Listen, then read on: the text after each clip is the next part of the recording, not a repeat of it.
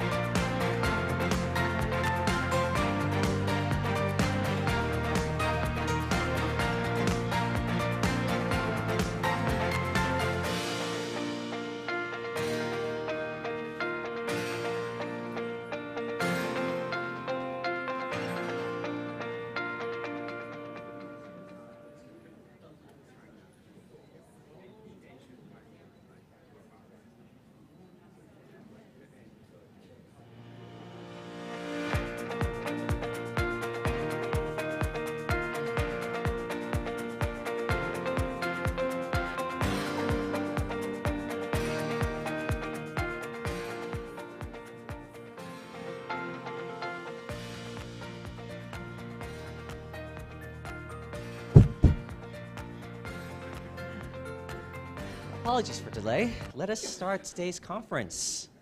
Good morning, distinguished guests, speakers, and participants.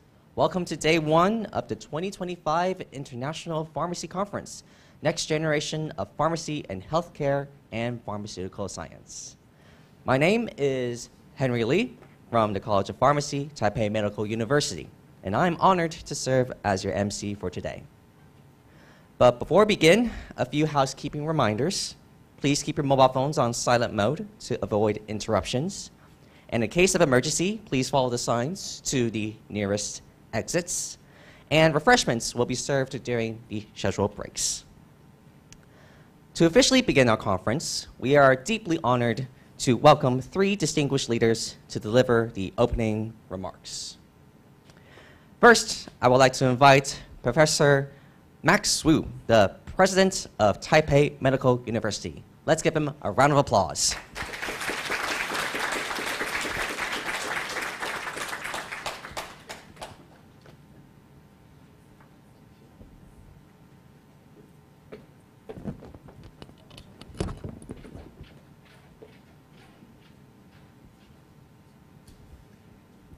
For our distinguished guests, it is really my honor to have all of you to come to Taiwan and also to Taipei Medical University. On behalf of the Taipei Medical University, I want to express my warmest gratitude to all of you and welcome you to Taipei Medical University.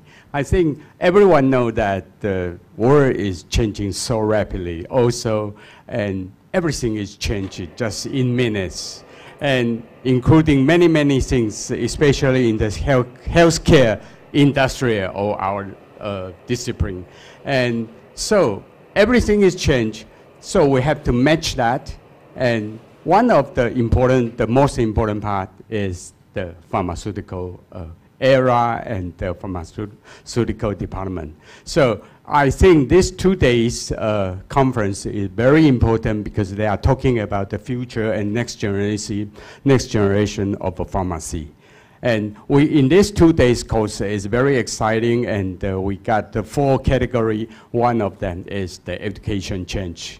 Everything is changing, including the education, and it is the initial part. I just come from 30 minutes ago, I just came from the College of Medicine. They are also talking about the changing of the medical education.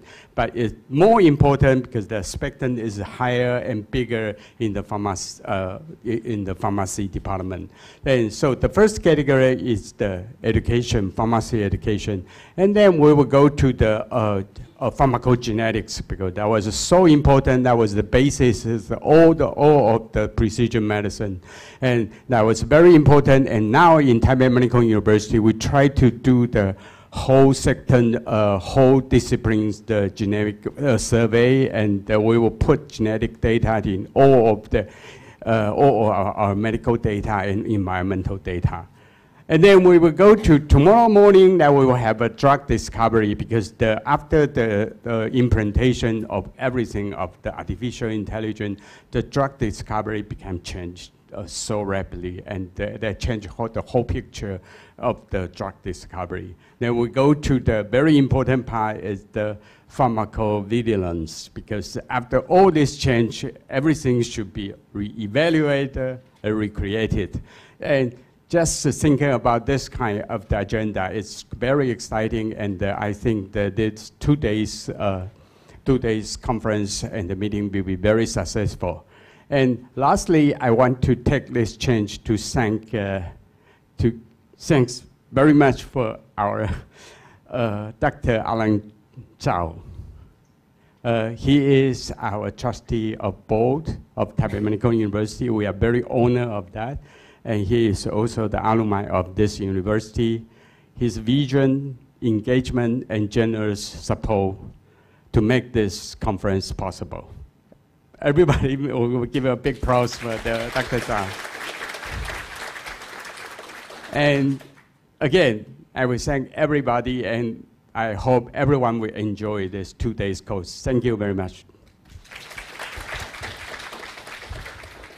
Thank you, Professor Wu, for your opening remarks. Next, I would like to invite Ms. Lan Hui-chi, Division Director at the Taiwan Food and Drug Administration, Ministry of Health and Welfare. Let's give her a round of applause.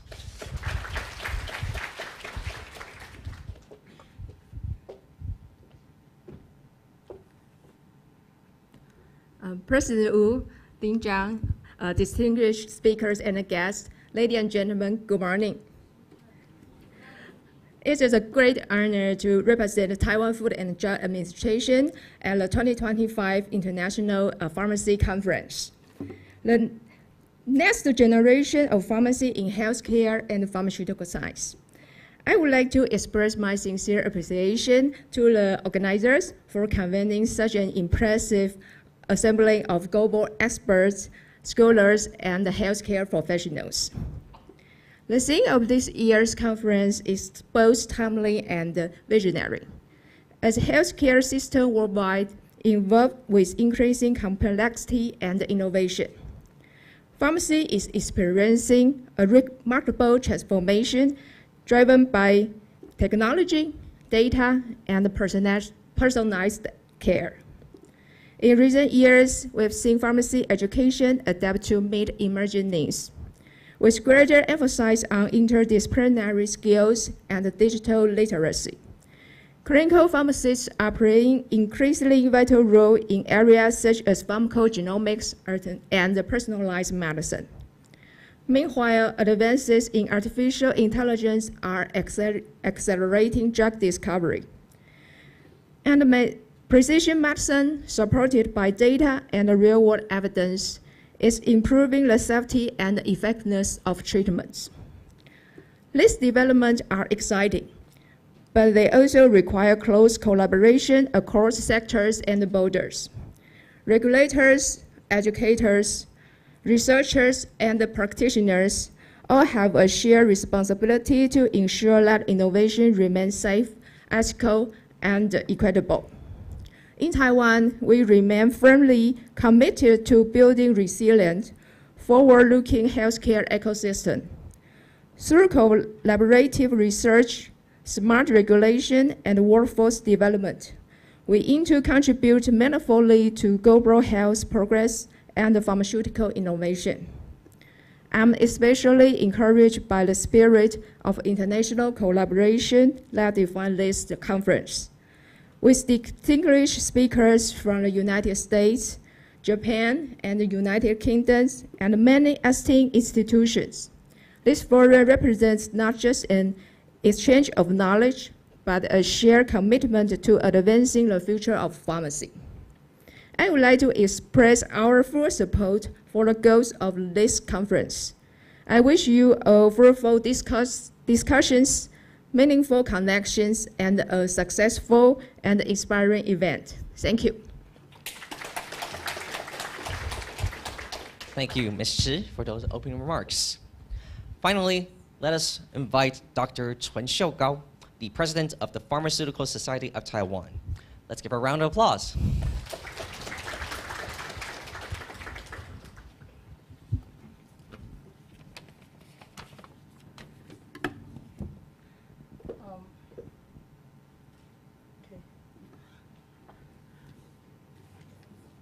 嗯，校长还有各位还有赵董事长哈，那我就用英文讲，很多人我都没有一一给他唱名了哈。Dear distinguished guests, esteemed speakers and colleagues, it's a great honor and privilege for me on behalf of the Pharmaceutical Society of Taiwan to join you today at this truly inspiring international gathering. I would like to thank Taipei Medical University College of Pharmacy to organizing this conference. As we stand at the intersection of rapid scientific advancement and evolving healthcare needs, this conference serves as a critical platform for dialogue, innovation, and collaboration. The Pharmaceutical Society of Taiwan has long been committed to supporting academic excellence, strengthen interdisciplinary collaboration, and advancing pharmaceutical practice. We believe that the core value of pharmacy, ethics, safety, and patient-centered care will define the next generation of pharmacy practice. In today's event, we are especially excited to see how this conference brings distinguished scholars and practitioners from across the globe, including experts from the United States, Japan, and United Kingdom, to share their insights and experiences. We are also delighted by the emphasis of pharmacy education reform, which is essential for preparing students not just to adapt to change, but to lead.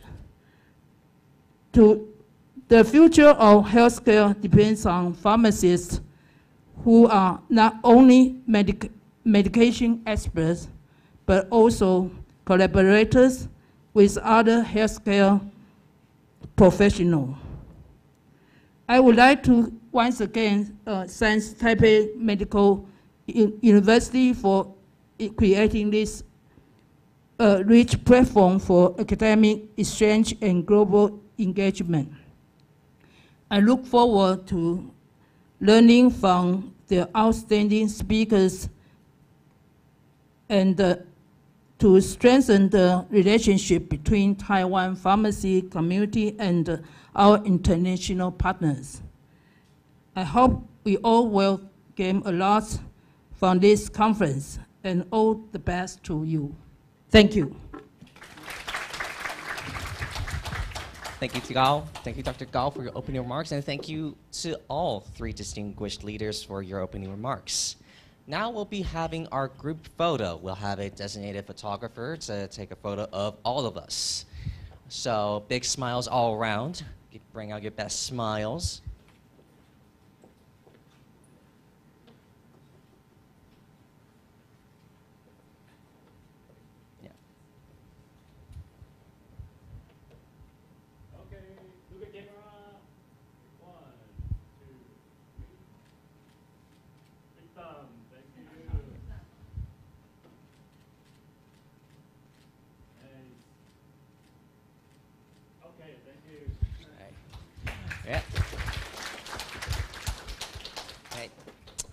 Now, to give the special address, it is my honor to introduce Dr. Alan Zhao, trustee of the Board of Trustees at Taipei Medical University.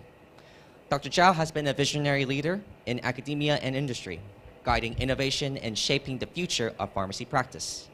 Today, he will share insights on the industry is changing. Innovations of technologies creates transformative challenges and opportunities for future pharmacists. Let us welcome Dr. Alan Zhao to the stage.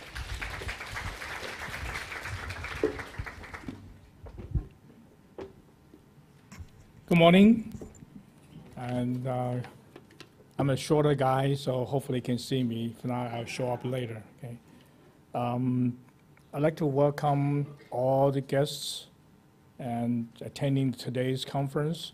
I want to give special thanks to the Taipei Medical University and the school pharmacy or college pharmacy for arranging this conference. I know how hard those people work and arrive today, arrange all the transportation and all the accommodations, and they've done a great job. I just want to thank them for all the work they've done. Obviously, we have a group of distinguished guests from all over the country and from the world. I want to welcome them here as well. I am also a graduate of Taipei Medical University long time ago. Okay, so, but I'm glad to be here and standing here to be able to speak to you. I used to speak.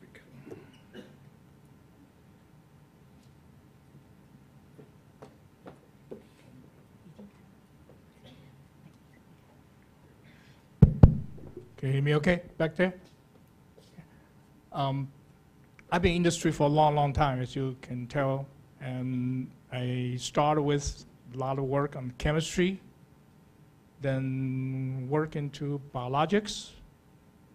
At that time, about 10, 15 years ago, start talking to people in the industry, in the academic, and clearly precision medical would be the direction to go. And so I've tried to cover all three areas in my career, and this is probably my last step in my pursuit of science and business in this area, which is precision medicine. Like many speakers said, the world's changing. However, pharmacist's role will never change, which is the integral part of healthcare delivery. I've seen personally pharmacists from drug discovery, drug development, manufacturing, to the commercialization, including commercialization means sales and marketing, medical liaison, FDA-related matters, and all this thing provide the value of pharmacy to the industry, to the healthcare providers. So extremely important linkage between science, medication. And you should be all very proud being part of that industry and service to the mankind. You can tell that I'm still standing here straight.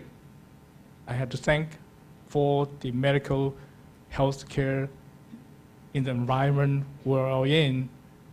The longer you live, the more medicine you need, the more research, development support you need to support us.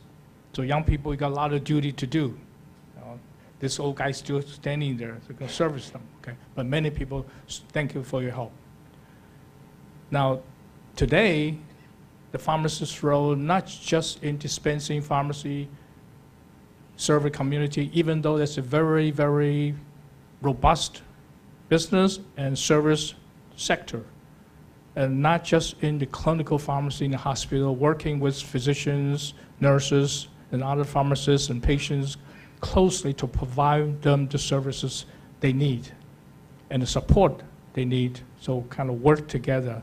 You cannot separate drug to pharmacy, to medicine, to nurses, healthcare, everything. It's all linked. However, today's change, and the president talked about the changing world. The world's indeed changed, and many changes happen. People talk about AIs every day. What pharmacists can do with that? It's application of AI to drug discovery, to drug delivery. We've seen many companies, including myself, evolve now in the precision medicine. The science, technology make us to have to change. Change how we think, change how we do things, change how we service. It's a huge area that provides lots of challenges, opportunities for many of us, especially in pharmaceutical sciences, services, and the practice some part, in conjunction with physicians, medical field side. Without each other, that won't work well. I've seen companies that start with AI technology, but AI technology to me is a tool. What information get into the machine learning is important. How consistent the information is provided is extremely important, because I hate to say this, we used to be in laboratories, garbage in, garbage out. So you have to be very cognizant of all the information being fed into this machine and what outcome may impact. That's important. That's science. It's practice. What I'm saying here is that with technology happening, don't be scared by AI, machine learning, robotics. Today, digital health is important, and application of this to the service of mankind even more important. I just want to encourage you to think that way. Basic science will help you to understand the future of the medicine and service to the mankind. Learn new things every day and put to practice. participating in the new cycle of opportunities. No fear. Just learn it and do it. Today's conference provides you many different views of the speakers from different parts of the world. I think we're all going to learn from that, and we'll all be appreciating all different inputs from them. So enjoy your day. Thank you. Thank you, Dr. Alan Zhao, for your special address. If we could permit you to stay on stage, because we would like to invite various important guests to join you for a group photo. So, if we could, can we invite the university's 主管? So apologies, because I really don't know what's the English word for 主管 is, but for every other faculty, important faculty, if you could please join Dr. Alan Zhao on stage. Also, the vice dean and dean as well to join, as well as the speakers who are joining us today for day 1 and day 2 to be on stage for a group photo with Dr. Alan Zhao, if you'd be so kind.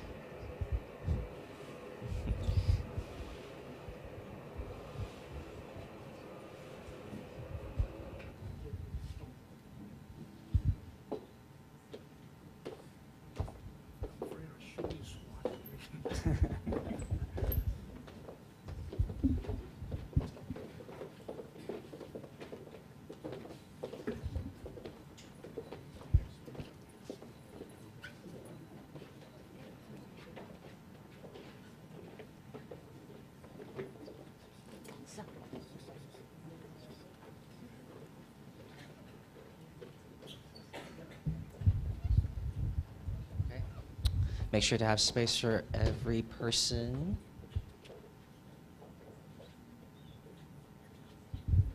Yeah. 后侧身. Oh, if you could, just stand a little bit 45 degrees in an angle. So therefore we can have spaces for everyone on stage. Yeah.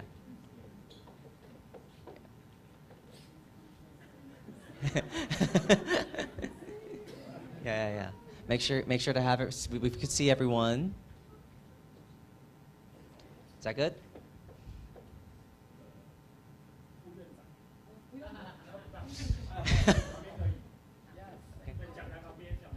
Yeah. So whoever is next near the speaker stand, if you could, just make sure you're not blocked by the stand. Good.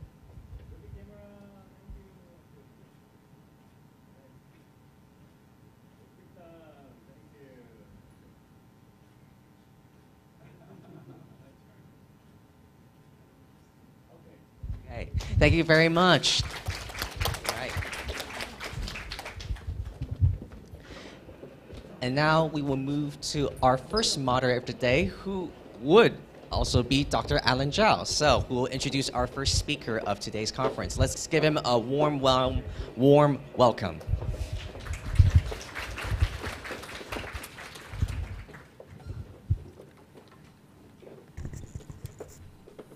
Our first speaker of this conference.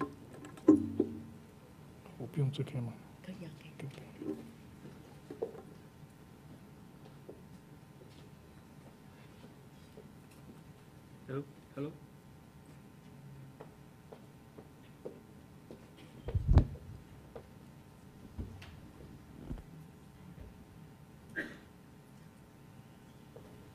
Hello. Our first speaker of this conference is Dr. Michael Hogue. He is the CEO of American Pharmaceutical Association. We call him the king. And he was a Dr. Pharmacy. He used to be Dean of Loma Linda University, and he has done a great job as a CEO. I'm very proud to have known him in person. He's a great speaker. You have a lot to look forward to. He'll tell you what he knows, thinks, and also believe what future may mean. It's going to be enlightening speak. Ahead of time, I'll tell you. Welcome, Dr. Michael Hoke. Thank you very much. Good morning. It's good to see everybody and your smiling faces. Are you excited about today? I hope so. I hope you're excited about today. Well, I was asked to kind of give you a bit of a picture of what is coming. I don't know about you, but change seems to be happening faster than it used to. Anybody say that's true? That change is happening faster? I think so. Maybe it's a factor of age. Maybe it's the older I get, the faster change happens. I'm not sure. But it seems to be happening rapidly. And so I'm going to cover a lot of topics. I'll try to do it as quickly as possible. Later, I think this afternoon, we have time for panel discussion and can take questions from the audience a little bit later. But let me first talk about the American Pharmacists Association. This is the building of the American Pharmacists Association in Washington, D.C.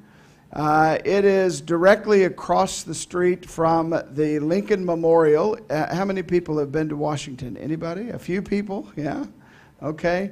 It's directly across the street from the Lincoln Memorial in Washington.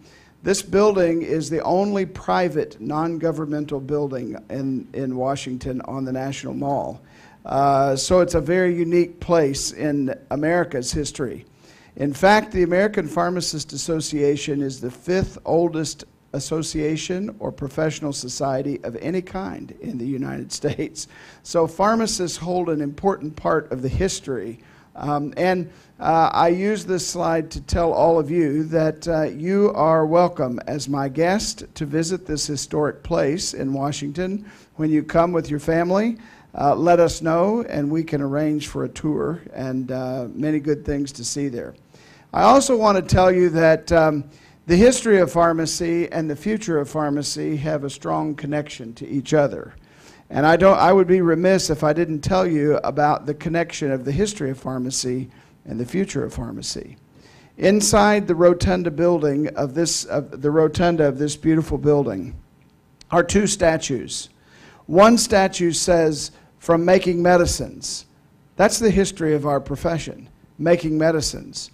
There was a time when commercially made medicines didn't exist, and pharmacists had to prepare every prescription individually for every patient every time.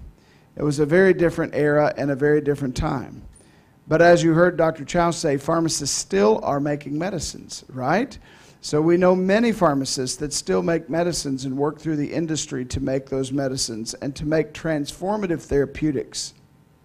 But today in the U.S., we trained pharmacists to do what's on the second statue, which says, "Make medicines work." Making medicines work. The responsibility of the pharmacist, as we see it in the U.S. with the PharmD degree, is to ensure that every pharmacist can make medicines work. Our responsibility is to do that. And you think about our healthcare system today, our healthcare systems across the world are looking at quality of care and outcomes and the cost of care and outcomes. We want to have the best outcomes for the lowest price in our healthcare system. We don't want to spend extra money that we don't have to spend. So we want the best quality for the best price. And pharmacists are the healthcare professionals that are responsible for ensuring those appropriate medication therapy outcomes. And we have to take that responsibility as pharmacists very seriously. It has to really inform every decision that we make as a pharmacist. One last comment about this history. It used to be that we called pharmacists from graduation just pharmacists, and then there were some pharmacists that we called clinical pharmacists. Some people said, well, I'm a pharmacist, and some people said, well, I'm a clinical pharmacist. And I'm here to tell you today that it is my firm belief that every pharmacist is a clinical pharmacist, because every pharmacist has a responsibility to ensure appropriate drug therapy outcomes. And we have to remind ourselves that it doesn't matter what setting we're in, whether it's the community pharmacy or the hospital pharmacy, the oncology clinic, the psychiatric clinic, the nursing home. We have to always remember that we're all clinical pharmacists. We're all taking care of patients to ensure that they have appropriate outcomes. So, where do pharmacists in the United States practice pharmacy? I thought you might find this a little bit interesting. The majority of pharmacists in the United States practice pharmacy in community pharmacy settings.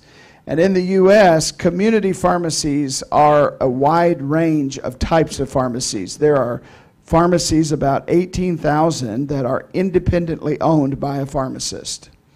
And then we have about another 40,000 pharmacies that, roughly 40,000 pharmacies that are owned by large corporations. Walmart, Walgreens, Kroger, which is a grocery chain, owns thousands of pharmacies. CVS Health is the largest in the United States of the chain drugstore pharmacies. Then about a quarter of pharmacists work in hospitals and health systems. You see this category other, 7.9%. That represents a whole bunch of different things. We have nuclear pharmacists that do nuclear medicine. We have just a whole variety of pharmacists in lots of settings. One of the fastest growing areas of pharmacy practice is ambulatory care. I call these embedded pharmacists. These are pharmacists that work in the doctor's office with the physicians, seeing patients, helping to make sure that the most appropriate drug therapy outcomes occur. Then there's managed care pharmacists. As you know, in the U.S., we do not have a single payer system. We have multiple payers, dozens and dozens of them, in fact, and pharmacists work in those settings as well. There are some in academia and, of course, some in industry. The industry number is growing right now, very rapidly. In the U.S., we also have this current situation of a shortage of pharmacists. We do not have enough pharmacists, and the enrollment in schools and colleges of pharmacy has been declining.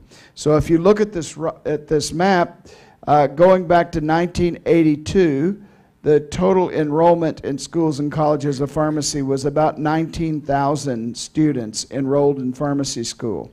The demand for pharmacists was very high, so the schools and colleges of pharmacy, the numbers grew, and the number of graduates grew, and we reached a peak of almost 60,000 pharmacy students enrolled.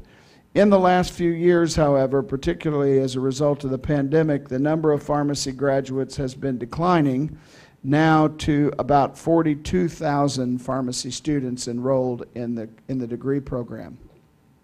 Well, why am I showing you these numbers? Because in our country, this is creating a bit of a problem for us, because every day in the United States, we're seeing 3 community pharmacies close in the U.S. Now stop and do the math on that. 3 times 365 days, that's a lot of pharmacies closing, which means that patients have less access to care in their local community from a pharmacist, and that's deeply concerning. At the same time, the staffing in the large corporate chain pharmacies do not provide enough staffing for the pharmacist to be able to actually help the patient make the medicines work. So the pharmacist doesn't have enough time to spend with the patients to be able to actually make these medicines do what they're supposed to do and to come to fruition, and they spend their time dispensing. That causes the pharmacist to get very frustrated and very burned out, because the pharmacist was trained to take care of patients and to make the medicines work. So what's happened is the pharmaceutical industry, big companies like Pfizer and Sanofi and GSK, and you could just keep going down the list over and over, are now hiring pharmacists very fast into the industry to take on lots of roles, from MSLs to working in drug discovery to working in many places, because the degree that you have in pharmacy is such a great foundation. You have a wide range of things that you can do. Pharmacy schools prepare students well to take on every role from drug development all the way to advanced patient care, and that's great. But the downside is that because these pharmacists are leaving community pharmacy practice and going into the pharmaceutical industry, you can imagine now we have a crisis where we have not enough pharmacists providing direct patient care. So your president is a nephrologist, I learned today, and nephrologists in the U.S. would say that they really like having a pharmacist by their side because it really helps make sure that the drug therapy outcomes. So many drugs have to be dosed specifically for kidney function. But we don't have enough pharmacists to be able to ensure that every nephrologist has a pharmacist. And they should, and yet we don't have enough of them. So I put this up here not to be discouraging or to be a downer, but to say that there's never been a more exciting time to be a pharmacist than today. I believe it's true because society realized after the pandemic that pharmacists are capable of doing a lot of things, that we are capable of taking care of patients and ensuring those outcomes happen. We provide tremendous access to care. And because of that unprecedented access, we have a huge responsibility in pharmacy education to prepare more pharmacists to take care of patients and to be this leader in this area. This is more data just to show the number of graduates that come from the U.S. pharmacy schools. Now, in the last 20 years, there have been some really important things that have advanced the role of the pharmacist beyond what we've ever seen before. And the very first one of those is that about 1995, I was in my training program in health policy in Washington, D.C. So I am a pharmacist. And previously I've owned a pharmacy, I've worked in community pharmacy, I've worked in ambulatory care in family medicine, I've also worked in a large health system, so I understand practice. But many years ago in 1995, I did a health policy training program in Washington. And during my health policy training program, the Secretary of the United States Department of Health and Human Services at the time, a lady named Donna Shalala, called APHA and said, can you please train pharmacists to provide immunizations because we have many people in the U.S. dying from vaccine-preventable diseases. We need pharmacists to help provide more immunizations and improve the public's health. And so APHA said, yes, we can do this. And then they turned to me and said, you're the trainee, figure it out. And so I worked with the CDC, the U.S. Centers for Disease Control, and I worked with a pharmacist who was with the United States Army Medical Command who was in charge of the anthrax program, and we designed a national training program for pharmacists in immunizations. And now every pharmacist in America is trained to give vaccines. So much so that in 2024, pharmacists gave the majority of all adult vaccines in the U.S. Over 70% of the vaccines in the U.S. to adult patients were administered by pharmacists and pharmacy technicians. We've now trained our pharmacy technicians to administer vaccines that are ordered by pharmacists. Pharmacists have independent prescriptive authority to be able to prescribe the vaccines to the patients. The training that pharmacists receive in the U.S. in vaccines is more than the training that any other healthcare provider receives as a result of that. RSV vaccine, 90% of doses are given by pharmacists. Shingles vaccine, 90% of doses given by pharmacists. Influenza, it's a little lower, 60 to 70% are given by pharmacists. So it's a big change. Why was that a big change? Why did that make such a big change? Because up until that point, when a patient came into a pharmacy, they came in for a transaction, right? They came in to receive a prescription. And they maybe asked some questions and got some information from the pharmacist, but a good health expert. But the pharmacist never touched the patient, right? I mean, that was really odd for a pharmacist to touch the patient. That seemed a little odd. And so this time we were asking the pharmacist, okay, you're trusted, they understand, advocate with them to get a vaccination, and then we taught them how to give the injections, how to give the vaccination. So APHA is now working with other pharmacy associations around the world to train pharmacists in other countries to give vaccines. In fact, we just signed a MOU with the South Korean Pharmaceutical Association to train all of the pharmacists in South Korea to administer vaccines and take on this role. So I think this is a real opportunity because we started in 1996 and we did this training, when the pandemic occurred, everyone just said, okay, we need you pharmacists, you can step in. And the pharmacists, many people say pharmacists saved the world during the pandemic. I know they saved the U.S. for sure, okay? I'm not sure about the world, but we saved the U.S. And now we're part of the public health infrastructure. The pharmacists now are doing lots of things in community pharmacy, like, for example, HIV pre- and post-exposure prophylaxis. Pharmacists in most states can prescribe those therapies. They evaluate the patient, they determine the patient's need, they prescribe those therapies to prevent HIV. They're doing primary care. We also know that physicians and pharmacists can enter into collaborative practice agreements in all 50 states. So what that means is that pharmacists under a collaborative practice agreement have the authority to independently determine the drugs and the doses of those drugs that the patient's taking. This is the purpose for which we were training PharmDs in the first place, and we now have achieved it for all 50 states to have that ability. And we're beginning to finally catch up with technology. The U.S. has been very, very behind in the application of technology to dispensing. Most Asian countries have done much better at this than we have in utilizing robotics and the machine to be able to produce prescriptions and to dispense those prescriptions more efficiently. We're beginning to get there, and it's really important. So these things are really important advancements, at least for us. But the big things that are coming, the mega trends that are ahead of us, are the things that I think are very exciting. So I'm sure there are bigger mega trends in some areas, but I want to just highlight a few that I think are really to pay attention to, and some of them are topics you're going to discuss. The first thing is that specialization of pharmacists is really developing.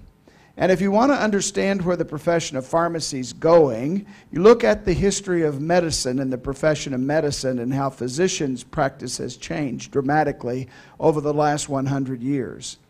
Initially, physicians came out of medical school with the basic training, and then they developed residency training for additional clinical skills and abilities, and then post-residency training.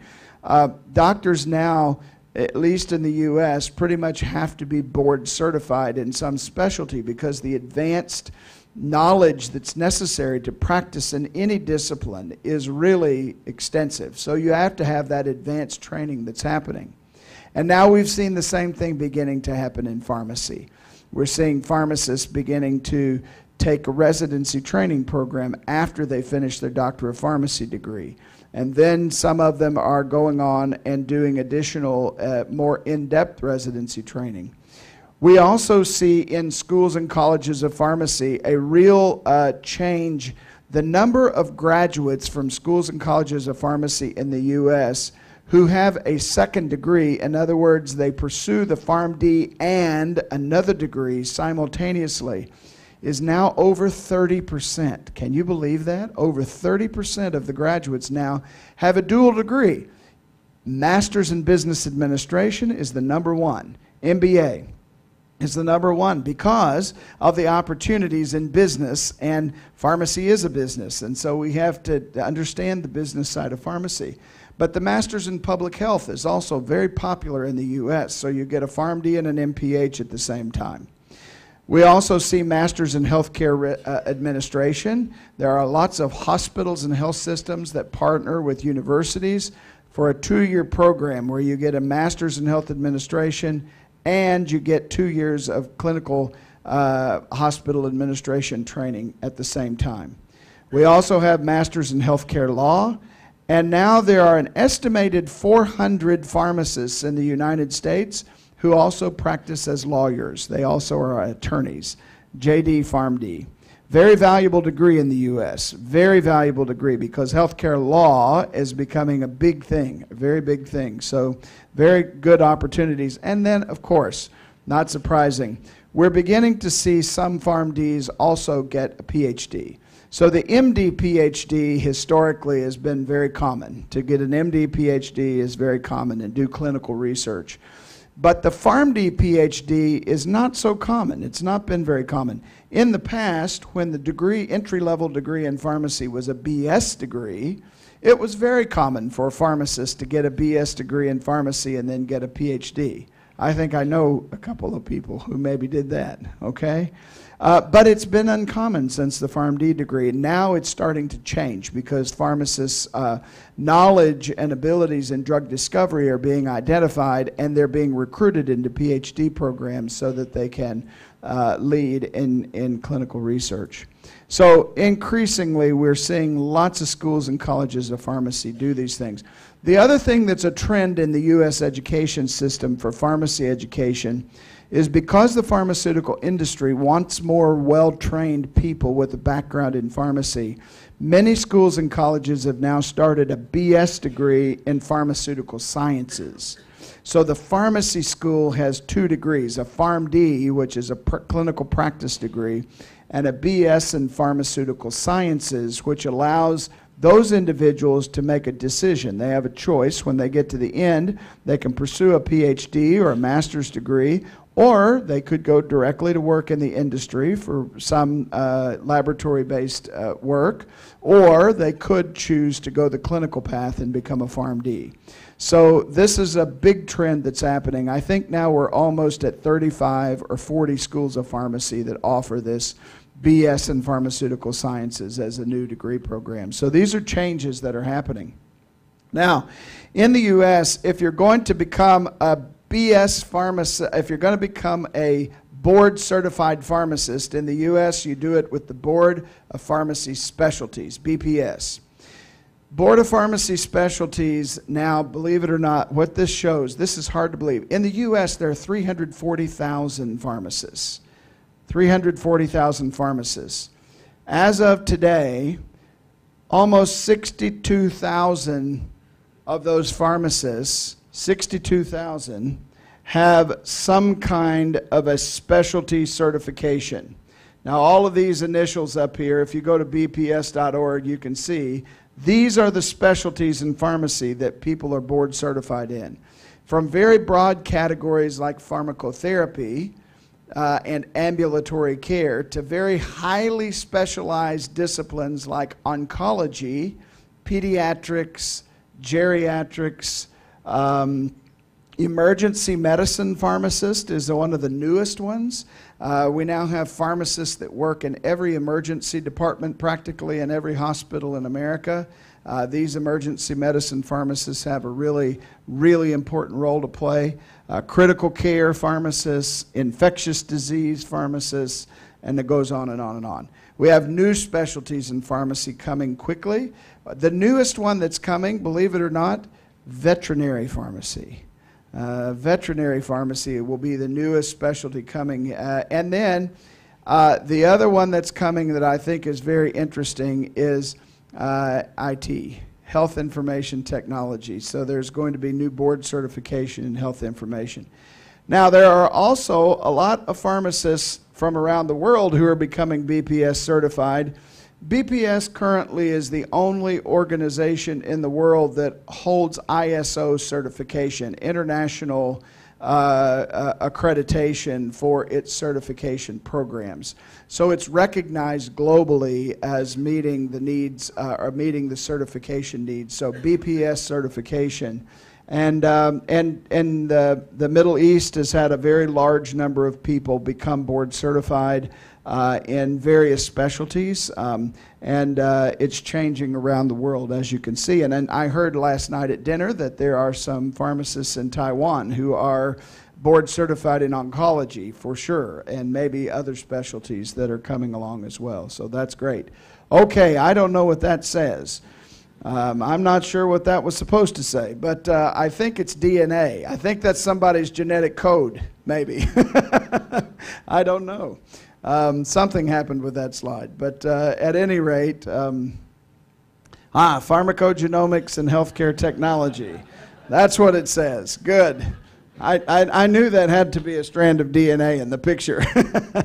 So that's what we talk about. You're going to be talking a little bit about this, so I won't get very deep into this subject, but my clicker's not advancing. I'm not going to read this to you because you know this information. The point of this is that we know so much more today about how the human genome engages metabolism, engages our excretion of pharmaceuticals, our absorption of pharmaceuticals is modified by the human genome, and we know that it's very personal. We know that each individual is going to have a different response to medicines. For example, with hepatitis C curative therapy, we know that if we can understand the person's individual genetic makeup, we can determine if spending $100,000 US makes sense in that patient, because the medicine will either work or it will not work.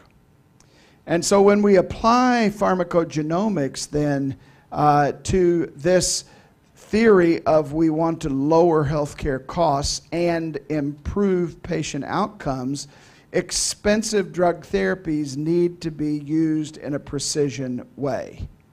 And our healthcare system, generally speaking, across the board, the general access healthcare system is not designed for precision medicine. The data information systems that we use in hospitals in the US and in pharmacies in the US do not have data fields for recording the patient's genetic code. That's a big problem. This has to evolve. This has to change. So my question is, do your electronic health records here in Taiwan even have in the electronic health record the capacity to store the patient's genetic code, the patient's genetic information? And if you collect the patient's genetic information today, are you using artificial intelligence or some other mechanism so that 5 years from now, when the patient has a new diagnosis, you can go back automatically and review the patient's genome and predict whether or not new medicines that you might need to prescribe to this patient are going to do what they're supposed to do? See, artificial intelligence is actually a very valuable tool, because I don't have time as a clinician to go back on every patient and review the chart and make sure that I know what the human genome is for every single patient. But we can train our computers to help us do that, to alert us to say, you have a genetic makeup of this patient, review it before you prescribe a therapy or before you're giving the dose of the therapy. It can help pharmacists do a better job. It can help physicians do a better job.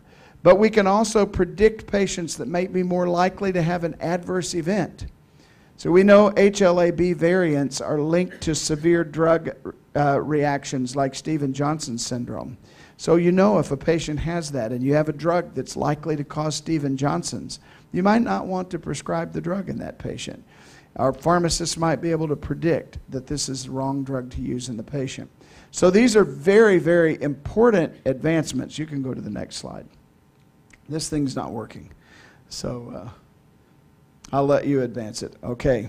So if I'm a pharmacist in clinical practice, how do I use this information practically? What's the practical application of this? Well, first of all, medication therapy management with guided information from the genome, it is just amazing what you can do for your patients, what you're able to suggest for your patients. And to be able to provide patient education about genetic test results and the implications. I can see pharmacists getting engaged in conversations about what does this mean?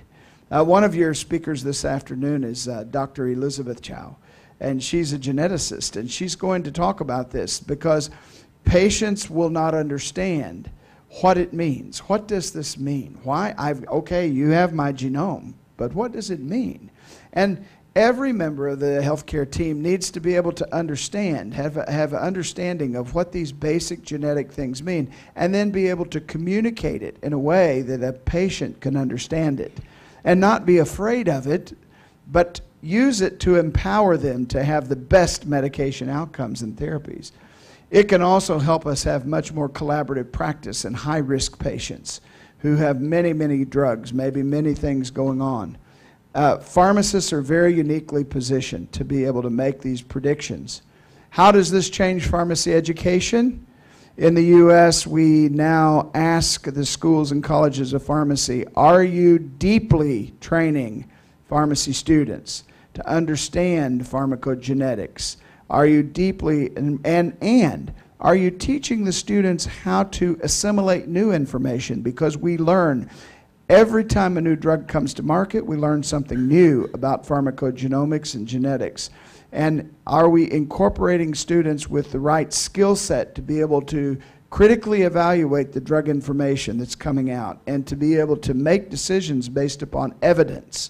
Evidence-based decision making. So we need pharmacists to continue to do this so that they can translate the results of new medicines into clinical practice as quickly as possible. Now, in the U.S., this is the biggest difference is being made right now today in oncology and psychiatry. These are the two areas where we're seeing the biggest difference being made with genetics and genomics. But also we're seeing this made in cardiology as well, increasingly in cardiology. Better knowledge of which blood thinners are just simply increasing bleeding risk, but maybe are not helping with prevention of a clot. So being able to know this, and this is going to expand. If I were graduating from a pharmacy school today, okay, I'm very excited about community pharmacy practice because I think pharmacists working in local communities can make the biggest difference with the most patients. But if I were to specialize today, if I were to think about, okay, as a pharmacist, what am I going to specialize in? I would pick psychiatry and oncology. Those are the two that I think we need. We need hundreds more pharmacists in oncology and psychiatry. We don't have enough, because our advances in therapy and our opportunities to make an impact are the greatest in these two areas. But that's not to say that other areas are not important. They're all important. So what's going to happen in the future? Well, I do think that the electronic health record integration will come. That you will have patients who will share with you that they had a pharmacogenomics test. Their physician conducted a test. And the pharmacist in the community setting will say, well, what were the results? And the patient will say, I don't know, right? The patient doesn't know. And so the pharmacist will have to reach out to the patient, because guess what is your responsibility? Think about this. A patient tells you that they have had a pharmacogenomics test, okay? The patient tells you they've had a pharmacogenomics test. And you say, okay, that's nice. And then you dispense medications, and let's say the patient has a serious adverse reaction and goes to the hospital and is very sick, and the patient almost dies. The patient survives. And they discover while the patient was in the hospital that the cause of the serious adverse event was because of the medicine that they were taking, and there was actually a known genetic marker that would have predicted that that patient would have had that adverse reaction, that we actually knew it was there. Whose fault is it that the patient wound up in the hospital with a serious adverse event? Is it the doctor's fault? Maybe, but I would argue that the physician is not the medicine expert. The physician is the expert in diagnosing the problem for the patient.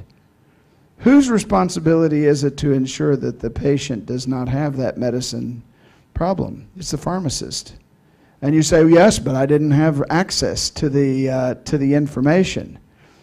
But I would argue that it means you need to pick up the telephone and call the physician and say, look, You have a new cardiology patient. You're putting them on this therapy. The patient tells me they have their genetic information. Share it with me. I need to know, what is the genetic information? And so that we can determine if this patient has the right therapy. Isn't that an important role? Anyone in here a pharmacy student? Hello, students? Anybody? Raise your hand. I'm not going to call your name. Okay. Yeah. Can you imagine that's your responsibility? Can you imagine when society will hold you accountable for that? Society will hold you accountable for that at some point. Today, we don't see a lot of lawsuits happening about pharmacists who make those mistakes. But in the future, my crystal ball says that you will be held accountable for that. You will have to ensure that that doesn't happen. Why? Well, the EHR integration's coming. I'm having conversations right now with the Center for Medicare and Medicaid Services in Washington, D.C. Dr. Oz Mehmet is the head of the CMS division in the U.S. And Dr. Oz, his dream is to see patients have portable electronic health records that they can take with them to every healthcare provider, and that every healthcare provider has all the information they need to make good clinical decisions, including the pharmacist. I hope his vision comes true. I hope we can accomplish this. Community testing. We now have pharmacists in the U.S. that are doing cheek swabs in the community pharmacy and sending the results and being actually the point of testing for genomics. That's a new development, very new development. We can also get polygenic risk scores. There's a new company in the United States that's a pharmacist-run company that actually does this polygenic risk scoring, where they take the comprehensive genetic profile and they look at the medicines that the patient's on and how having multiple medicines impacts the genetics, and the genetics impact multiple medicines and not just a single medicine. That is evolving rapidly, and this company that started in the U.S. that's doing this, they are growing by leaps and bounds because they're on to something big. The FDA has recognized how important this is by requiring manufacturers now to include genetic information in their drug labeling. So this is going to impact us in a big, big, big way. I wanted to share with you one of these companies. This is not I don't have any money invested in this company, and APHA doesn't either, but I wanted to share it with you because it's an example of a company in the U.S. that is allowing for the pharmacist to actually do the genetic testing and then discuss it with the patients and use it. Now, the other thing that's happening in the U.S., and I think I've already run out of time, but so I'll talk faster. We have a major shortage of primary care providers in the U.S. Now, what is a primary care provider? A primary care provider is a family practice physician, a pediatrician, internal medicine, general medicine physician, or a nurse practitioner whose really aim is to be the point of contact, initial access in the U.S., okay? According to the American Medical Association, there are 279,000 practicing primary care physicians as of 2022. That number's gone up by about 2,000 since 2022. It's been very small growth, okay? By 2037, the U.S. will have a shortage of over 87,000 primary care physicians. Just to give you a very personal example, my mother and father live in the middle of the United States in Illinois, the very southern tip of Illinois. Somebody here's from Chicago. Okay, the other end of the state, okay? And down at the southern end of the state, my mom and dad's primary care physician is 40-minute drive from their house. They have to drive 40 minutes to get to their primary care physician. Their hospital is 60 minutes from their house. Their specialist, my dad's cardiologist, is 70 minutes from his house. It is not convenient for my mom and dad to get health care. However, 9 miles away in a small rural town, there's a pharmacist. Her name is Allison Reichert. And Dr. Reichert is my mom and dad's primary health care provider.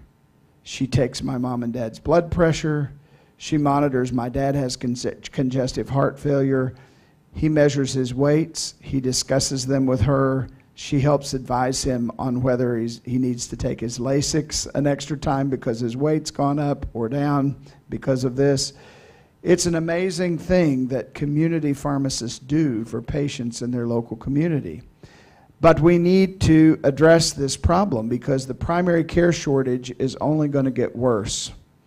7.8% of counties in the United States have no primary health care provider. 66.5% of all the counties in the United States are rural, considered healthcare professional shortage areas. And then what makes it worse is our workforce is aging. A population in the U.S. is getting older. We have low birth rates for almost 20 years now.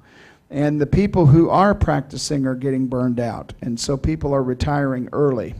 And that's making the healthcare provider shortage worse. Why am I telling you all of this? Because with every challenge is an opportunity. With every challenge is an opportunity. And I would just tell you that Canada has figured this out. And I had the great pleasure of meeting the Premier of Nova Scotia. Nova Scotia is the easternmost province in Canada. The Premier is like the governor of the province. And the Premier decided that they have only 1 million people live in the whole province of Nova Scotia. But do you know of that 1 million people, 400,000 of them had no primary care provider, zero. They were getting no health care, 400,000 people. So he made the decision independently to connect the electronic medical record to the pharmacies and to authorize pharmacists to become primary health care providers. And in doing so, between January and July of last year, community pharmacists in 138 pharmacies saw 68% of the new visits for primary care. And those pharmacists were able to do initial assessments and get patients referred into the healthcare system and provide access like none other, which is really important. But there are problems that we have in the U.S. We don't have enough investment in healthcare. We don't have enough physicians or pharmacists entering our professions, and the payment mechanisms are difficult. And in the U.S., we also don't have a national standard practice. We have 52 different practice acts, 50 states plus Puerto Rico and District of Columbia, and they all have their own practice acts. And so in every state, we have to add to this problem. Okay, jumping for the last topic real quick. I'm not going to spend a lot of time on this because you're really going to spend some time on this today and tomorrow. Digital health technology is really, really advancing fast. And the two things that are the hot topics in the U.S. right now are wearable technologies, okay? Wearable technologies like continuous glucose monitoring. You should, when you complete pharmacy school, know everything about CGM. CGM represents perhaps the greatest opportunity for pharmacists in primary care that I've seen in my professional career. Diabetes is an incredible impact on population health and individual health. And CGM has the potential to transform diabetes treatment and care. In the U.S., this is one of the things that pharmacists actually can get paid for by the government, is that if pharmacists are providing CGM, our Medicare program will actually pay for this service.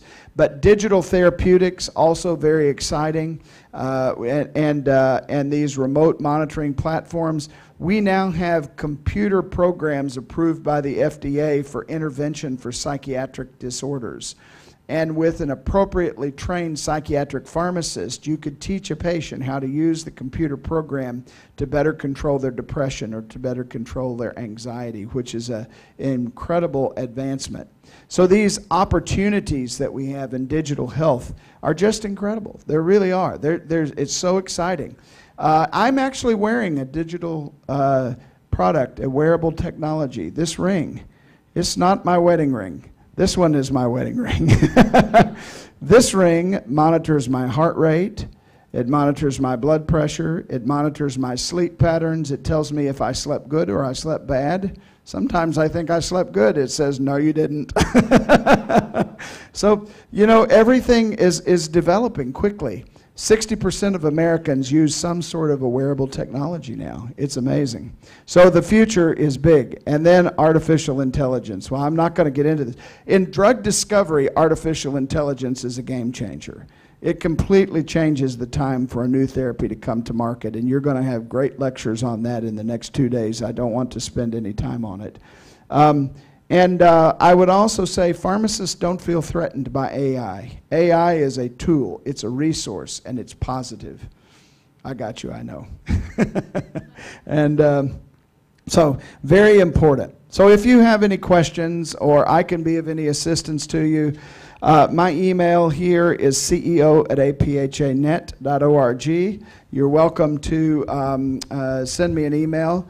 I also will tell you that APHA has available international pharmacist membership opportunities. So you can go to pharmacist.com, and we have an international pharmacist community where we have pharmacists that engage with APHA, usually for education and for access to educational resources, and you can join there. So thank you very much. We don't have time for questions now. I'll turn it back to our host, and I'll be back on stage later for questions. Thank you.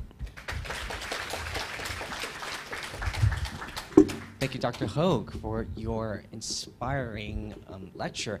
We actually do have time for questions. Yeah, 5 minutes. So we now open the floor for a very short Q&A. We'll probably hand out microphones to people in the audience. So, any questions? Yes, Sean. Thank you for providing this very inspiring lecture. And I have one question about the dual degree. Yes, at Los University College of Pharmacy, we do have a dual degree program. Currently, we have PharmD MPH dual degree with Penn State University. And then we also have a master dual degree with USC in regulatory science. And we are in the process of working with UT Health for about informatics master degree. So do you see any bioinformatics master degree Yes. in dual with PharmD? Thank you. Yes. Yeah, the bioinformatics. Informatics degrees are rapidly evolving in the U.S. And coming along. I think there's a huge future because of all of the technology, and the data is coming so rapidly. We need to be able to leverage the data. Hospitals and health systems particularly are faced with mounds and mounds of data, and being able to efficiently use the data for business decision making, for clinical decision making. Becoming a PharmD or an MD with a bioinformatics background is extremely valuable right now. So yes, the future is extremely bright for pharmacists who have that background. Yeah, good question. Yes. My question is about your wearable device. How much is it? Yeah. By the way, we have an auction. Yeah. Do you take it off when you take a shower? No, you don't have to take it off. Okay. Do you have to recharge very I have to often? recharge it about every 4 days. Every 4 days. I think I paid about $350 US for this. Yeah. And how popular is it? They're among becoming pharma- very popular. It's called Aura, O-U-R-A, Aura ring. And but there's maybe other brands. I'm not sure. But yeah, this technology is becoming extremely popular. It's very useful in raising your awareness about things. And they have a partnership now with Dexcom for the CGM device. And if you have a Dexcom CGM, it syncs with the ring and brings the data together to show you how your blood sugar is changing with your sleep patterns and together with your blood pressure, so you can bring it all together. It's interesting. Yeah.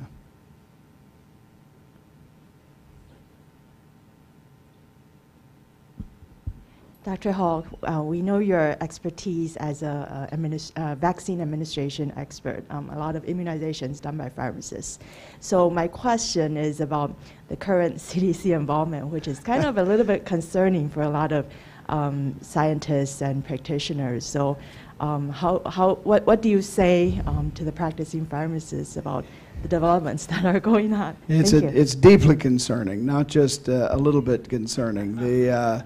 The current situation in the U.S. with vaccines is troubling. The science is very clear that there's been no greater public health advancement other than clean water in the last 100 years than vaccines. Vaccines are incredibly effective and safe, and having served on the ACIP personally myself in the past, I can tell you that I reviewed mounds and mounds of data constantly with the scientists that could study we looked at adverse signals, adverse event signals, and everything in the science. I'm not saying that there may be something there that we haven't seen yet. Anything's possible. But to discount and dismantle the entire system is a travesty. It's a mistake. And APHA has been very vocal about this. Just recently, we've been advocating with the Secretary of Health and Human Services for a pharmacist to be a voting member of the ACIP. And the Secretary took our recommendation and just 2 days ago appointed a pharmacist to the ACIP. I'm hopeful that she will follow the evidence and the science, and hopefully will bring a critical view to the committee. But it's a very tough spot right now. And what's happening in the U.S. is we're telling the clinicians, you know the science, do the right thing with your patients. We don't practice a cookbook medicine, meaning that just because someone says you should do something, you should always ask yourself, what is the evidence? That's very important, and this is a good lesson right now for students, particularly, because there will be times when, unfortunately, governments may not give us the best information, and that's what we're having right now. And there will be times when professional societies may not give us the best information.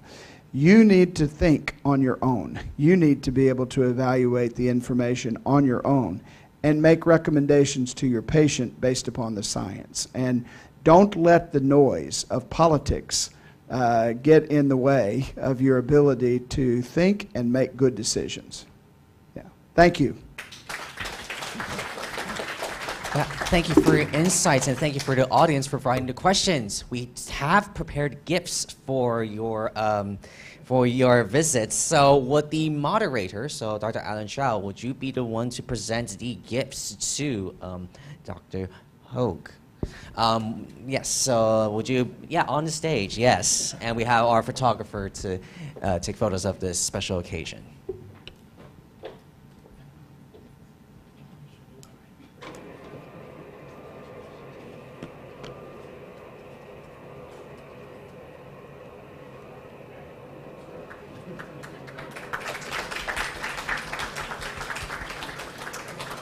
All right.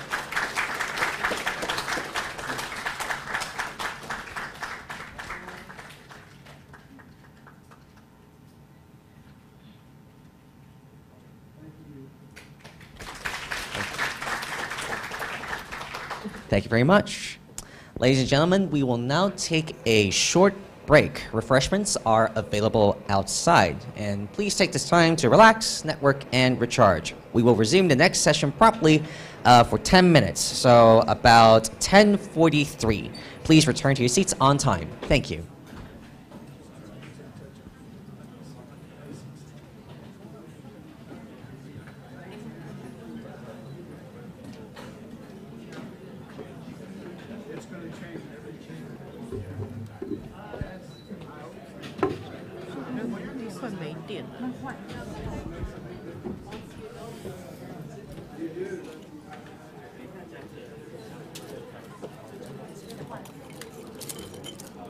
哦，它是这样子。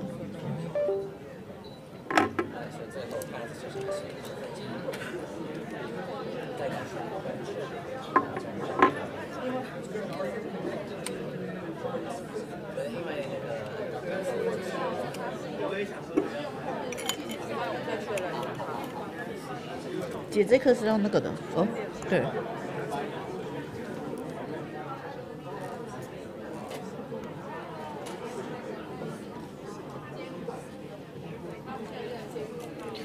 是不是装反了？你看一下上面，它应该有显示，正朝那儿，正朝那儿。哦，正的。为什么？对，为什么它好像颠倒。不，这个是正朝上来。对。对啊，然后直接没电，有，应该只是没有。等下确认一下，你再帮我。哦。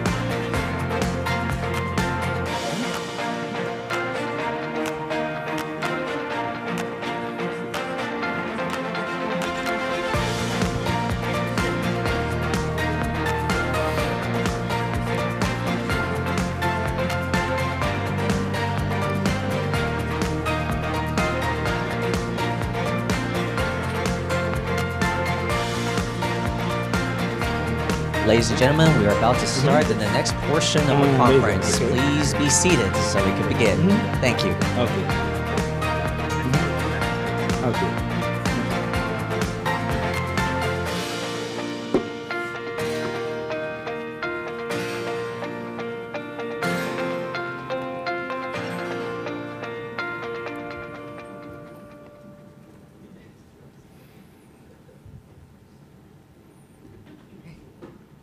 Welcome back, everyone. I hope you enjoyed the refreshments. Let's continue with our next session. To moderate our next speaker, let's welcome Professor Sean Chen, the Associate Dean of the College of Pharmacy at Taipei Medical University. Let's give her a very warm welcome. Thank you for Henry. And it's my pleasure to introduce our next speaker. Our next speaker is Dr. Yoshihasa Toyamaka. And he currently is the professor of Graduate School of Pharmaceutical Science, Tohoku University. Tohoku University is one of our very important partner university in Japan, and currently is also Japan's first university for international research excellence, and the only one. And Tohoku University has a very close relationship with TMU for student exchange and many important research collaboration. Dr. Tomioka has his PhD training from University of Tohoku and also visiting scientist from the University of Arizona, USA. And he has been heavily involved in education and research as a director of a Council on Pharmaceutical Education in Japan, and also medical technology advisor for Medical Economics Division, Health Insurance Bureau of the Ministry of Health, Labor, and Welfare in Japan. So let's welcome Dr. Tomioka for his presentation on the practice in Japan. Thank you.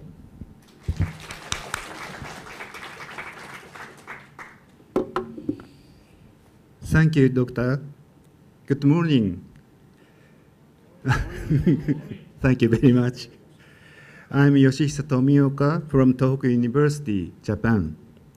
Thank you very much for giving me a talk. I'm truly grateful for this wonderful opportunity today. I'd also like to express my deepest gratitude to everyone who worked so hard to make this International Pharmacy Conference possible. Today, I would like to talk about the current state challenges and future of pharmaceutical education in Japan.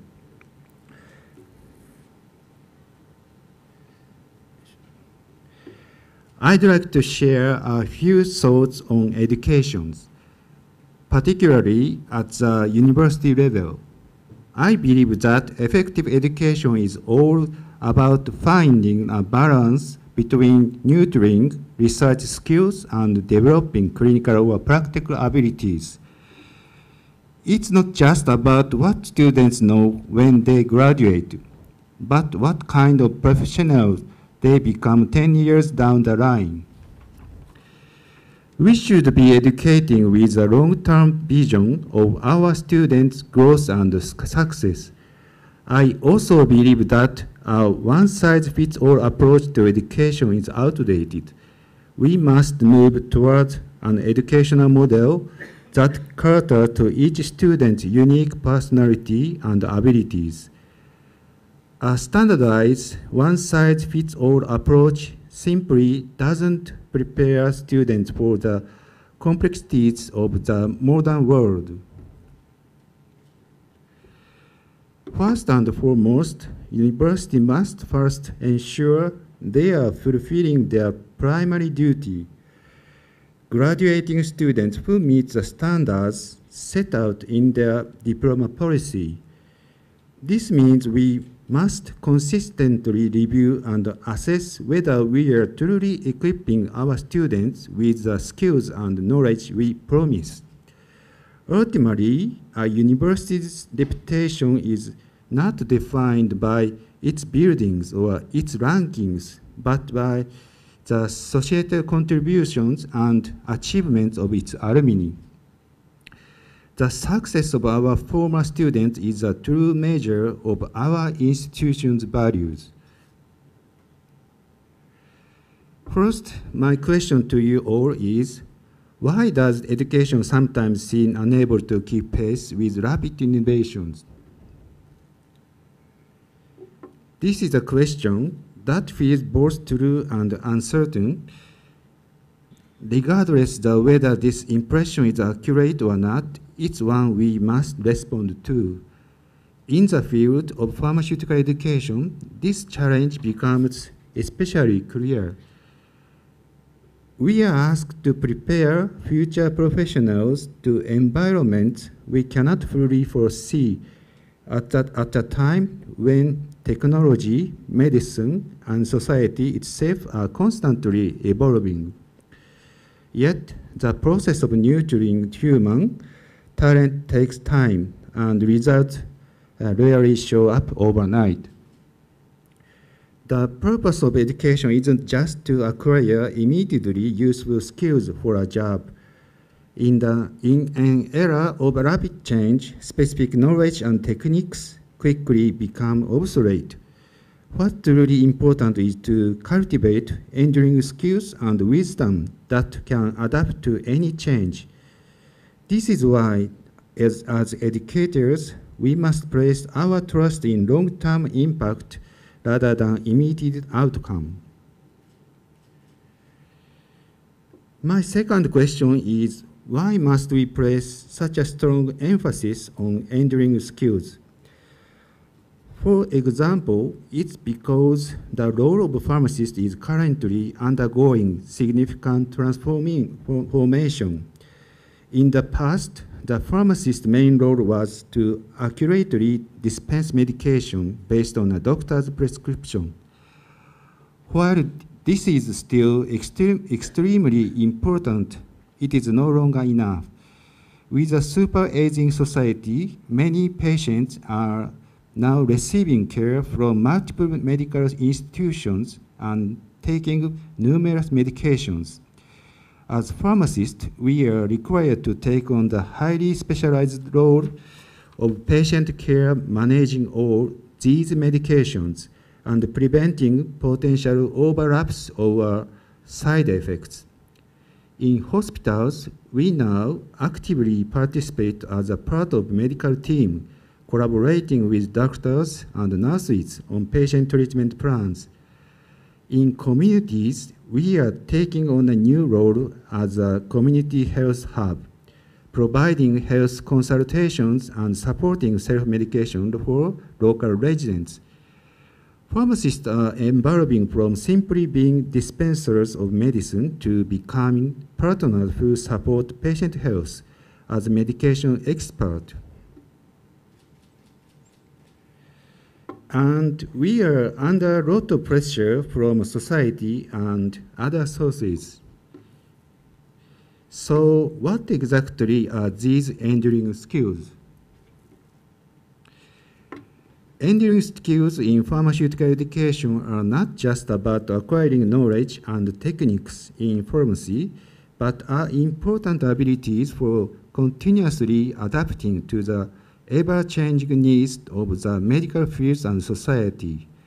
First is adapting to change, continuously learning new information and updating knowledge to keep pace with advancements in new drugs and treatment. Second is critical thinking and problem-solving skills, deeply considering each patient's unique situation to find the most suitable treatment from multiple options. Third is communication and collaboration skills, working with doctors and nurses to share information about the patient's medication and side effects, and advancing treatment as a team. Fourth is ethics and professionalism, Prioritizing patient privacy, avoiding conflicts of interest, and consistently acting with the highest standards of ethics. So, what exactly is the ability to create innovation? Innovation isn't just about creating new things. It's the ability to identify problems free from the constraints of existing frameworks and then create the execute solution. The fundamental qualities students need to develop are below, such as thinking and problem-solving skills, practical skills and proactivity, collaboration and communication skills, growth mindset and humanity. As you know, acquiring engineering skills in pharmaceutical education can be seen as cultivating the potential for innovation. Therefore, we must ensure that our graduates are being nurtured to become innovators. We also can't deny that society is moving at a high speed.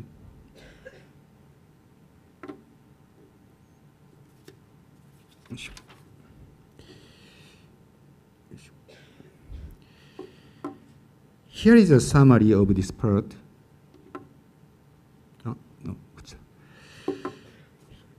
The needs of change. We've often said that with the right education, students should graduate ready to innovate and create. But the truth is the speed of societal change had left many of us in academia with a sense of urgency. We must adapt. A crucial part of education isn't just about what students know when they graduate, but about their potential for growth, their ability to continue learning and developing throughout their careers. As we move forward, global and cross-border collaboration will become even more important. So this continuous effort, that right will only grow stronger. And we must recognize that lifelong learning isn't something that can be achieved through individual effort alone. It requires a supportive environment and the right opportunities. Second is supporting our future innovators. This support system needs to extend beyond our students, the graduate student, to include. We must also invest in our young researchers and faculty members. This support should not only give them the freedom to think and act, but it must also include financial assistance and a commitment to creating richer educational and research environment. Third is bridging the gap between idea and reality. I believe these are not new ideas. Many of us know and wish for these things. However, the real problem is the gap between our ideas and our realities. We must find a way to bridge this gap, even if it's just a little bit of time. I still don't know the real answer myself. I believe that it is important to keep trying without giving up. This is the first point I want to emphasize today. Never give up is important. Now, let's move to the next topic. First, let's talk about the School Education Act in Japan.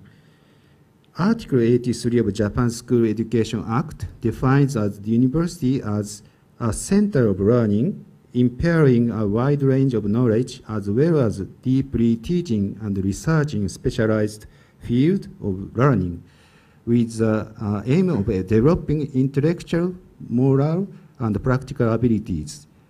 It also states that to fulfill this purpose, universities are expected to conduct educational research and contribute to the development of society by providing their achievement to the public. As you know, a university's funding spirit and purpose is important. Educational and research goals and objectives and diploma policy, curriculum policy, admission policy are also important for us. Based on the university's foundation spirit and purpose, along with its diploma policy, curriculum policy, and admission policy, we create our faculty department purpose, educational and research goals and objectives, also diploma policy, curriculum policy, and admission policies. And it is important to conduct self-assessment, which includes self-review and self-evaluation using the PDCA cycle.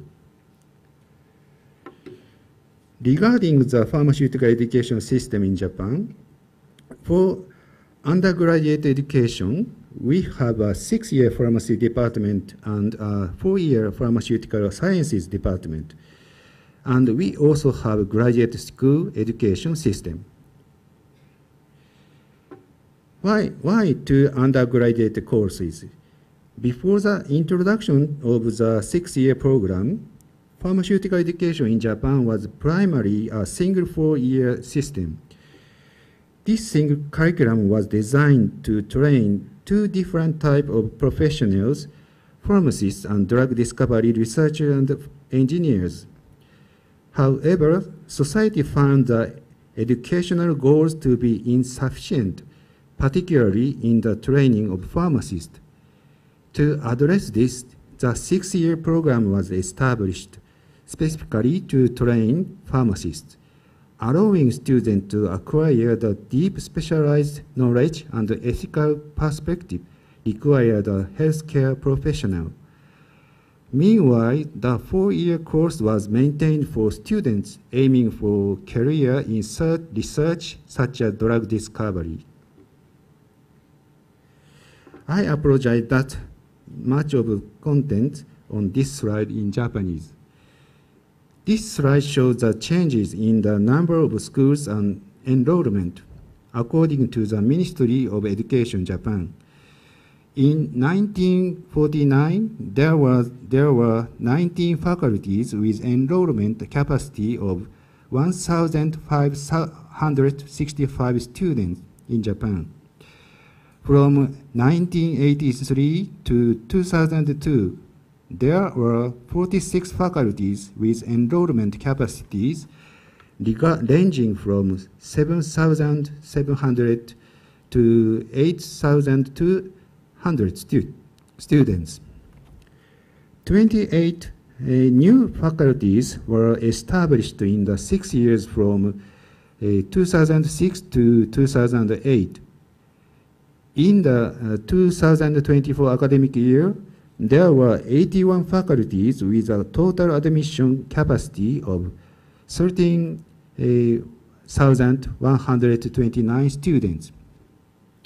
This breaks down into 11,687 students for 6-year program and 1,442 students for 4 years program. The February 18, 2004 report from Japan's Central Council for Education on the improvement and enhancement of pharmaceutical education required the following.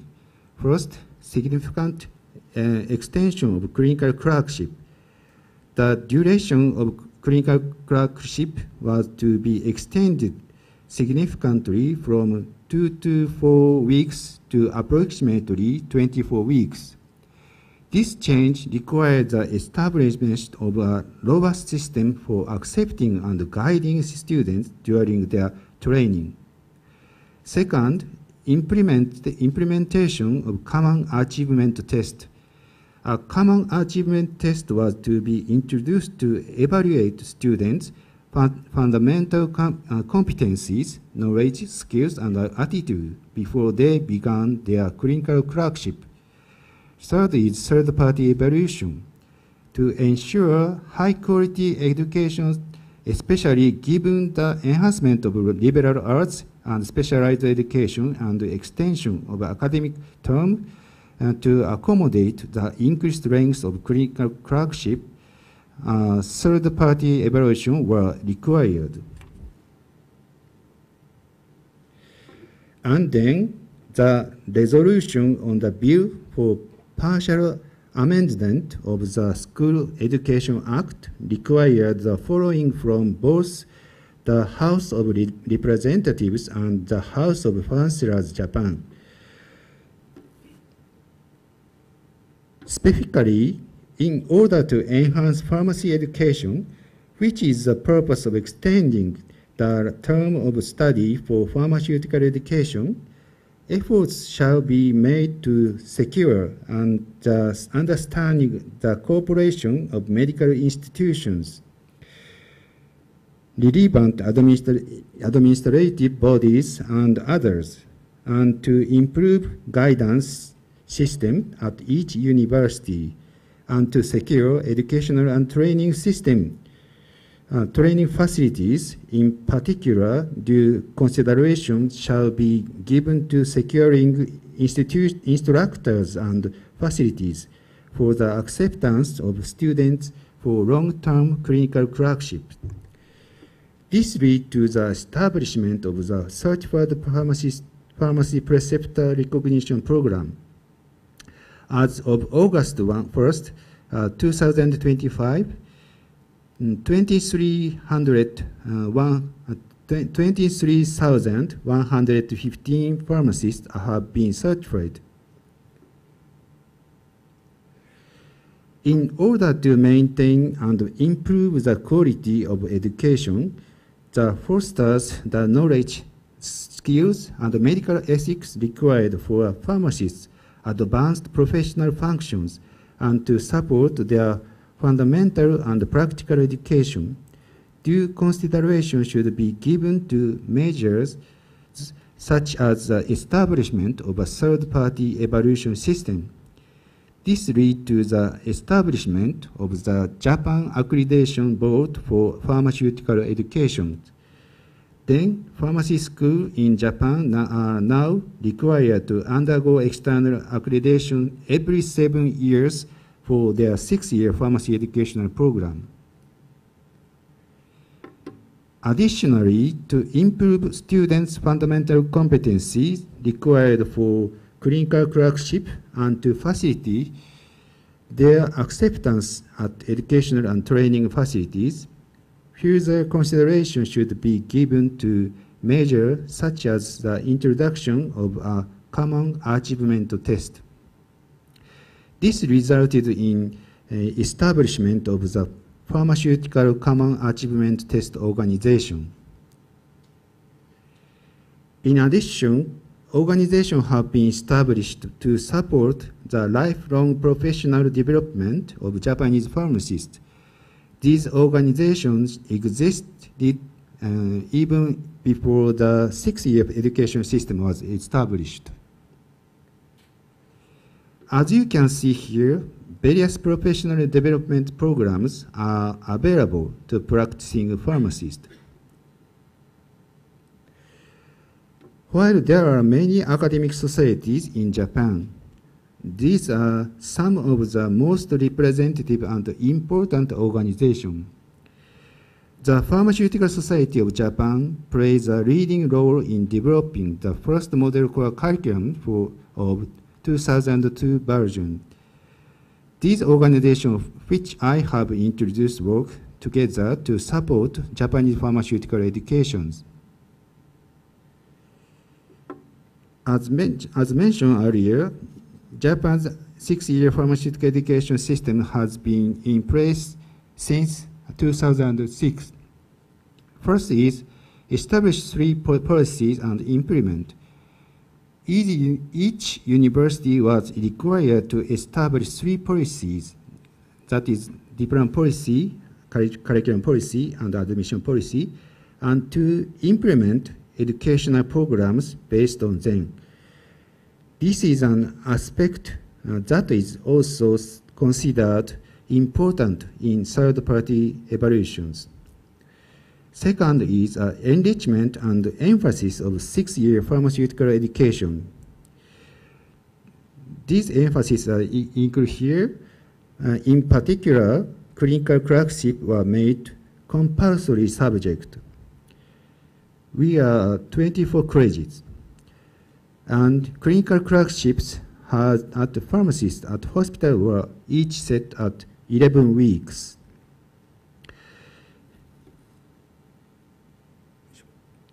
In addition to conventional basic pharmaceutical education, there was an effort to enhance pharmacy education with a focus on a field known as medical pharmaceutical sciences, pronounced as Japanese 医療薬学.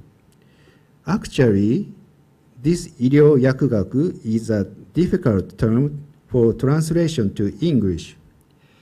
But 医療薬学 is an interdisciplinary field in Japanese pharmaceutical education that aims to optimize pharmacotherapy in clinical settings.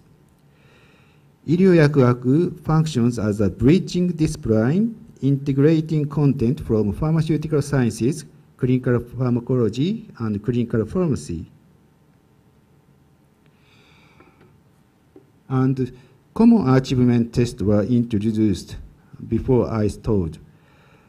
And there were new emphasis on cultivating humanity ethics and common communication skill and patient and lifestyle-oriented perspectives and also professionalism.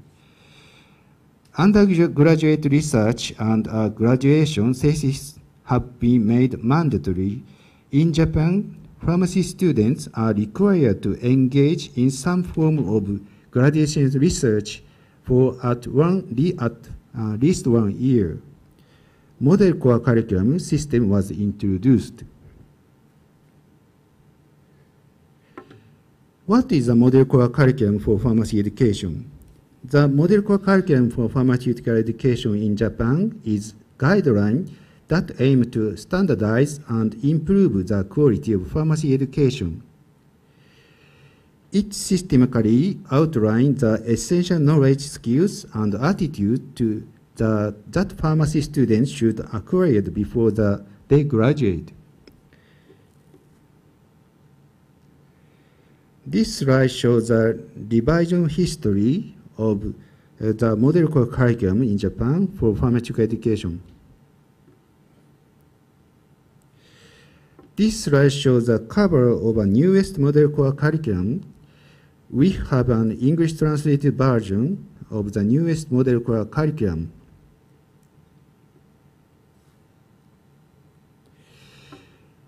This slide shows the catchphrase of the newest model core curriculum.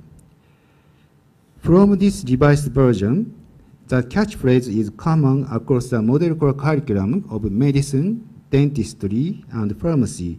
That is, fostering medical professionals who can play an active role in connecting diverse settings and people with a focus on society and communities of the future. This unified catchphrase for medicine, dentistry, and pharmaceutical education aims to train healthcare professionals who can collaborate across various settings in an ever-changing society. These words from the model core curriculum. Abilities for pharmacists need to cultivate are, as a healthcare professional, they must develop the skills to collaborate with our healthcare providers and actively contribute to a changing society, a patient-centered perspective. It is essential to have a deep focus on well-being of patients and their families.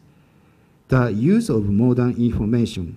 With the rapid growth of medical data and technology like AI, pharmacists must be able to appropriately utilize this information to contribute to society. To realize these goals, the new curriculum has decided to define new fundamental qualities of the pharmacist. It also promotes unique university-specific curricula that will help train professionals who can use a scientific approach to solve problems. This slide shows the structures of the newest model core curriculum. Our core curriculum has 7 major items here. Each major item has its own section, including major learning objectives, connection with basic qualities and competencies required for pharmacists, guidelines for evaluation, aims, learning objectives, and focus on evaluation guidelines.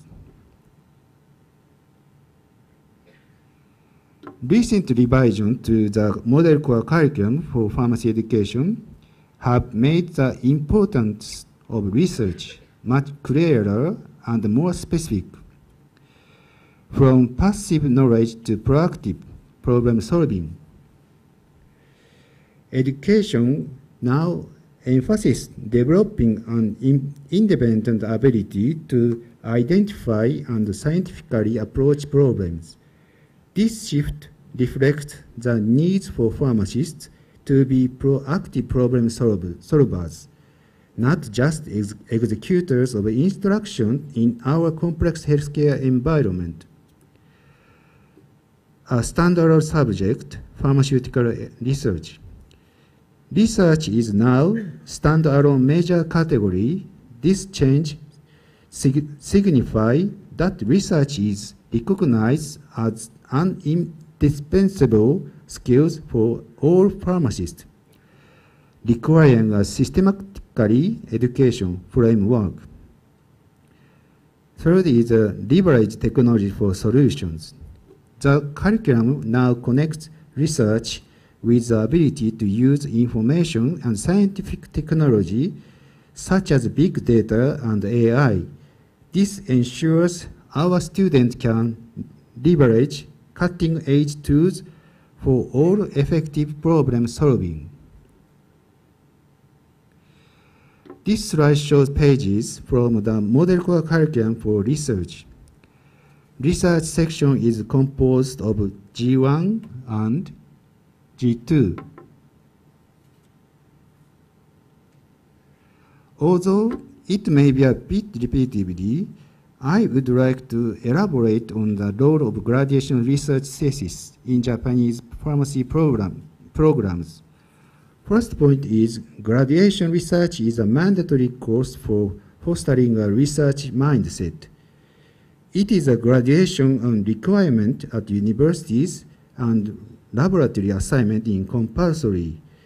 Second important point is acquisitions of basic scientific research skills. The thesis process aims to develop scientific thinking, problem-solving abilities, information gathering and analysis skills, ethical awareness, and presentation skills. Third is deepening specialization. It provides an opportunity to deepen specialized knowledge in specific pharmaceutical fields, such as drug discovery, formulation, clinical pharmacy, public health pharmacy. The content depends on the level to which students belong. Fourth is for future career paths. Laboratory life serves as direct preparation for students pursuing research careers. We want students to develop a research mindset because it's a powerful tool. Research teaches us that both success and failure are part of the process. You will hit roadblocks even when things are going well, but you learn to find a way forward, whether that is climbing over the obstacle, breaking it down, or taking a different route. This builds mental toughness and teaches you not to give up the moment you face a challenge. Ultimately, I see research as the best way to develop a strong problem-solving mindset that can be applied to anything. Next, I'd like to discuss some issues regarding the model core curriculum for pharmaceutical education in Japan. First is difficulty differentiating universities. With a model core curriculum that makes up at estimated 70% of the educational content, universities have limited freedom to develop unique programs that highlight their specific strengths and philosophies. Second is overloaded curriculum and increased burdens. The sheer volume of material to be covered over 6 years can lead to an overwhelming workload for students, potentially resulting in superficial learning. Faculty members also face increased pressure to ensure all learning objectives are met, adding to their workload. This issue was addressed in the latest curriculum version, specifically with the abolition of GIO, its general instructional objective, and SBO, specific behavioral objective, was abolished. Thus, we shifted our teaching method to focus on fostering conceptual understanding and practical application skills. We place emphasis on evaluation as a way to determine whether students had acquired the necessary skills and knowledge. Third is risk of outdated content. The rapid pace of medical advancements means that the content of the core curriculum can quickly become outdated. The revision process is time-consuming and labor-intensive, and it sometimes fails to keep up with the practical needs of the field. And also self-evaluation and improvement activities are an important part of educational activities. So far, I have given you an overview of pharmaceutical education in Japan.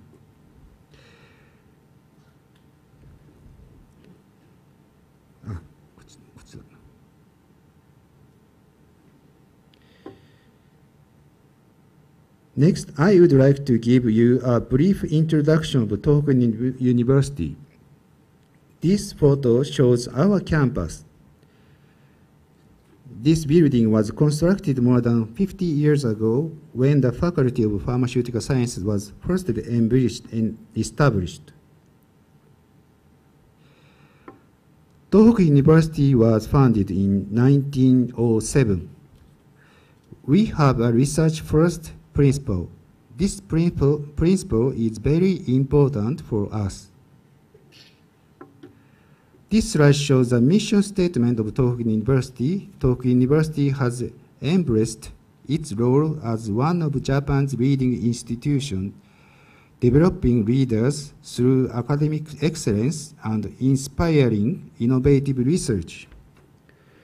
Our three core principles, research first, open doors, and practice-oriented research and education, have defined us for over a century and continue to lead the way forward. For us, the inheritance of knowledge and the creation of knowledge are very important philosophies for utilizing wisdom. We believe that we can foster innovation power from wisdom. This slide shows pharmacy education system in Japan again. And Tohoku University has both 6-year and 4-year programs. Our undergraduate enrollment capacity is 80 students, with 20 in the 6 courses and 60 in the 4-year course.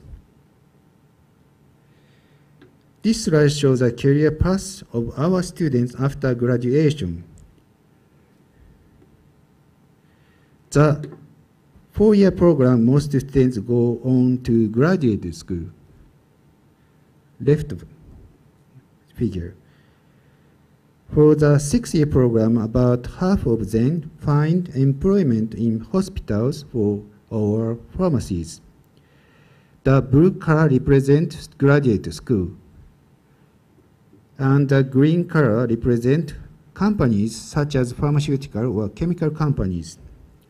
As you can see, our 6-year graduates have a wide variety of career paths. In a sense, I believe this is a strong outcome of our pharmaceutical education.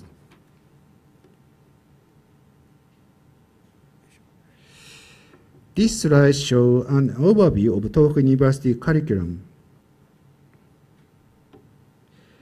Importantly, we have adopted a bulk recruitment system for undergraduate students at our entrance examination.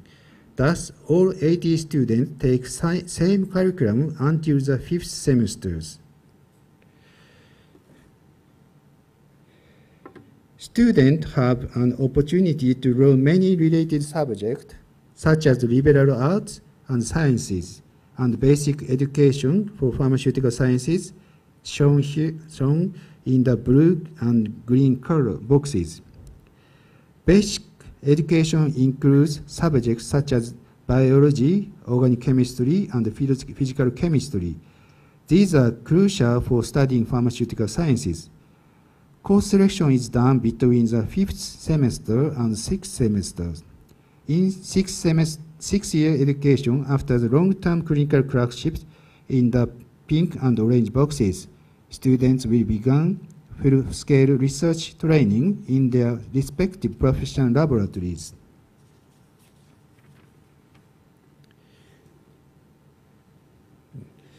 This is a list of our laboratories to which students can be assigned. Currently, we have 19 full-time professors. With the start of the 6-year program, a new clinical field was established.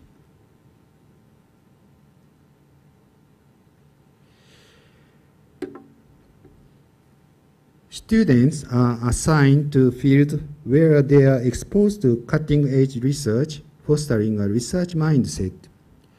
This slide shows some of the highlighted research of Tohoku University Pharmaceutical Sciences. It is important to note that at the Faculty of Pharmaceutical Sciences at Tohoku University, a graduation thesis is a mandatory requirement for all students.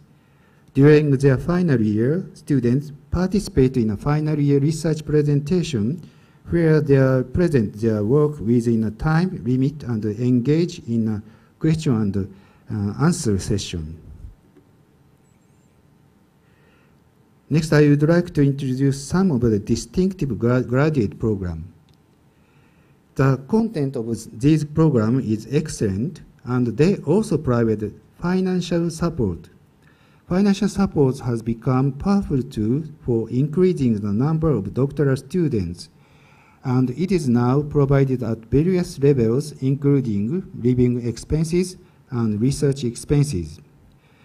The program are shown here. Finally, I would like to introduce a program that we run in collaboration with national and public universities. This is a collaborative development of an advanced practical education program to train pharmacists with leadership. This project was started around the time the 6-year system was introduced, with the aim of developing educational programs across universities. It is carried out with financial support from the Ministry of Education, Japan.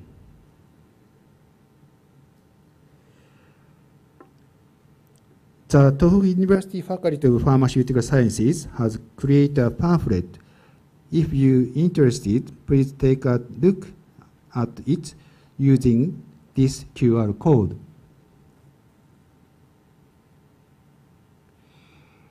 This is a summary of my talk. The gap between ideal and reality. There is a significant gap between our ideal vision of pharmaceutical education and the current reality. We feel the time for research is getting less because students have more and more things to study. This gap is a major source of stress for us. However, bridging requires persistent, unyielding effort. Support for lifelong learning. Lifelong learning is now not just an individual effort. It requires a supportive environment and opportunities. It is crucial to invest in not only students but also young researchers and faculty to create a robust educational and research system. Securing university autonomy. While the model core curriculum is important for us, its content is linked to the National Pharmacist License Examination and constitutes about 70% of the curriculum in Japan. This limits universities' autonomy in developing their unique educational programs. The challenge moving forward is to various balance such as standardization of uniqueness, research, and clinical education. Thank you for your attention. Please ask your question using a slow speaking style. Thank you again. So thank you for Dr. Tomioka's very detailed explanation about the current educational scope and also the issue that now we are facing. And actually, I think there are lots of similar issues for all the education system. Any question from the audience? We may take one question.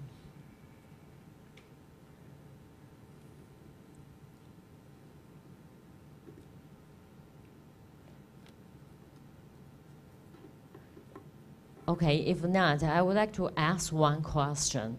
As now we can see, you just mentioned 70% of the courses in the curriculum is actually for license exam.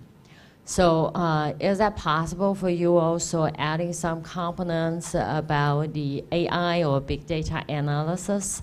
And if your student really like to take such kind of a course, because we know that's important. Yeah. Yeah, new topics is very important for us and for students. So the newest model curriculum include, if possible, new topics, and also AI and data analysis. Big data analysis is include this newest model curriculum. So, and just one problem is issue is reduce another contents for adding the new contents. So this it is very difficult for us to work sometimes. And how about adding those components about new modality drugs, including antibody or mRNA vaccine? Is that enough for courses or immunology? That's, yeah. Yes. Also, immunology is very important for us. So,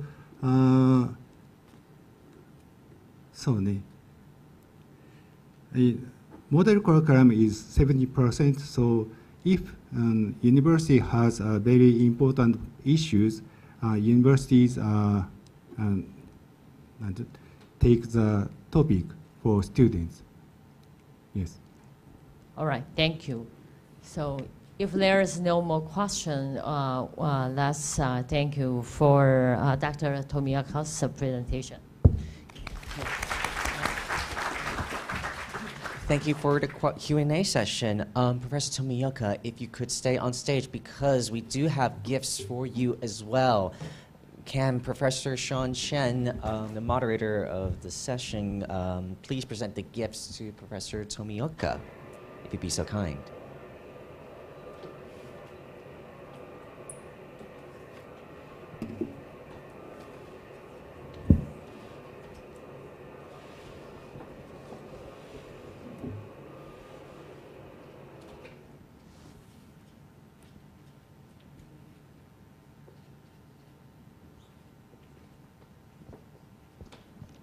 Okay, yeah, round of applause. Right, thank you very much. To moderate our next speaker, let's invite Professor Mei-Chuen Chen, the Director of the College of Pharmacy at Taipei Medical University. I'll hand the floor to Professor Chen. Let's give a round of applause. Thank you, Henry. Thank you. Good morning, and it is my great honor to introduce my dear colleague, Professor Elizabeth Chang. Okay, so Elizabeth, she received her undergraduate training in pharmacy at National Taiwan University, and after that, she went to United States to complete both the PharmD and MS in Pharmaceutical Administration at Ohio State University. And after that, she got her PhD degree in pharmaceutical socioeconomics from University of Iowa. Currently, she is the chair of the Department of Clinical Pharmacy, TMU Pharmacy, and also a deputy director, Department of Pharmacy, Taipei Municipal Wanfeng Hospital, and also the president of Taiwan chapter of American College of Clinical Pharmacy. Elizabeth has been working on a lot of curriculum design projects for our clinical pharmacy students. And also she got a lot of recognition and awards from incredible outcomes. So today she is going to share with us how to discover resources and make useful strategies for curriculum innovations. So please welcome Professor Elizabeth Chen. Thank you, Director Chen, for the kind introduction. I do have to apologize for all the coughing and the respiratory illness going on. I mean, we're happy that kids are going back to school, but that also brings respiratory illness back home. So today, before we get started, I want to again thank you to the organizing committee for this true honor. I mean, speaking next to important innovators, important national leaders, I have a heavy shoulder. But I will be sharing from a different perspective because I come from a middle or lower level management. I have only 11 years of teaching experience. So I will come in more from the frontline teaching experience to share with you kind of the curricular innovations that we have been working on. And again, anything regarding curriculum, it's always a collective effort. So what I'm sharing today is a collection of, professional society efforts, university level efforts, college, school, and even departmental level of experience. So curricular innovations in clinical pharmacy. So from a department level, clinical pharmacy, right? So let's clarify the definition of clinical pharmacy. Dr. Hogg alluded to this earlier in his presentation. Looking to the American College of Clinical Pharmacy definition almost 20 years ago, it talks about that this is an area of pharmacy concerned with the science and practice of rational medication use, a lot based on evidence-based medicine. If we look into the longer definition, it's a health science discipline talking about making sure drugs work, okay, what Dr. Hogg has alluded to earlier. We have a philosophy of pharmaceutical care, we have a caring orientation, we have purposes of ensuring optimal patient outcomes. We also need to be aware that we need to have the responsibility to generate new knowledge, just as the Japanese curriculum has alluded to. So if that's a little bit too abstract, let's look at the latest pharmacist patient care process. This is just like what any other healthcare professional also does. I mean, collect, assess, plan, implement, and follow up. But pharmacists, given the expertise in medication use, we give out specific recommendations in the area of this patient care. So this figure has just been updated this year, switching not just from patient-centered, but even into person-centered, and focusing on communication, collaboration, and documentation. So a lot of that is what we emphasize in our pharmacy education. Okay, so the journey I'm going to lead you to is a little bit shorter. I know the past journeys, the past presentations we heard were over 20 years of history. So mine is shorter, so I'll be able to get you to lunch earlier today. So where did we start? Before 2013, before we had a 6-year program, where were we? We had a 4-year Bachelor of Science in Pharmacy. And I'm only listing the clinical pharmacy courses just because the presentation is more on departmental level. So what did we have at the time? We had GOSCI practices working with the Medical Simulation Center. We had important national licensure exam subjects. We had important practicums and also important relevant clinical knowledge courses. So this was what we have, roughly 42 credit hours, clinical pharmacy courses. So here was I mean, I arrived at TMU about 11 years ago. I got my 4 years of training in Taiwan. I got my 8.5 years of training in the US with a heavy US influence. And then I became a new faculty. It happened at the right time because the 6-year pharmacy degree was just started. The first class was enrolled for about a year. So I'm bringing in a lot of the US catchy phrases, right? When I was heavily trained in the US, they talk about practice ready. They talk about APP, Advanced Pharmacy Practice Experience ready. They talk about advocating for patients, advocating for the pharmacy profession, especially at the Washington, DC. Are we practicing to the top of the pharmacist license? Are we doing enough direct patient care? And are we meeting enough future societal needs? So a lot of catchy phrases were going on in my mind, okay? But what do we do with innovation? We look to our left, we look to our right. Okay, so I'm going to share with you some of the kind of the important international trends that I personally have observed, probably not at the landscape of what the earlier presenters are, but what I'm seeing in the latest US accreditation standards, I'm seeing a focus on knowledge, skills, abilities, behaviors, and attitudes. So not just knowledge. I'm seeing a heavy emphasis on assessment of all these different outcomes. I'm seeing a mastery of skills, competencies, and they don't just look at the curriculum. They even look into co-curricular experiences as well. So what about our student organizations? Are they getting enough co-curricular experience to enhance their professional development? These are questions that faculty members in a College of Pharmacy, we all need to carefully think about. So not just looking to the left, not just looking to the right, looking to our left. FIP, which is based in Europe, but is an organization for the international pharmacy organizations. They set up some developmental goals in 2001, and these all align to the United Nations Sustainable Development Sustainable Development Goals. Okay, so the FIP decided that these are the 21 goals that we need to pay attention to. So a lot of highlights or keywords that we saw earlier today are showing up, like digital health, like academic capacity, like leadership development, a lot of different things. So I think this, as a comprehensive framework, helps us examine, are we being comprehensive enough in terms of what we are giving to our students? And for those who are not familiar with the document, the FIP further specifies these 21 developmental goals into 3 sections for each of the 21 goals. Okay, so with each section, they talk about what should we do as practitioners. They tell us what should scientists do in this specific area. They also tell us what should we do in the workforce and in the pharmacy education era. Okay, so this is also a major reference document that we have. Okay, so I'm going to show you the end result of what we have right now.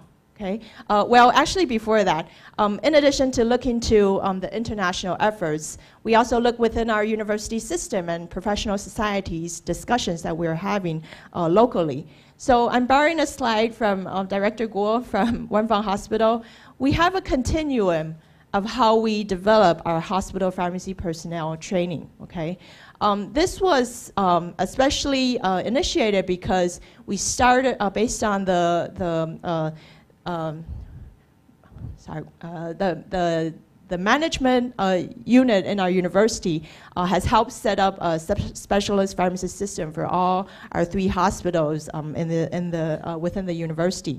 And based on this specialist pharmacy system, within the Wanfang Hospital, then we started to think about, hey, how can we better prepare specialist pharmacists? We need residency programs, okay? We need new pharmacist training programs. And of the interns that come into the hospital, what can we prepare them for?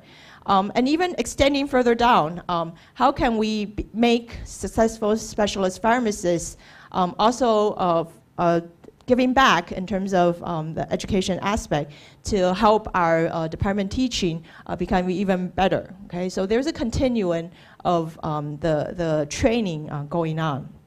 So combining all this international trends, the university level initiatives, etc., this is what we have right now, okay? So we started from only 42 credit hours like 12 years ago, okay? Now we have roughly 102 credit hours in clinical pharmacy. And I'm not even counting the regulatory courses, I'm not counting the epidemiology courses. I'm only counting the clinical pharmacy therapeutics and the skills-related courses, etc., okay? We followed the idea of having a continuum of learning, okay, from Wanfang Hospital. I mean, how can we have a continuum training program starting from year 1? Before they debate about going to work for a different area, why don't we pull them into pharmacy practice and get them exposed to kind of the technical skills that a pharmacy technician would do in another country, okay?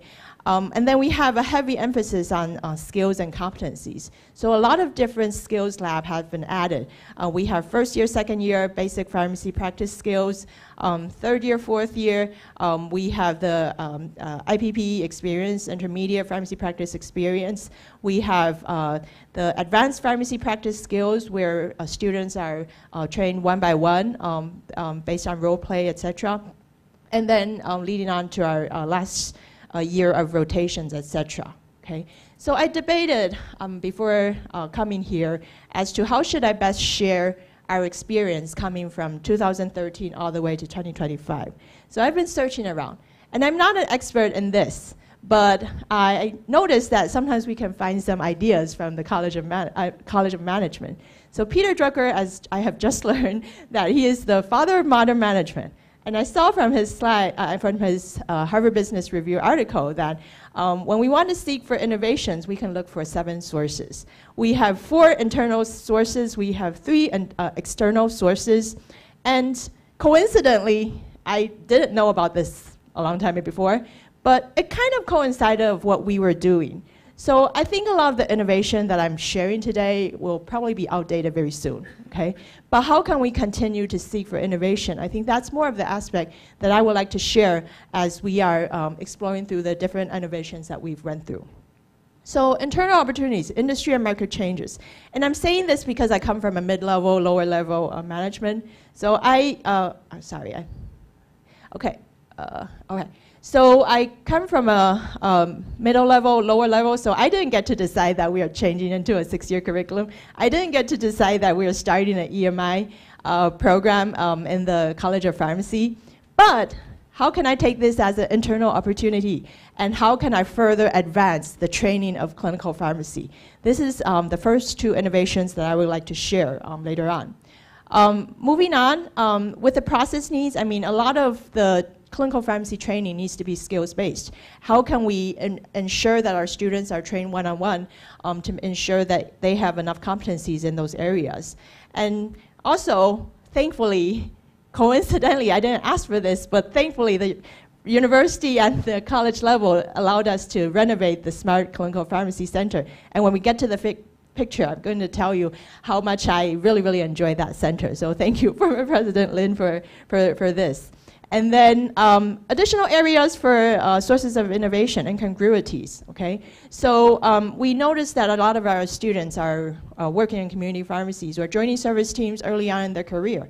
But they kind of rely on what? Rely on their senior students tell them what to do. But what about we bring all these activities that they do in service teams and have formal lectures and skills practice into their first and second years, kind of simulating what the pharmacy technicians do overseas. So that led to one of the NSTC medical education project. And then also, I struggle because being the APPE coordinator for our 6-year program for our 6-year students, I'm always worried about short of APPE sites. Yet, with all these exciting things we want to do in teaching, obviously we need to incorporate more students into this area. So we started having elective APPE teaching rotations, and they get to be exposed to the crazy life of a professor. I mean, being pulled into professional areas, the governmental committees, and then all the teaching and research activities going on. But also, they get to learn what is good teaching and what are important teaching design elements, so that when they carry out a teaching duty later on, they could also have some basics in their mind already. Okay. I'm not going to allude too much onto unexpected occurrences, and I think from the previous presentations, we saw a lot about demographic changes and new knowledges and AI and all these new technologies, etc.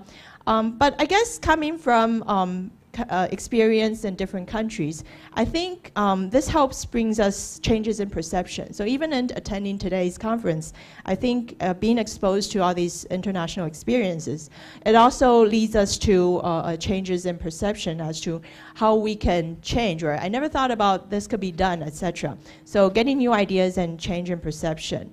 And another reason why I put this down is because I think from the government level, from the Ministry of Education, there's a lot of emphasis on teaching excellence. So I kind of saw that opportunity to go into the teaching excellence grants, and actually that substantially helped us innovate and improve the clinical pharmacy curriculum that we have. Okay, so innovation in the 6-year PharmD program. This is what we started in 2013. And you might think that, hey, for a 6-year program, we just add courses onto the last 2 years and the final year, okay?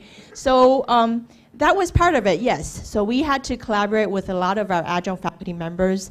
Luckily, as of now, we have about 11 full-time faculty in our department, and we also have about 54 adjunct faculty members helping us to deliver all these curriculum.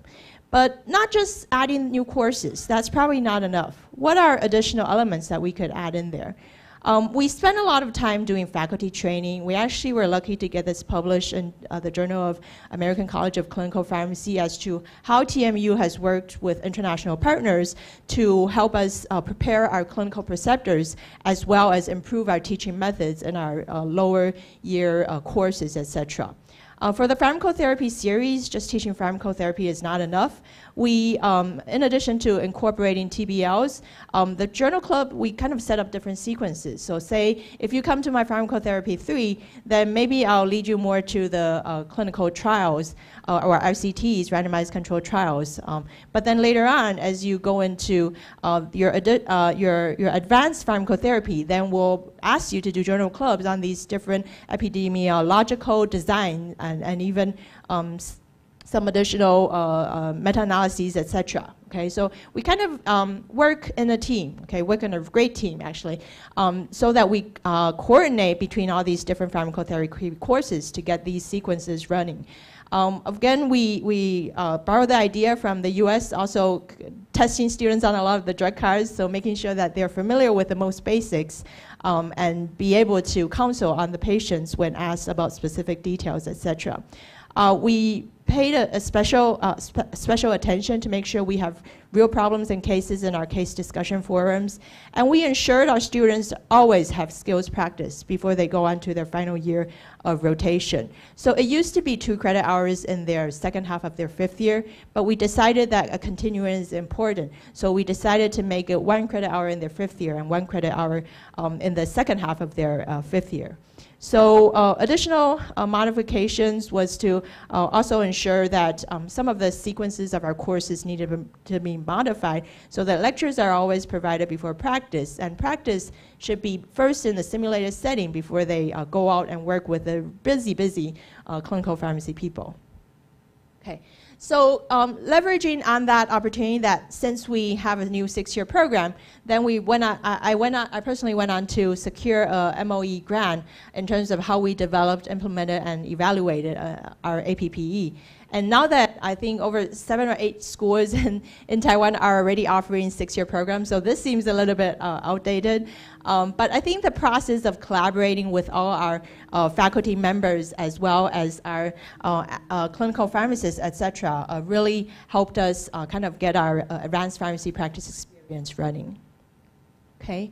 And then actually there was a second grant also supporting our 6-year pharmacy rotations. This grant was sought to strengthen their geriatric training. So there are a lot of geriatric guidelines, etc., but students might not necessarily get enough exposure, or it's just in lectures but not in actual practice. So we did a special effort to make sure that students get exposed to geriatric training in a community pharmacy practicum or in the reports that they turn in. They need to show to me that they have done some geriatric evaluations for these patients. Okay. Taking on the opportunity of the second innovation, because we already have a EMI BS in pharmacy program. And for those who are not familiar with this program, this is a program where we enroll 45 students, and a quarter of their graduation required credits needs to come from EMI coursework, meaning that these 25% of courses needs to be fully delivered in English. And so we took that opportunity. Within our department, we set up a EMI clinical pharmacy mini program. We also have a counterpart, EMI pharmaceutical science mini program. But given the emphasis is clinical pharmacy today, I mean, we were able to set up new courses, okay, and then a lot of these emphasize on skills as well. So we took this opportunity to expand our student practice. This is my favorite classroom, our Smart Clinical Pharmacy Center. It was launched in 2021. I had the luxury of visiting 3 colleges of pharmacy in the US before to deciding how to set this up. And so when we did set this up, we really brought in those experiences and ensured that this classroom provided us clinical practice, VR training, team-based learning, seminars, discussions, and hands-on computer exercises. So for those who want more details, the handout is provided in this area. But because of this Smart Clinical Pharmacy Center, we were able to do OSCEs even within our own college. We don't need to go up to occasionally we still use the Medical Simulation Center, but even within the Smart Clinical Pharmacy Center, it fulfills a lot of our purpose. Okay, and this is the basic pharmacy skills that I was talking about. It was also based on a research grant to set up these introductory courses in their first and second years. And a lot of what we emphasize is first dispensing, second medication history taking, compounding, as well as management. So we actually incorporate automated dispensing cabinets in our teaching. And then the elective APP rotations. We teach students how to learn these different instruction techniques, learn about learning outcomes, activities, assignments, etc. And with a full year of students standing next to me, some even are in the back of the audience, I really enjoyed sharing the experience that I had with them so that when they have teaching experiences later on, they get to know the science behind all of this. So Innovation 6 is innovations in the individual coursework. I think a lot of these reports are publicly available online when the projects are concluded. I just want to say that in addition to the APP experiences that we were able to kind of modify and innovate, we even went in to talk about advocacy and community pharmacy courses, enhance and incorporate EHR records in our skills lab, improve health communication, self-efficacy, and learning motivation, talking about application of technology using design thinking principles. And the current grant right now is how can we enhance distance learning through a scaffolding design.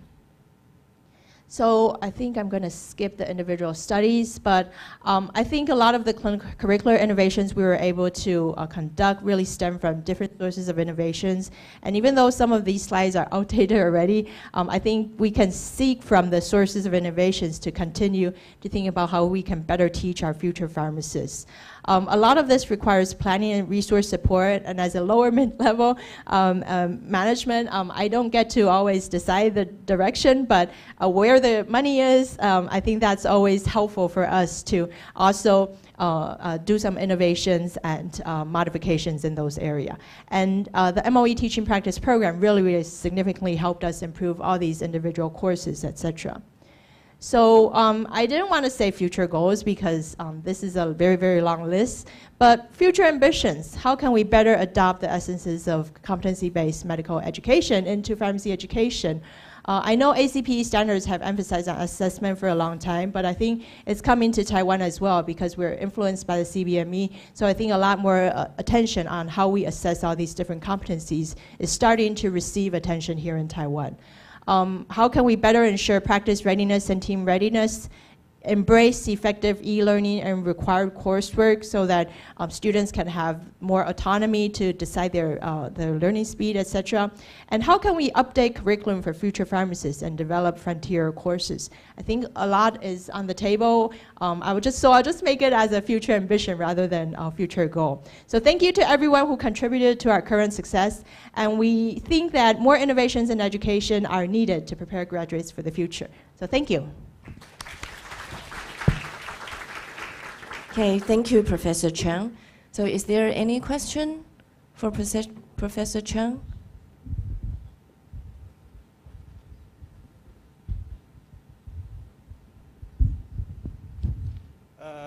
My name is Hadley, master's student in clinical pharmacy. I have just made an observation that almost each and every presenter, they are talking about AI.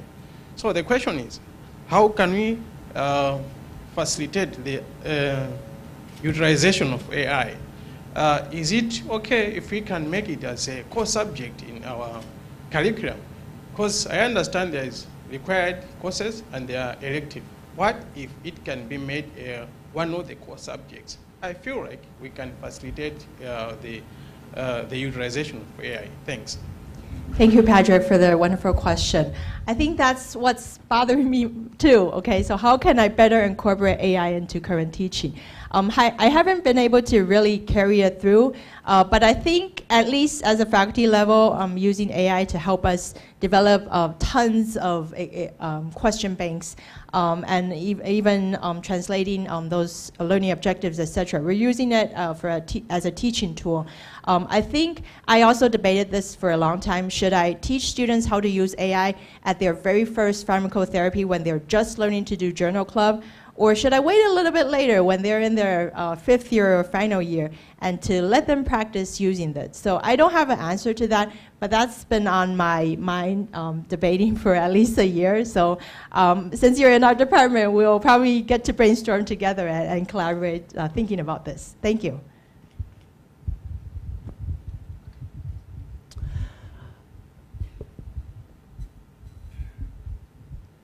Niman Hao. Hello, everybody.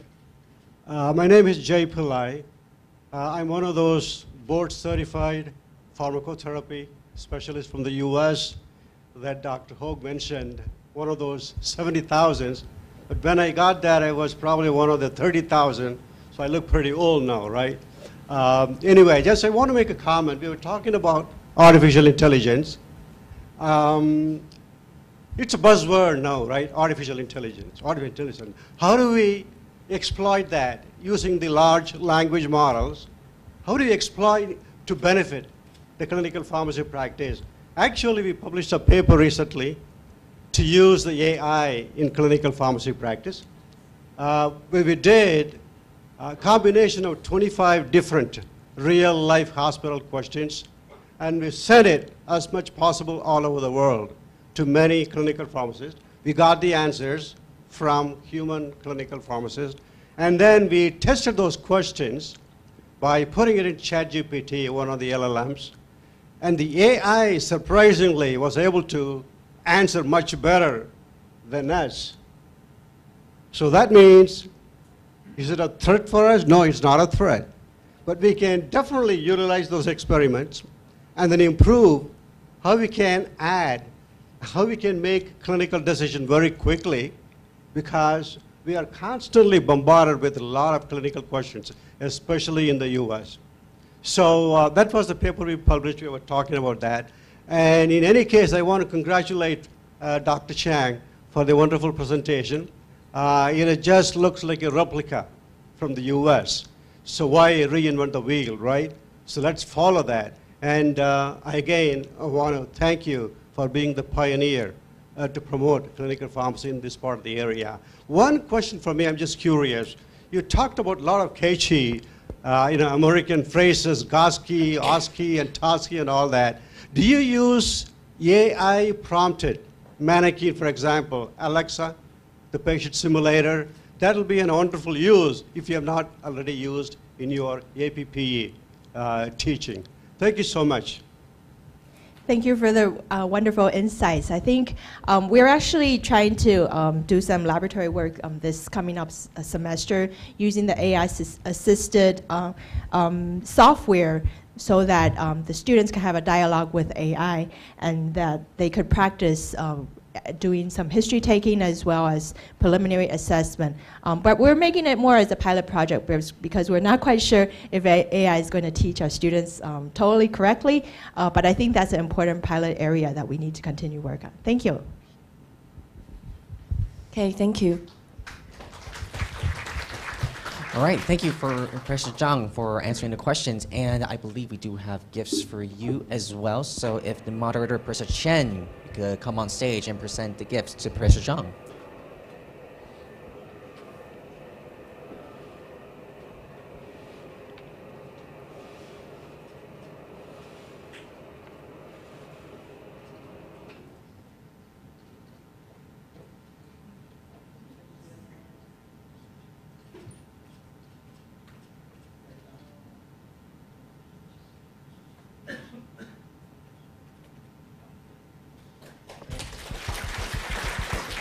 Thank you very much. Ladies and gentlemen, we will now take a break for lunch. Lunch boxes are provided outside. And for people in the audience members, please head to the designated areas as shown on the screen later.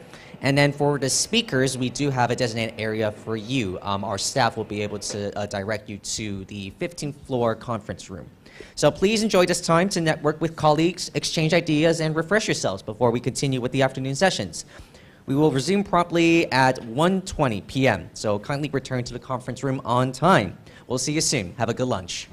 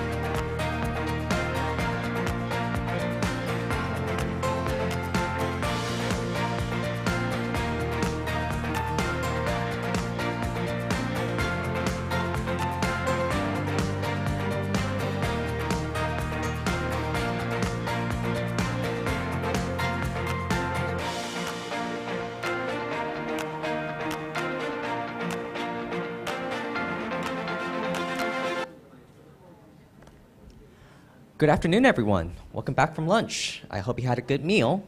Let us begin our afternoon session. To introduce the next speakers, let's invite Dr. Alan Zhao to moderate the next set of presentations. Let's give him a very warm welcome.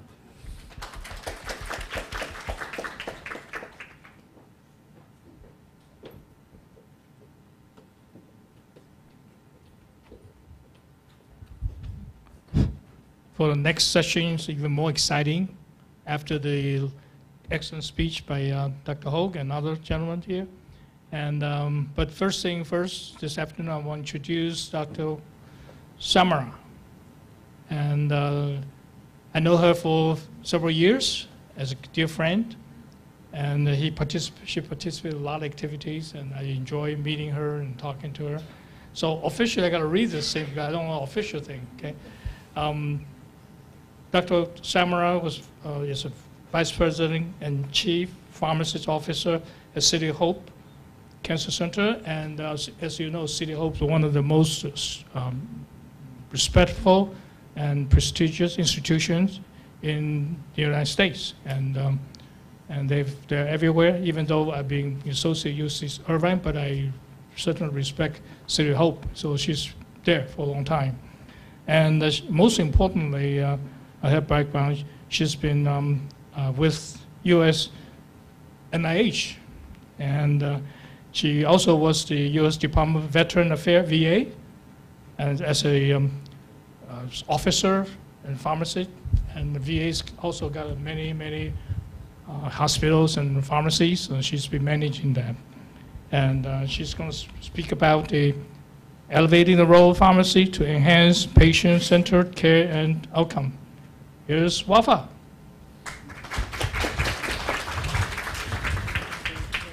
Thank you. Oh, thank you. Thank you. So I have a presentation that I worked on, but I realized that everything that I was going to say, people had said already. So I'm going to tweak it a little bit. What I do the most, what I love the most in my career is getting the next generation of pharmacists excited about pharmacy opportunity, and getting my colleagues who are leading pharmacy and pharmacy managers, pharmacy leaders, excited about operations, effectiveness, excited about partnership, excited about mentorship. So if I don't follow this, it's because you've already heard it, but I'll try to. Thank you, Dr. Chow, for the invitation. Thank you to the School of Pharmacy here and the president for the invitation. It's been amazing just sitting here amongst you all and listening to you and hearing about all the great things that you do. So thank you for sharing that. So I originally wanted to talk about certain things. So I had goals for my presentation. I wanted to explore how we got here as pharmacists. It took us a long time, but we got here to a good place, but we still have a long way to go. Want to talk about that? I wanted to just give a couple of examples for our impact on patient care. I want to inspire the next generation of pharmacists. I want to inspire them in thinking innovation, bigger, better, more. I want to talk about how we continue to move the profession of pharmacy forward. Again, where we were and where we are today, there's a long road ahead of us, and we can do more. I want us to talk about finding your purpose. Every person has a purpose. I'll talk about finding my purpose and how I got here. And then I want you to think about finding your pathway. And I'll talk about me finding my pathway. So when I tell people I'm from City of Hope, they ask me, where is City of Hope? So City of Hope is not a city. Let's get this out of the way. It's not a city. City of Hope is the biggest health system in the US that does take care of cancer patients, and it does research. It's one of the top cancer institutes in the US. It's NCI designated, which gives it a high level of achievement. City of Hope is ranked on top. But the one thing that you probably don't know about City of Hope, it was created in 1913, very, very far away from the city of Los Angeles. because it was created to house patients with tuberculosis. Patients who had tuberculosis in 1913 were doomed. They were going to die because there were no cure for tuberculosis. So a bunch of very engaged philanthropists and nuns got together on the campus where I work today, put 2 tents. One tent was for patients with tuberculosis, and the other tent was for people who were taking care of those patients. Fast forward, we all are pharmacists and doctors and practitioners. We know that there was a cure for tuberculosis that was discovered, and there's an antibiotic, and people live with tuberculosis. So City of Hope decided that they wanted to do something different, but they wanted to do something innovative, something that will help cure another disease. And that's how City of Hope started, thinking about how do we cure cancer. That's the story of City of Hope. We are one of the top, healthcare in the US that does stem cell transplant, #1 in the US. We do CAR T, top in CAR T. We were the first health system in the US that did CAR T on the outpatient.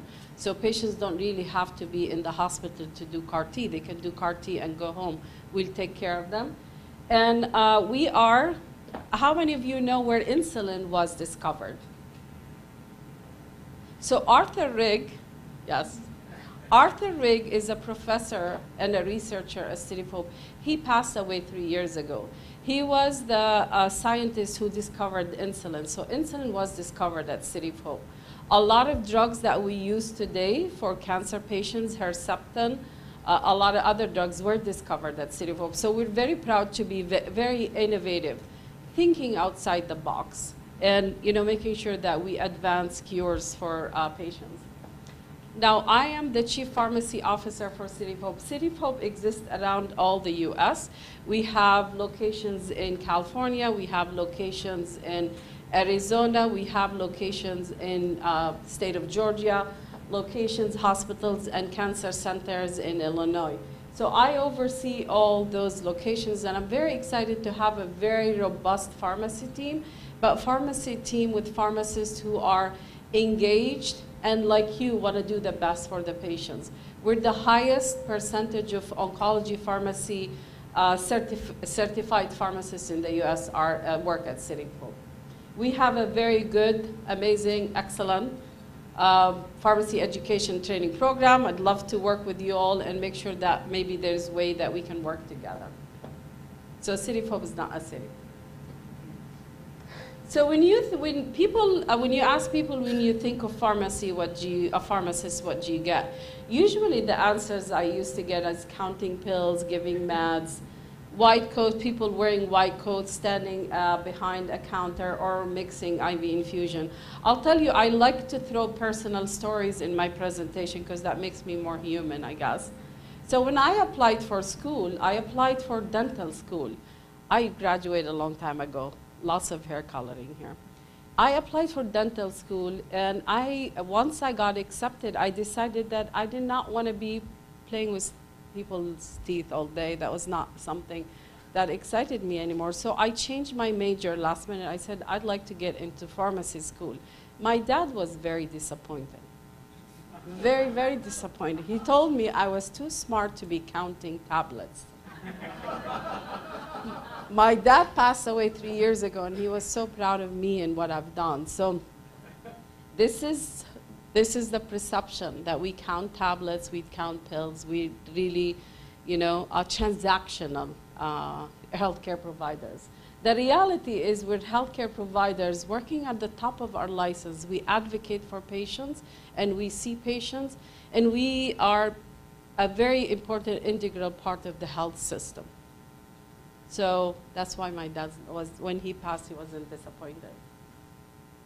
We've come so far. So I was trying to, the first time I gave a presentation about pharmacy, tried to go back and put it in a linear line that talked about how we evolved from, prehistory, pre-pharmacy schools, pre-pharmacist, and pre-pharmacy itself.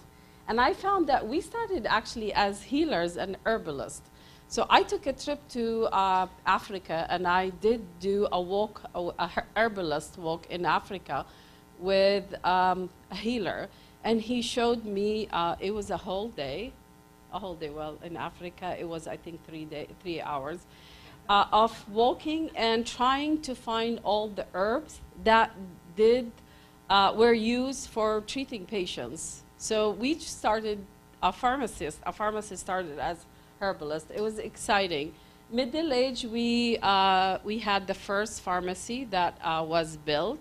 And then, you know, the evolution continued until today. We heard about all the things, great things that pharmacists do today. So I don't need to repeat that. But it's amazing what we have done in this journey. But it's amazing the potential that we have for things that we can do still more. So when we think about pharmacy, it's all this, and it's even beyond the drugstore that we see in the corner. There's nothing wrong with the drugstore, but we as pharmacists can do more. So the traditional role, of course, we know all the traditional role, but the evolving role, and the evolving role of the pharmacist was even more amplified during COVID.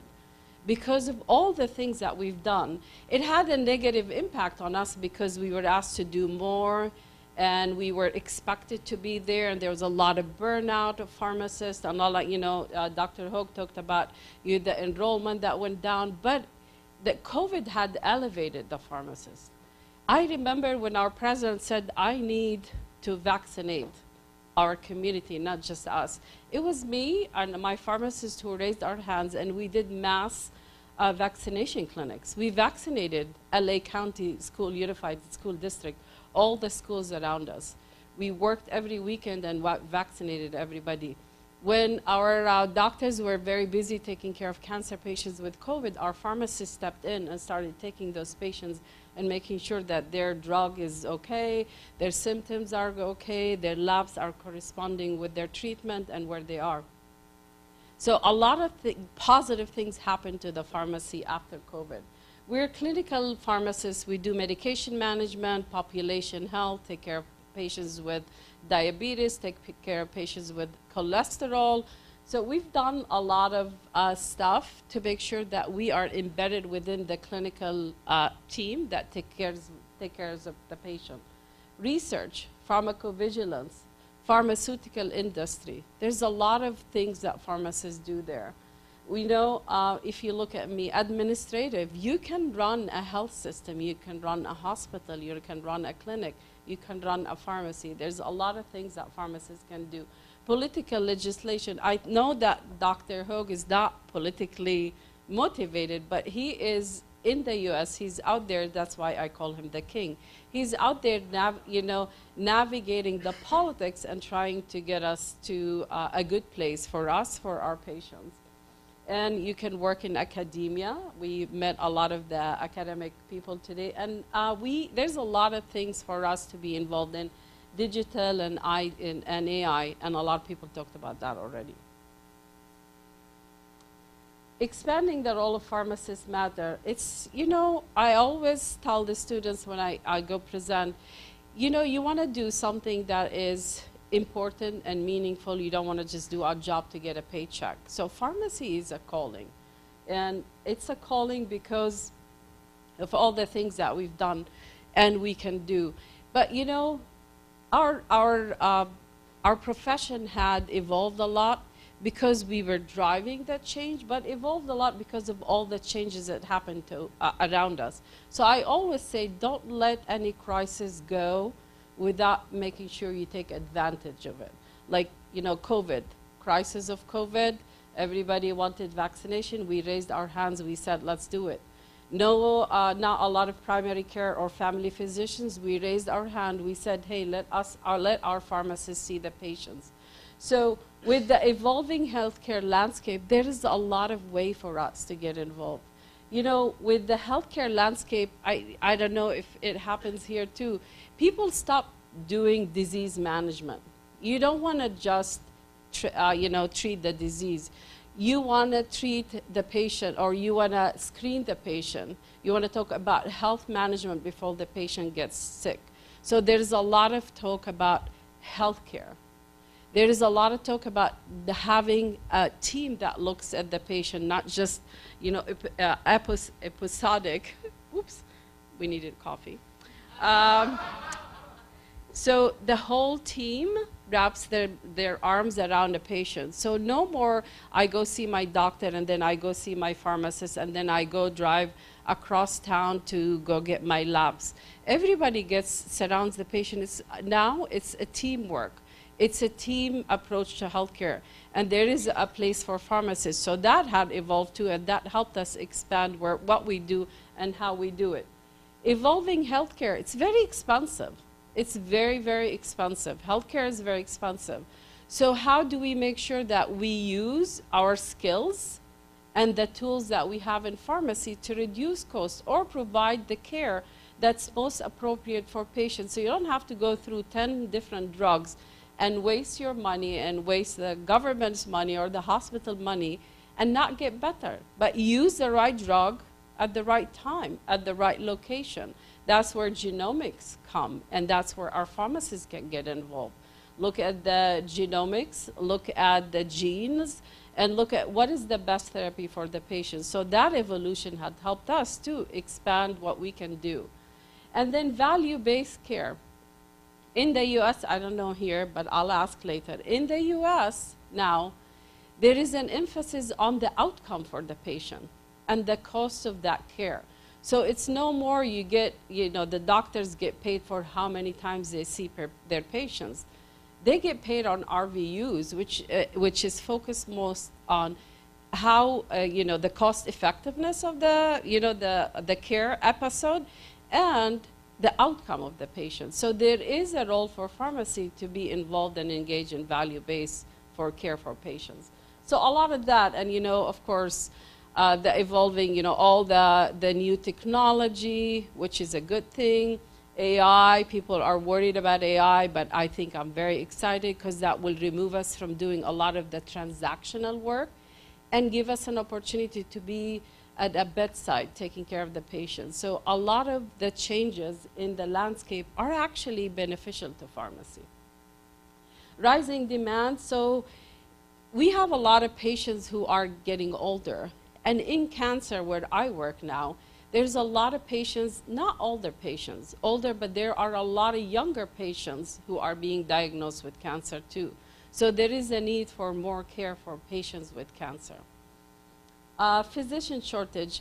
We used to say that family physician is shortage. There's not a lot of primary care physicians. There's not a lot of money in that. Not a lot of students want to go, medical students want to do family physicians.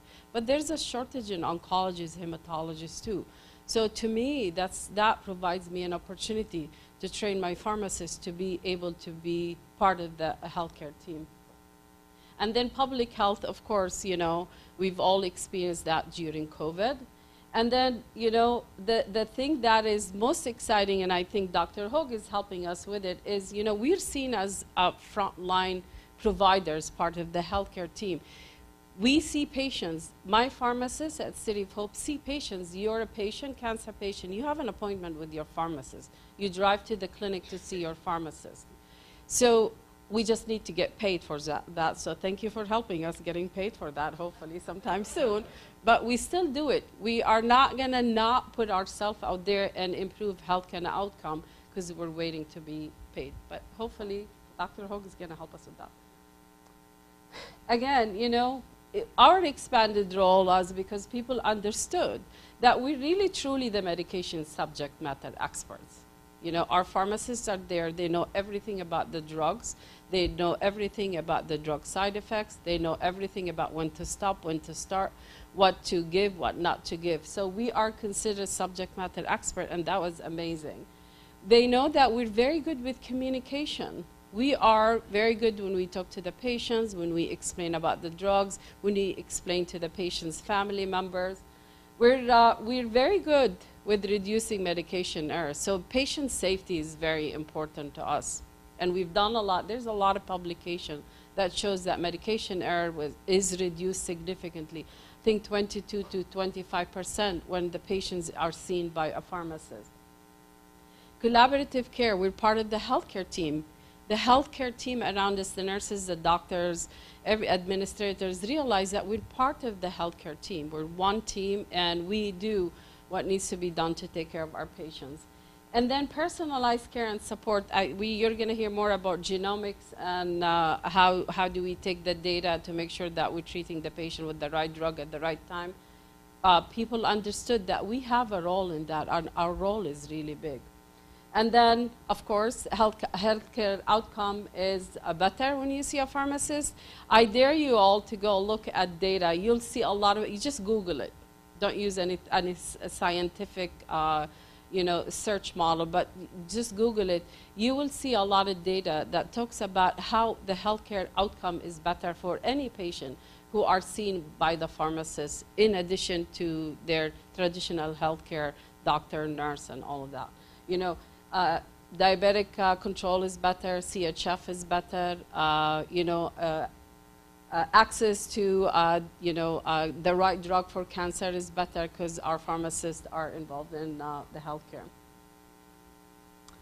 Now, very dear to my heart are research and, of course, oncology pharmacy, because that's what we do at City of Hope. And the thing that we do at City of Hope, and I love the phrase that you have, Elizabeth, and we use that at City of Hope. We say from the bench to the bedside. So at City of Hope, we have a very big research presence. Again, diabetes and the insulin. So we do research in the lab. Our pharmacists are part of that. Then we do research at the bedside. We do phase 1, and the pharmacists are part of that. And we do post-research, and our pharmacists are part of that. And it's very exciting to be part of the team, the chemist, the biologist, the biochemistry, the biostatistician to do research. And there are a lot of opportunities for pharmacists to do that. And I love that we do that at City of Hope. We do develop the drug. We do work on making sure that there is a new target for therapy. It's tested at the lab. It's tested at the patient. This will help us be part of the team that does personalized care. So when you get cancer, you get the right drug for you.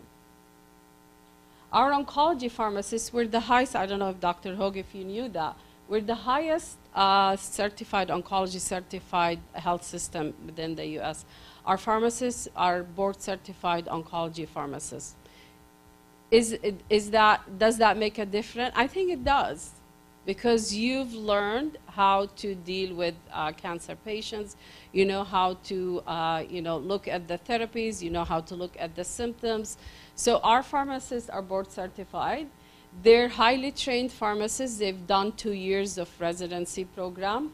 They are part of the multidisciplinary team. So at City of Hope, our pharmacists are part of the teams. Every team at City of Hope have their own pharmacist. Every floor at the hospital has their own pharmacist.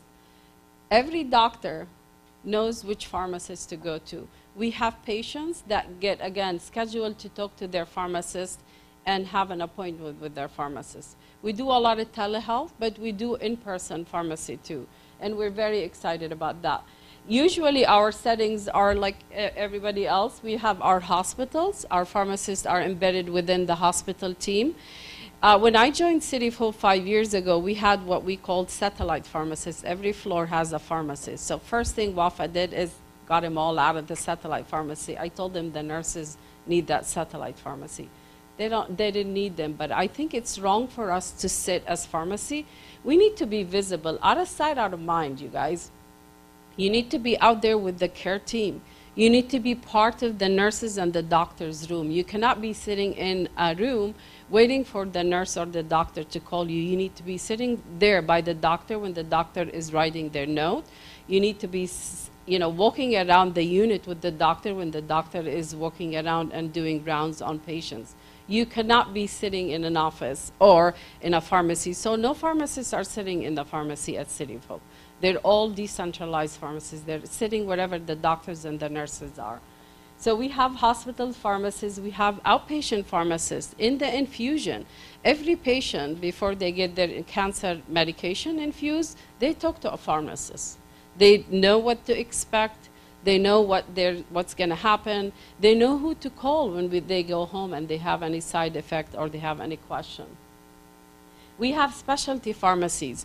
The specialty drugs in oncology are very expensive drugs that are life-saving drugs. but they require a lot of labs, a lot of follow-up. And to do that, you have to have specialized pharmacists that are trained. So we have those pharmacists.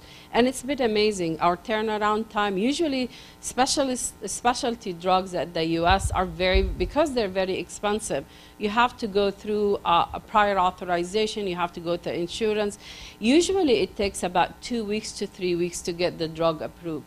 At City of Hope, we'll get you the drug within 2 days, because we want the patients to start their medication. So that is a specialty, the specialized pharmacists that we have. And then we have clinical pharmacists do research. Our clinical pharmacists do research. It's an expectation if you're a clinical pharmacist does research that you go and present, you have poster, you have oral presentation, and our pharmacists do a lot of that. I am so proud of them. Their responsibilities, of course, you know, all the responsibilities that we see for any pharmacist. But I think the biggest one that I'm so proud of is the clinical decision support. We provide the doctors and the nurses. We're part of the team. So when we're part of the team, we're part of the decision making for what is the best drug for that patient at that episode or at that visit.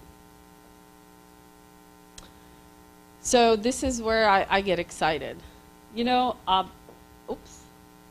I don't know if that was me a long time ago when my dad said, don't go to pharmacy school. And I said, I need to go to pharmacy school. That's what I want to do. But I tell you, I went to pharmacy school because I didn't want to be a dentist. I didn't know what to expect. But it has been an amazing journey. What I say is find your path. There's a lot of roads you can take. Find your path to get to where you need to get, your goal. You have to master the fundamentals. So for all the students sitting in the back, study hard. Get your work done. Get your project done. Because if you want to get to the end of the pathway, you have to know the basics. I would say develop very important, very strong skills, clinical skills. So work hard. If the rotation ends and you're not sure, go back, ask questions. Develop your clinical skills because that's going to open a lot of doors for you. Communication skills. People want to work with people who have good communication skills. It's written skills, the way you write your notes, the way you write your homework, your conversations with the patients, your conversations with your colleagues, the nurses, the doctors. And if you think that your communication skills are not that great, ask for help. It's very important. If you want to get on a path and you want to get to rise in your path, you need to have very good communication skills. Stay updated. Don't just do the minimum. Read, learn. Learn more and want to learn more always. Don't just stick with the basic and what is the minimum requirement. Build a network. I always tell students, don't wait to reach out to me when you need me. You know, when I give a talk like this, I usually dare the students. I say, I dare 10 of you to reach out to me on LinkedIn and connect with me and ask me questions. You build your network because when you need a job, I'm going to know who you are and what you've done, right? So I'm going to write you a recommendation. I'm going to think of you when I'm looking for interns or for summer jobs or whatever. So build your network. Find somebody who you aspire to be or who you want to be like them or somebody who can open doors for you and build your network. Don't be shy. I remember the first person I went to and said, would you please be my mentor? He says, I'm too busy, Wafa, I can't do that. You know, I did not go to my house and cry. I said, okay, we're going to find somebody better than him. And I did. So, you know, the worst thing that's going to happen is the person you try to network with is going to say they're busy. Find somebody else. Again, networking is very important. Work on time management. That's very important. You want to make sure that you reach your goals, you reach your milestones, but you finish the work when you're expected to finish the work. That's very important. If you want to advance in pharmacy career, you must have good time management.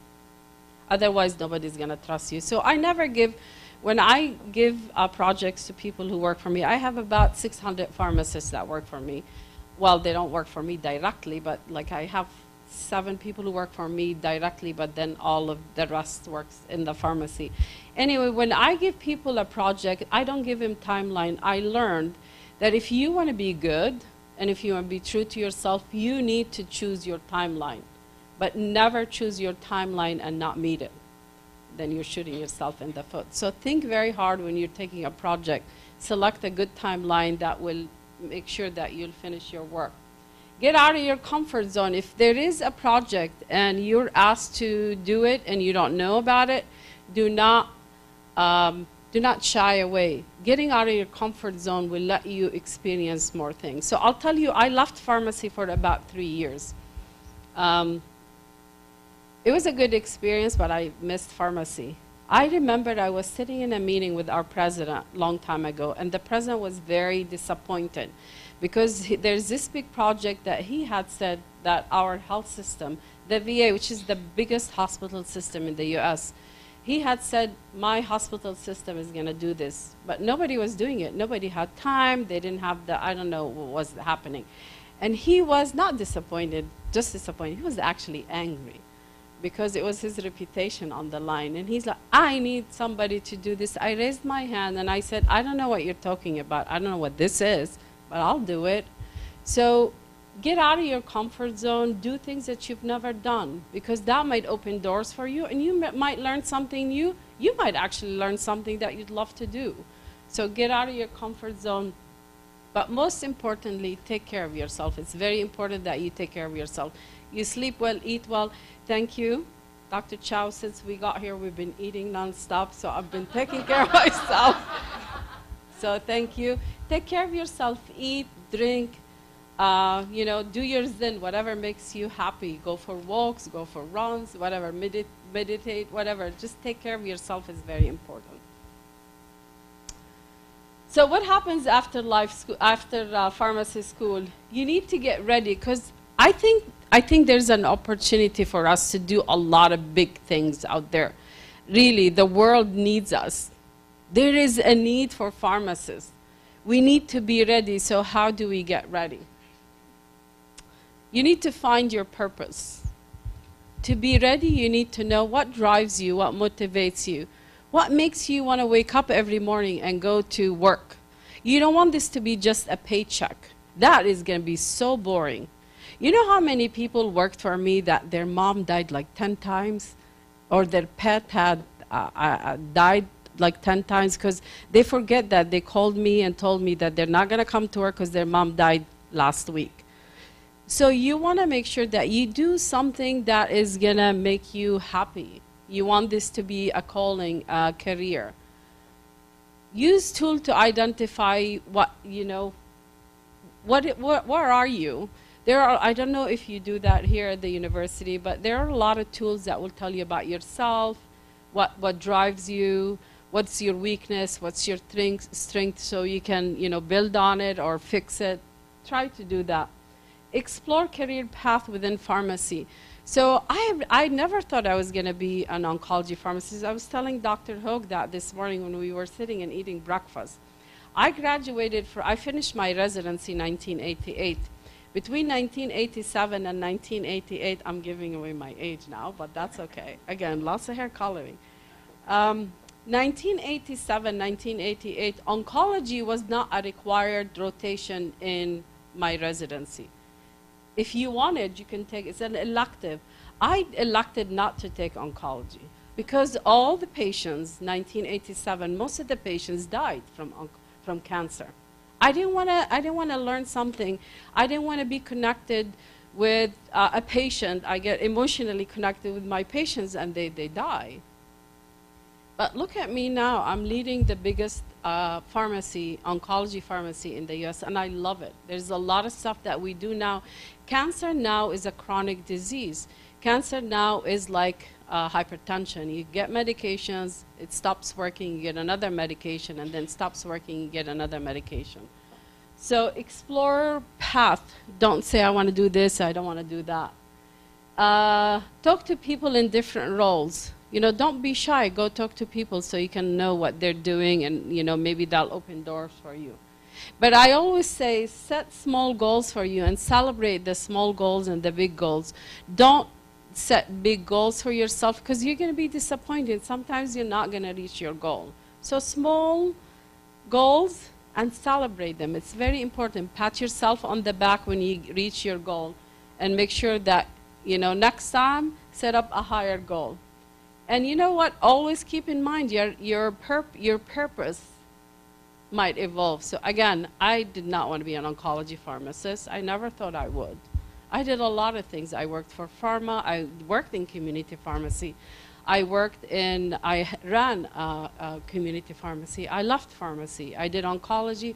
I did chronic disease management. I did a lot of things. You know, your role might evolve, and embrace that. So I don't know if I have time. I will tell you my story and how important it is to find your purpose.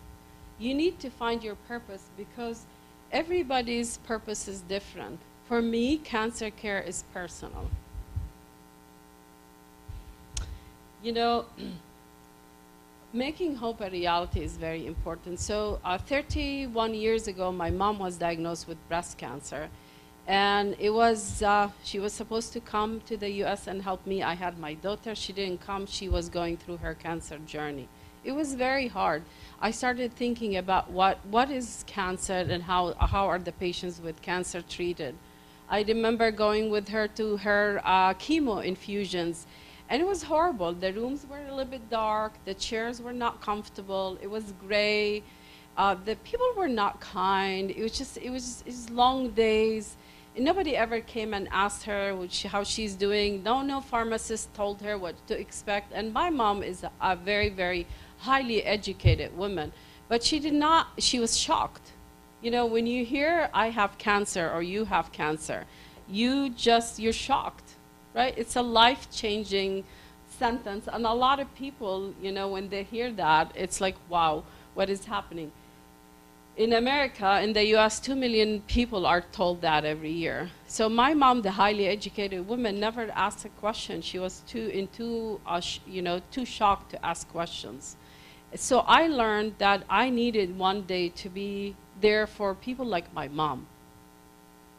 So fast forward 4 years ago, I'm not trying to be dramatic, but it's going to sound dramatic, so I'm sorry, I apologize. 4 years ago, I got a call. My dad was dying, and I got on a plane, went to say goodbye to my dad. The same day I get to see my dad go say goodbye to my dad, my mom's test results for her cancer, which would be her 3rd journey of cancer, came back, and she had cancer stage 4 everywhere. And it was very hard, but realizing that there is evolution in oncology. There is innovation. There is genomics. There is a lot of things there's specialty drugs. So for the past 4 years, my mom has been doing really great.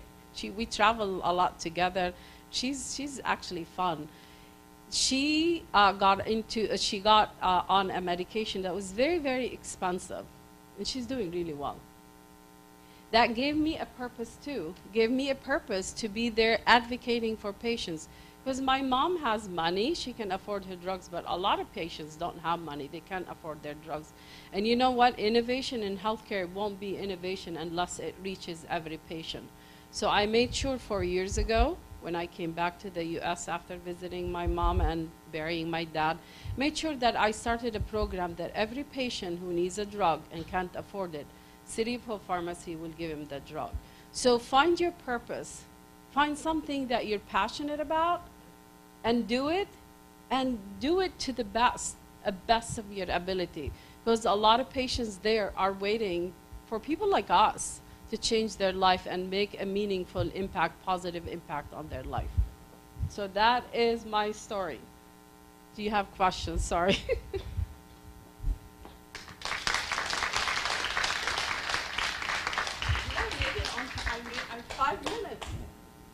Yeah. So thank you so much for that insightful presentation. So I believe we do have time for Q&As, and if Alan Zhao, would you be the moderator for the Q&A session?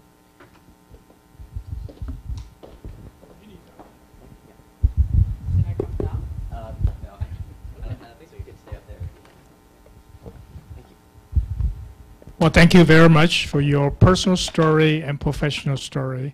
You can tell she's a strong businesswoman.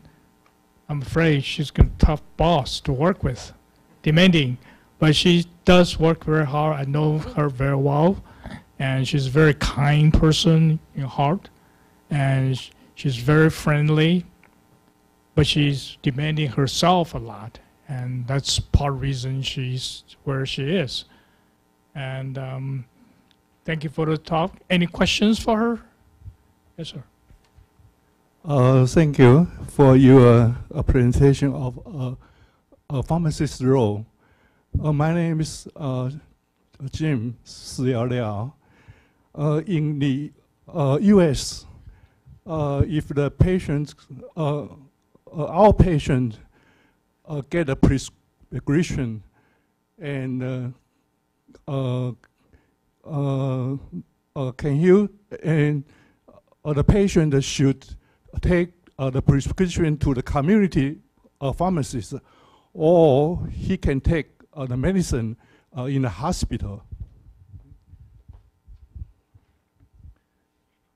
So the question is if the patient can take the medication from the community or the hospital? Just want to make sure I'm answering the right question. Okay. Is the regulation the patient should take the prescription to the community pharmacist to take the medicine, or the hospital can just give him the medicine? So in the U.S., there's a lot of, we have very good health systems. We have very good doctors. We have very good pharmacists. We have amazing nursing colleagues. We have amazing access to drugs. We are mandated by payers, so our insurance is different there. And sometimes if I'm at City of Hope, our motto is the right patient for the right time at the right location. So I'm going to dispense, I'm going to give you the drug to the patient wherever they need him. If the patient can get the drug from me, from my pharmacy, I'm going to make sure that I will get the prior authorization so they don't have to pay out of pocket. We'll get them the drug cheaper. I'm going to tell them about the drug. And I'm going to give them my number, not me, but my pharmacist, of course. So if they have questions, they can call me and they can ask me.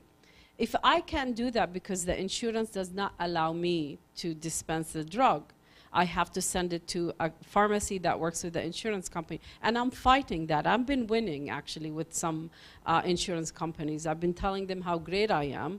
Not me, but my pharmacy. And a lot of insurance companies are letting me now dispense the drug. But if I can't, I will still take care of you because you're my patient. It doesn't matter if you're going to buy the drug from me or not. You're my patient. So I'm going to still get your prior authorization. I'm going to still call your insurance and make sure your insurance is going to pay for your drugs. And if they won't, I'll make sure that we'll get you a drug that is going to work for you. If not, then I'm going to pay for your drug and give it to you. And I'm going to make sure that my pharmacist is going to tell you about everything to expect, because I'm not going to trust when you leave my hospital that the pharmacists in the community might not know about the drug or might not have time, because they're short-staffed, to explain to you everything that you need to do when you take your drug, because you are still my patient.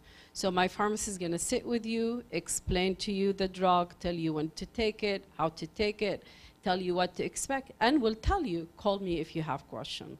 So if it's given in the hospital, we have pharmacists in the hospital that will round on the patients, and every patient in the hospital, they know their pharmacist. If you're in the hospital, you know which pharmacist at City of Hope takes care of you, and you can talk to that pharmacist. So if it's in the hospital, it's no problem. If it's outpatient and I have to send you to get your drugs out there, I still take care of you. Did I answer your question? Thank you. Thank you for the good answer. Any other questions? The hands back there.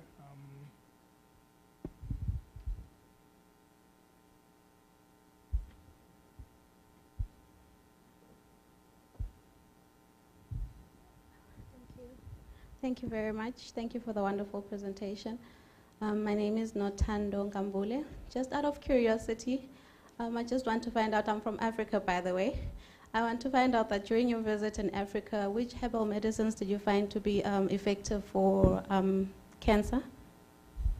So I am trying to remember if we saw anything for cancer. We walked, we did a hike for 3 hours. There were medications there were herbal drugs that were for headaches. There were herbal drugs that were for skin irritation.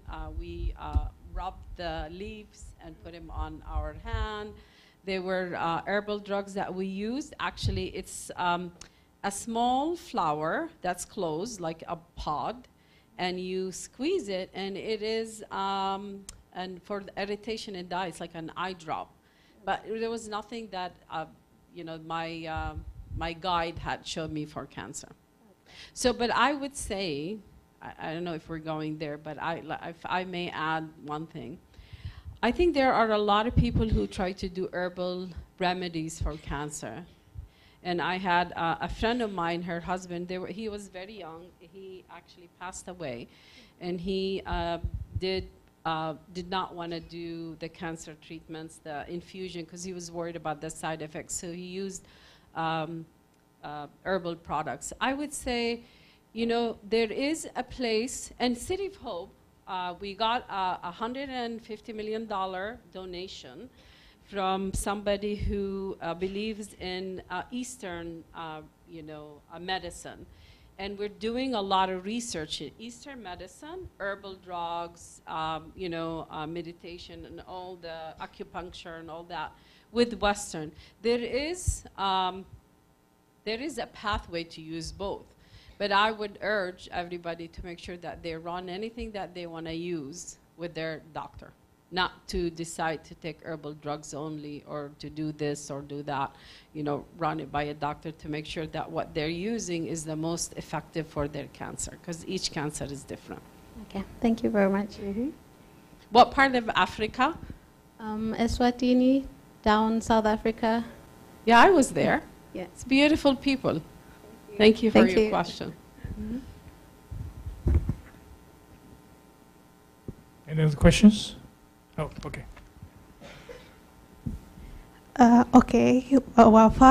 Let me introduce myself. My name is Yesi. I'm a pharmacy student, especially in clinical genomics and proteomics. Based on your story to find the purpose, I currently curious about bioinformatics data. What do you think about pharmacists interested in bioinformatics, data science, and artificial intelligence? Do you think it will be important for pharmacy in the future? How important is bioinformatics and data science, or how closely related will it be? Okay, thank you. I love that. Thank you for asking that question. I was Welcome. trying to find a way to brag about what we're doing at City of Hope, and I couldn't. And we talked, Elizabeth and I, we were having lunch earlier. We talked about things that City of Hope has done. I think every decision needs to be supported by data, right? And data should drive decisions, especially in healthcare. And there is room for pharmacists. We have pharmacists that do that. I actually, I call him my wizard. It's amazing. And AI is very important for pharmacy. I know a lot of people worry about AI. I went to this conference, and it was exciting to sit there and hear people talk about, there was a panel, and one of the panelists was very negative. AI is going to take my job. AI is going to take everybody's job. AI is going to run healthcare. It's not. We're all going to be employed. I assure you that all of you who want to be employed are going to be employed. I know I'm going to be employed. I know our geneticists are going to be employed. I know Mike's going to be employed, even if they found an AI that runs the kingdom of pharmacy in the US. You know what? It's what we do with it and how we work it. So I'll tell you a couple of stories for how we did AI in pharmacy at City of Hope. I have 3 pharmacists that track controlled substance, pain medication. Patients with cancer use a lot of pain medications, right? And we have 3 pharmacists. That's a lot of pharmacy hours. That's a lot of skills to track medications, pills. Who did what, and did we do this prescription? Did we give 2 morphines? Did we give 4? I can't, I'm missing an ampule or whatever. We found a system, AI-driven system, that does all that for us. So those 3 pharmacists, I call it redeploy the troops. When you work with military, you start talking military, redeploy the troops. We took those 3 pharmacists and we started 3 new programs where those pharmacists are actually seeing patients, working at the top of their license. So there is AI, and AI is going to be used in pharmacy and healthcare, and it is already being used. One of the programs that City of Hope has done launched an AI platform. It's called Hope LLC. And it gets all the patient's information behind the scenes. So you don't have to sit as a pharmacist or a doctor, look through charts and medical records from all over. The AI tool puts all that together, puts it in a sequence that makes sense, and then make a recommendation for research protocol if the patient is a candidate for research. Which research? We're the biggest research institute in the U.S. outside of NIH. It does direct the patient to the right, research protocol, or the right, the best NCCN guided or the official, therapy that the patient needs. So it's going to be there, and I think we in pharmacy need to embrace it. Every year for the past 5 years, since I started City of Hope, I told our president that my goal is to make sure that we create more of my pharmacists. So we do a lot of teaching and education program, and every year we start a new one. So next year, I'd like to do an AI residency. Apply. There is room for AI. We should not be afraid of it. We should embrace it. Data drives all decisions, and data-driven decisions are decisions that are sound, right? Did I answer your question? Well said, too. Thank you. Thank you. Thank you. Any other questions here? Something in? I thought after lunch, people are, I really was worried. I was telling Dr. Hogue when we were walking here in Elizabeth, I said, oh my God, people are not going to pay attention. So thank you for asking questions. I love that. Well, your speech was so inspiring. You inspired so many students to speak up, and maybe they'll be linked with you very soon later. I love that. So from your talk, you shared about having the largest number of board-certified oncology specialists. You talked about research functions, etc. I'm just curious to know what's the breakdown of how many pharmacists are in different roles for a specialty hospital like City of Hope?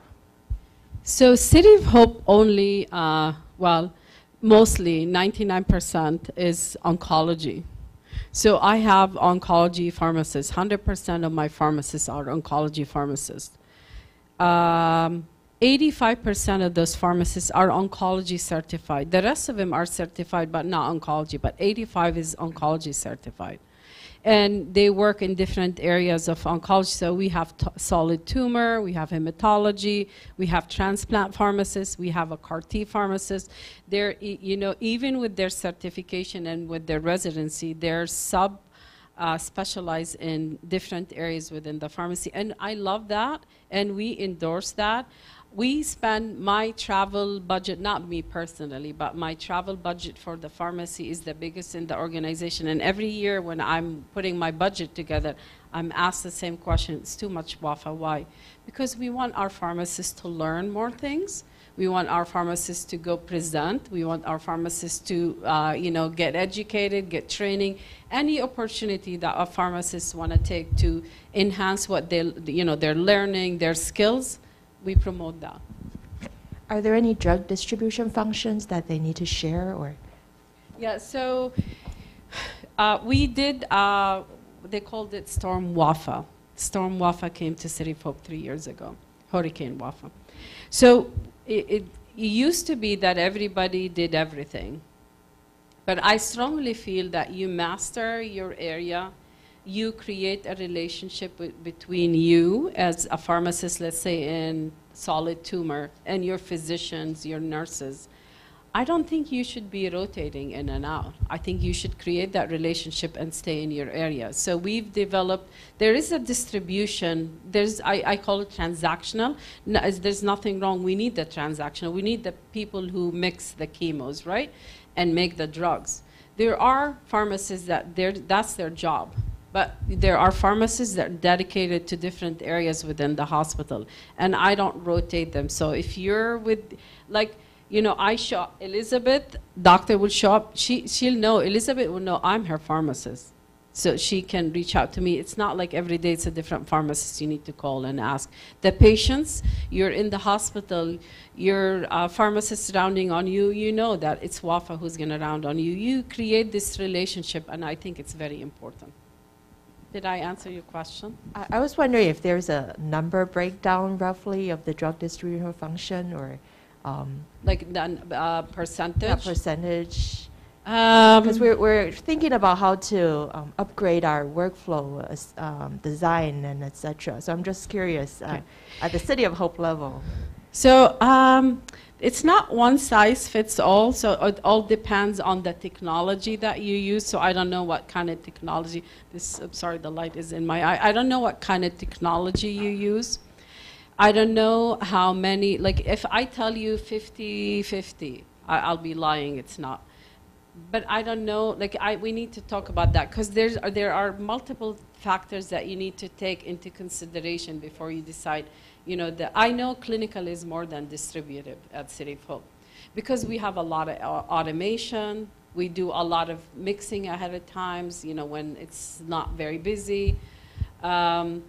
There are a lot of things that we do with the workflows, but it depends on, you know, your number of patients, your number of beds, how many chemos versus not chemos, because if you're not doing all chemos, if you're doing supportive care, those drugs usually you pay a little bit more, but they're already ready, you don't have to mix them, right? So it depends on a lot of factors, but I'll be happy to talk to you about that. Thank you very much. Yeah, absolutely. Sean, you stay there. Yeah, Okay. so 3 questions. Sure. First one, I'm interested about what CAR-T pharmacists they are doing now, and what kind of a training they really need besides of a B Corp. As now we don't have so many immunology, that kind of courses. And second question is about automation. Yeah, as now in TMU hospitals and also many hospitals in this country, we are kind of a lack of a pharmacists, especially people likes to go to industrial or community, but not hospital. So what kind of automation that we can actually saving our pharmacists time? Now we have some specialist pharmacists. They originally have a pharmacy clinics, but now because lack of manpower, they have to back to dispensing work. So it's really very sad situation now. And the third question is, do you have any recommendation for pharmacy curriculum to improve and to combine with more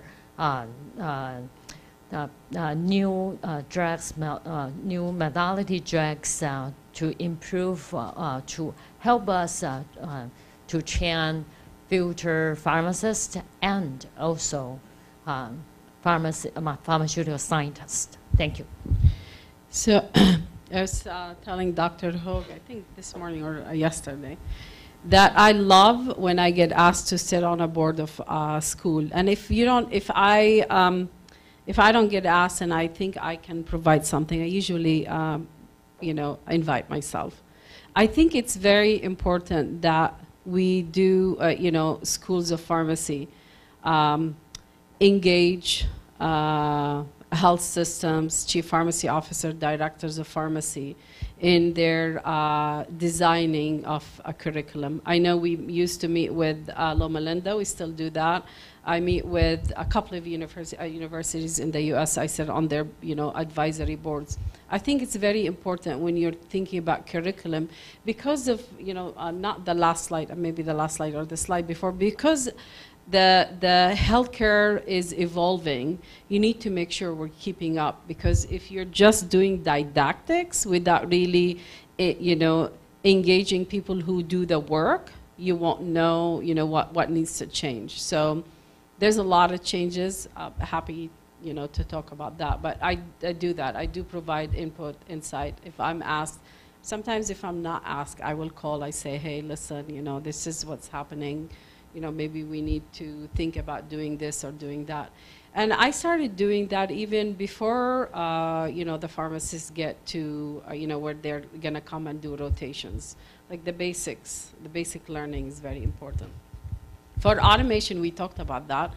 And I think maybe the president will let you come visit the US. We'll show you automation. Automation is very expensive. It's very, very expensive. You have to really, like, you have to justify buying a robot for millions of dollars. It's not just it's expensive, it's the infrastructure that needs to be there to support the automation is massive. I've asked for, we just built a very big cancer center, and I got to City of Hope after the design was done, and I said, I scrub it, I don't like it. We're gonna change the design because I want a robot. I was told, no, you can't do that for that specific cancer center. You have to have the infrastructure that will hold this, I don't know how many tons of, you know, system. It's not easy once you have the hospital to get it. But as we said when we were having lunch, you can start small. You don't need to start big. You don't need to start by buying this huge robot that will take half of the room that does all the chemo for you. You don't need that. You can start with IV prep. You know, when you come visit me, when your president sends you to visit me, sorry, I'm getting in trouble. You know, there's IV prep where you can remove the pharmacist from the preparation itself, and you can have a technician prepare, and for every 5 technicians, you need only one pharmacist, instead of having 5 pharmacists. So you can do stuff like that to make sure that you get some automation into your workflow. I was invited to visit a hospital in the Middle East and give some feedback this summer, and I did. And they have shelves and shelves and shelves of medication. First of all, it's a lot of space. It's a lot of space to store medication. It's a disaster waiting to happen, because what happens if a vial from one bin drops on a vial from other bin, and you know, you're not double scanning and all that. So, you know, buy automated dispensing machines where you can store the medication in a cabinet, right? And the cabinet can count for you. The cabinet does tell you you have 10 vials, you need 5. So, you know, you keep better track of your medication. You don't waste drugs, don't waste money on drugs that expired. So there is some, it doesn't need to be big and fancy and the shiny big things. It can be small things that can improve the workflow, improve efficiency, improve financials, and elevate the role of pharmacy. So you remove your pharmacist. Just imagine the hours that you need to do to count all your tablets or your vials on the shelf. So you can do automation. Yes, sir. Dr. Hook, you invite a lot of speaking opportunity. Then so I was just going to say, with automation, I was just checking my numbers. Walgreens, one of the larger chain pharmacies, has built 12 micro-fulfillment centers in the U.S. Each one, they invested $30 million US in building that facility. And you say, why would you invest so much money in technology? Why would you put all of the money in the technology? And it comes down to 2 primary purposes. Number one is it improves efficiency. And when you can improve efficiency, that's money. That's real money, because then you can use your personnel to provide billable services. And when you can create opportunities for billable services with the pharmacists, then you've gotten a double win financially. So it's a good business decision. But the biggest reason is because there are studies that show that when pharmacists are put in a position where they're only dispensing, that means they're working below their level of training and they become bored. And when they become bored with their work, they make mistakes. They make errors. Pharmacists tend to make errors. And so if you can have a pharmacist working at their level of training, you reduce the error rate and you improve the outcomes of the patient. So the micro-fulfillment centers actually reduce the dispensing error rate to almost zero across the country, which reduced the number of lawsuits that the pharmacy was getting from dispensing errors created by pharmacists who are simply bored in their work. And you think about that, then suddenly investing $360 million in 12 facilities was a very good investment, a very wise investment. So thank you, Dr. Hoke, for saying that. So we're in the middle of putting a business plan for our president for a big fulfillment center. And part of the business decision is you generate revenue. You're going to spend, I don't know, I can't remember the number. You can spend $1 million, but you're going to generate, the first year you're going to generate the $1 million and you're going to pay for it. So I'll tell you about that when you come visit me. But, you know, if you don't have the infrastructure, again, it's awesome to do that. Safety and efficiency and financials make sense. Employee engagement will get higher, of course. Employee satisfaction, working at the top of the license. If you can't get all that, you know, I have a pharmacist, a pharmacy leader. I love him, Ben. But he is either we do it all the way or we don't do it. But sometimes waiting to do it because you want to do the big and the best is actually not a very good idea. That stops progress. So it's okay, baby steps in pharmacy because we're very expensive. Pharmacies are very expensive. You know, I tell my president every time I see him, like, I'm your most expensive service, but I generate a lot. I'm the most revenue generating service within the hospital. So don't wait until you get to your fancier stuff. Start baby steps to start doing small things that will, you know, improve your employee morale, patient safety, employee satisfaction, saves a little bit dollars. Yeah. Thank you, that's awesome. Thank you all. We tag team this. I can add to this, I don't want to prolong this thing, is that you can hear pharmacists are not just a job. A pharmacist, other than a healthcare provider, is a business. She's a businesswoman. She manages. And she manages people's life too. So, and one of the things I've seen one company justify a multi-million-dollar kind of automation things. One of the key first lines says, people's life is priceless. The first thing stop the management do seeing anything negative is, oh, I got to listen to that one because no money can pay for that. And what you're doing is terrific, and thank you very much for your time and all the comments and the education. And by the way, she's a businesswoman. I've seen her operate in the conference. Everybody knows her. Amazing.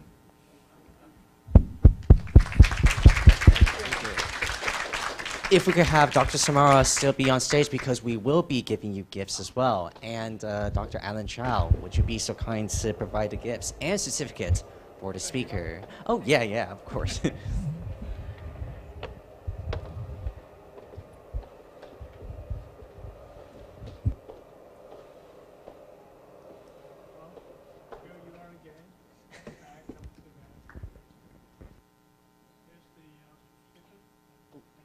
Just a little bit towards to the center. Yes. Yeah.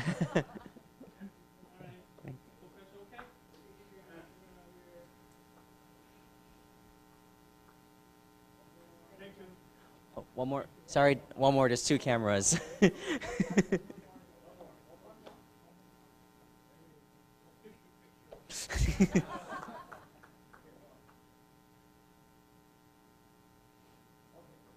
right. Thank you. Thank you to Dr. Samara for that insightful presentation. And for our next speaker, we invite Dr. Alan again. Ooh, don't worry, the microphone is here to moderate the next presentation and the next speaker. Thank you.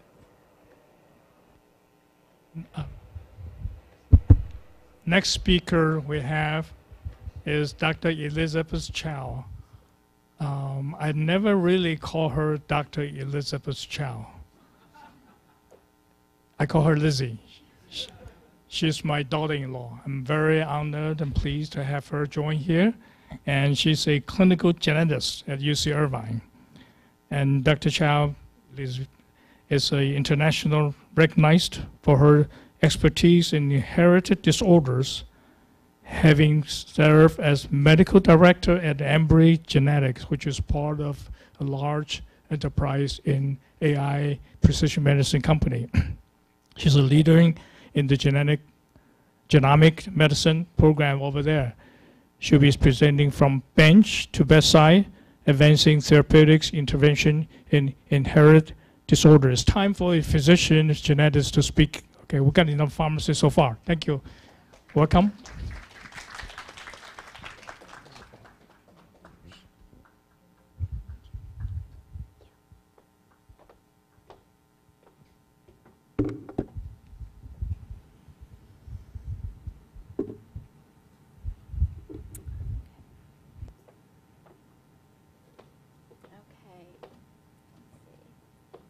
All right, can everyone hear me okay? Great. Well, thank you so much. That was quite a talk to follow up, but thank you, Wafa, for sharing especially your personal story. I think that was a great example of why we do what we do every day, and I am going to be talking about many of the families that I take care of in the space of cancer and inherited cancer predisposition, because of stories like that, and because that is why we go to work every day. That is why we push science and push the limits to make a difference for patients and families, including, of course, our own. So I am a physician, as I call him Dad, but as Dr. Chow introduced me, I am not a pharmacist, so I won't be able to answer questions about many of the really interesting topics that are coming up here today. But I am a clinical and I'm a laboratory geneticist. And so today I hope to engage you by telling you a story about where clinical genetics is now moving into the therapeutic space, where we actually have the opportunity to start to engage with pharmacy and with therapeutics in what is a very new way for our field. So I'm going to start here just talking about where our field has been and where we're going. So in the US, the National Institutes of Health put together 10 bold predictions at the start of this decade in 2020, goals for where genetics and genomics might be, where we're heading, laying out a roadmap for our field. And most of these predictions had to do with technology, DNA sequencing technology, for example, using exomes and genomes, looking at family histories, portability of genetic healthcare information, lots of different topics. But the bold prediction number 10 here, that genomic discoveries will lead to curative therapies involving genomic modifications for dozens of genetic diseases. This is certainly the boldest and most audacious goal for our field.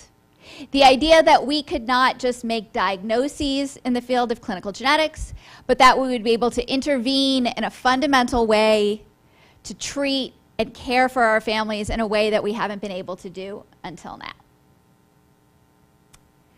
So the idea that human genetic data would support the development of novel therapeutics is not new. It's not something that just showed up yesterday.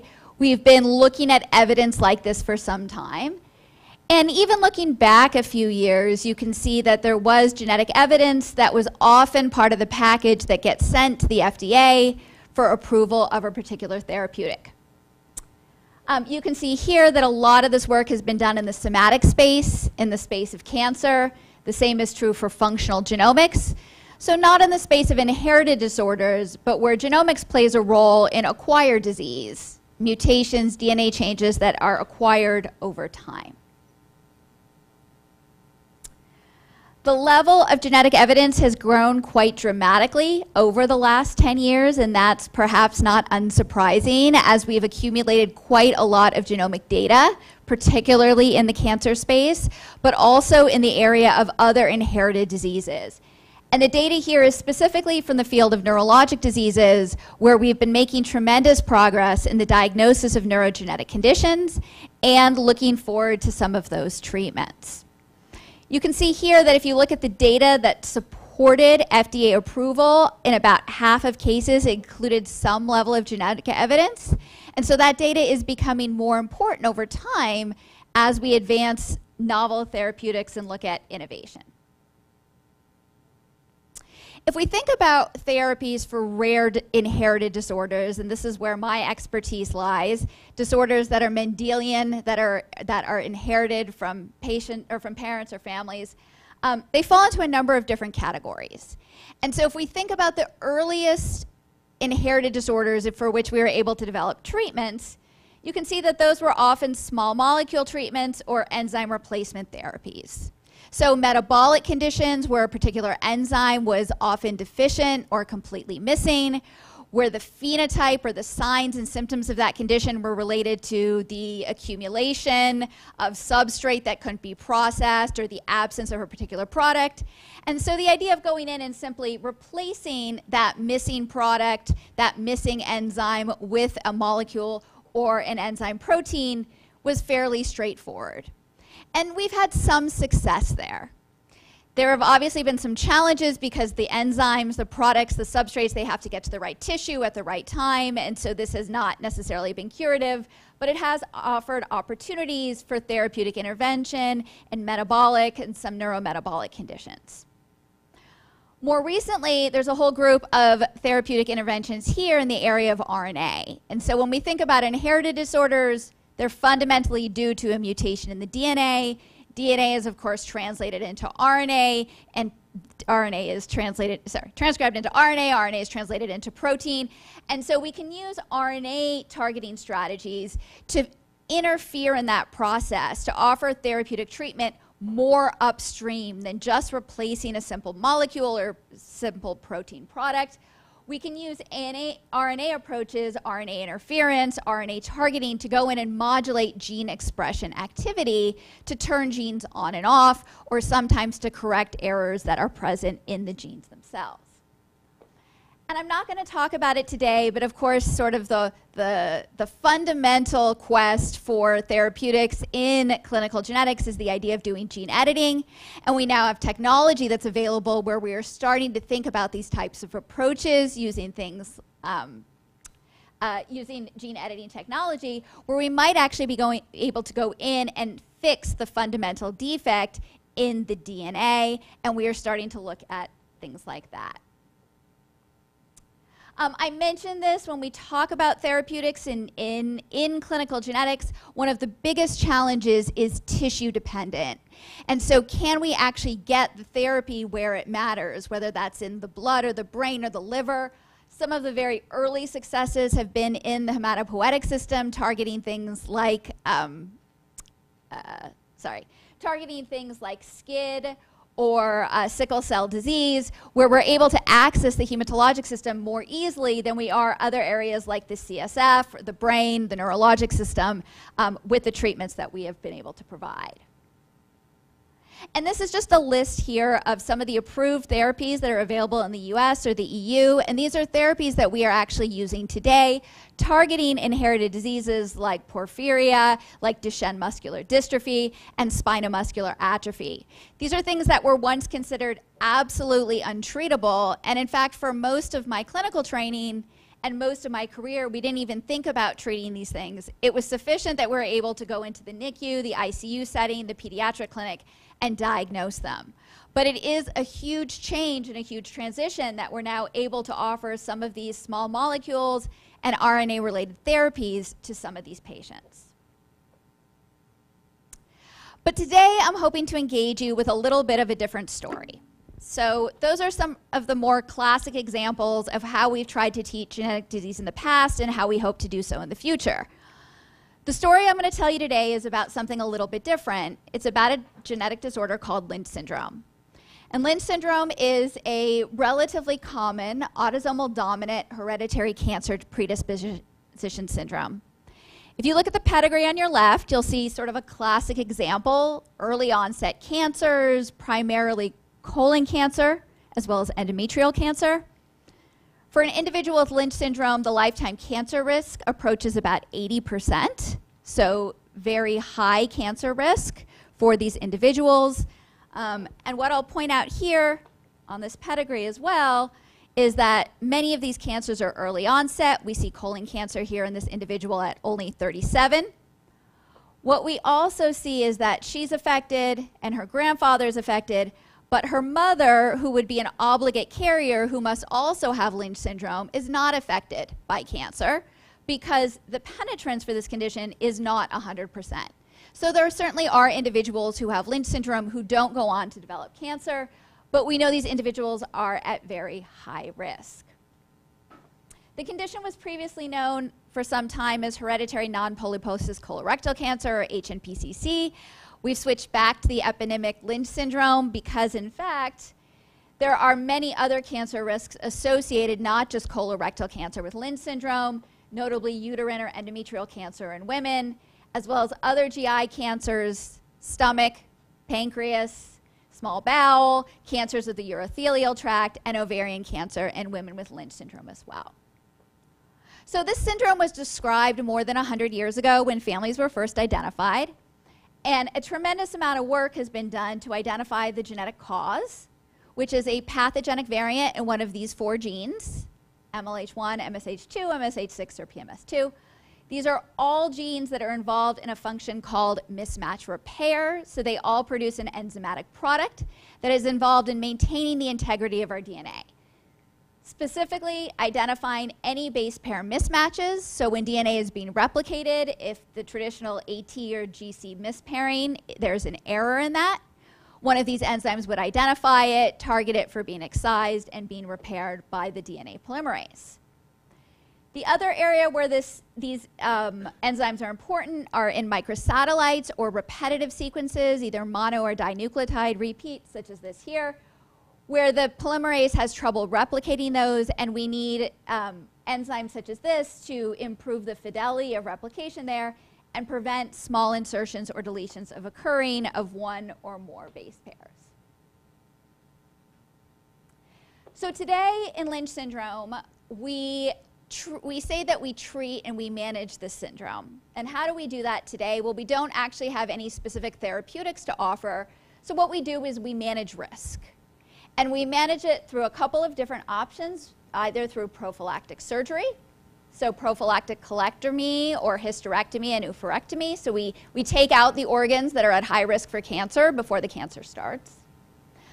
Everyone who has Lynch syndrome is targeted for early and frequent colonoscopy, upper endoscopy, as well as screening for some of the pelvic cancers.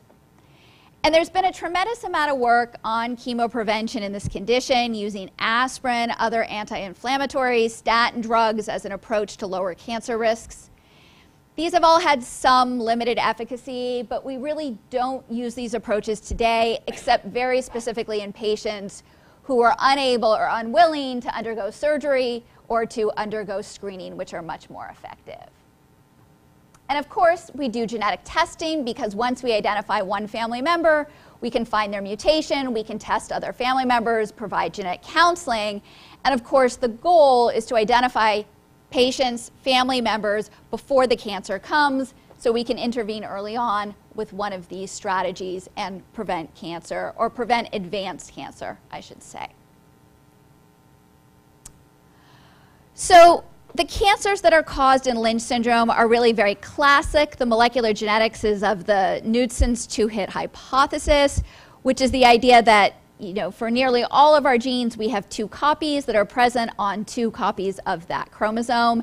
And in a normal cell, there would be 2 functional copies. When that cell is replicating by chance, a mutation might occur and knock out one of those copies. And that would be a 1-hit cell. And then a second mutation might again occur by chance in the other copy of the gene, leaving a complete knockout or an absence of that particular gene or that particular gene function. These mutational events are themselves relatively rare, and so the idea of 2 mutations in the same gene is an exceedingly rare event, which is why cancer itself takes a long time to develop. And although cancer is quite common in the population at the cellular level, hitting both copies of the gene is a very rare event. In an individual with Lynch syndrome who has a mutation in one of those genes I described, they are born or they inherit already that first hit. It's present in every single cell in their body. And so the threshold to develop that second hit is much, much lower. There just has to be one mutational event. And so that is why cancer happens at a much earlier age and is much more common in individuals with a condition like Lynch syndrome. Now, during this process, the cells in which one copy of the gene, the mismatch repair gene, has a mutation, these cells are considered to be mismatch repair proficient. So they are still capable of repairing their own DNA. It is only when that second hit occurs and there's complete loss of that gene that we wind up with a cellular phenotype that we refer to as MMRD, or mismatch repair deficient. That cell becomes unable to repair its own DNA mismatches. It becomes susceptible to small base pair insertions and deletions. And these cells, because they can't repair their own DNA, start to accumulate mutations in the DNA. They can have a hypermutator phenotype. They rapidly accumulate mutations throughout the genome, and that leads to progression towards the state of cancer, progression down the path of carcinogenesis. Now, in those mismatch repair deficient cells, as I mentioned, DNA replication is, of course, occurring when cells divide. Base pair mismatches like this happen all the time. But if we're mismatch repair deficient, we're going to be missing one of the enzymes in this pathway. And so we're not going to be able to identify those base mismatches and repair them in a timely fashion. So if you think about that mismatch happening in the wild type sequence of a gene, this is just a wild type gene here, a translation of that DNA into the amino acids which it encodes. This is the protein sequence or the peptide sequence we would expect to be produced from that gene. But when a mismatch occurs or a base pair deletion or insertion occurs, we see a translational frame shift.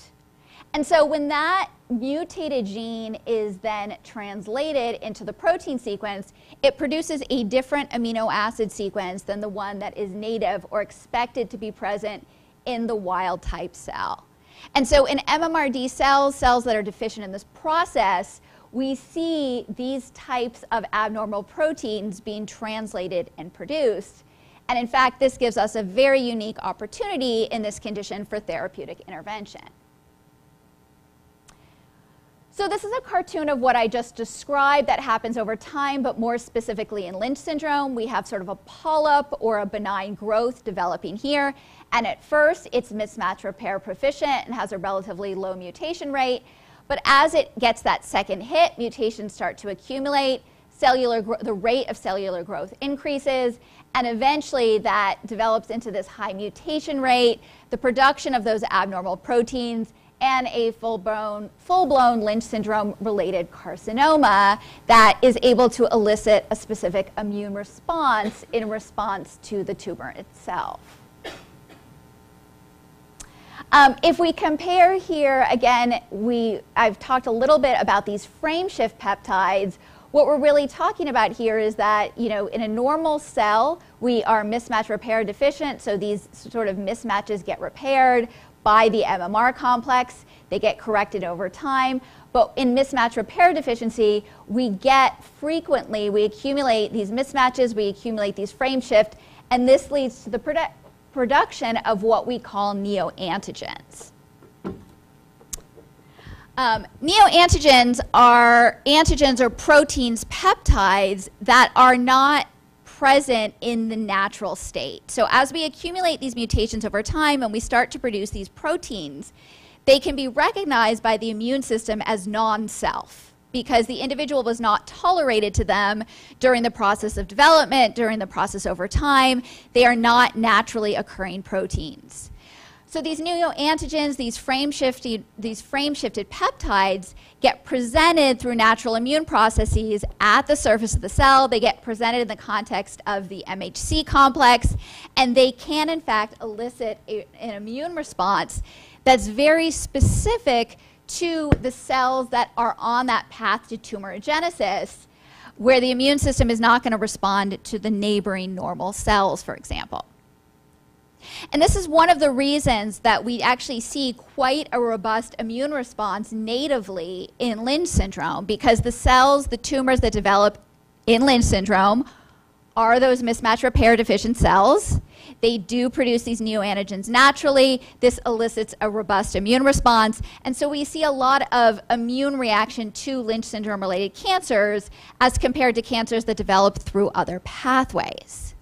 So this gives us a really unique opportunity when we think about Lynch syndrome. We have these neoantigens, we have these non-self peptides that are being produced at a relatively rapid rate, and we know that Lynch syndrome itself, the tumors already are able to elicit a positive and robust immune response. How can we harness this process and use it for our own therapeutic purposes, right? So if we think about how we might use it here, it's to take advantage of that naturally occurring process whereby coding microsatellites or mismatches in the DNA in genes occur naturally. They don't get repaired. We see the natural production of neoantigens. These accumulate over time, and this can recruit T cells, cellular, and humoral immunity responses. And can we harness this pathway in order to think about using vaccine therapy? Now, one of the most difficult questions when we think about this type of vaccine is which neoantigens could we possibly target? And that's a really complicated question. And I know there are many folks here who have much more experience in vaccine therapy and in immunology. That hasn't been where I've been able to focus. Where I come in and where clinical genetics come in is thinking about how do we even know which neoantigens to target? How do we have that library of neoantigens that are present? And a lot of that information comes from the fact that we have been sequencing thousands, hundreds of thousands of these Lynch syndrome-related tumors over time. So doing this type of exceptional work, carrying out whole transcriptome, whole exome sequencing on Lynch syndrome-related tumors, we now have a very robust library and database of potential neoantigens that we can think about targeting, and lots of researchers have been able to apply a variety of algorithms to specifically identify those neoantigens which are more likely to undergo presentation and to elicit the type of immune response we need if a vaccine is going to work.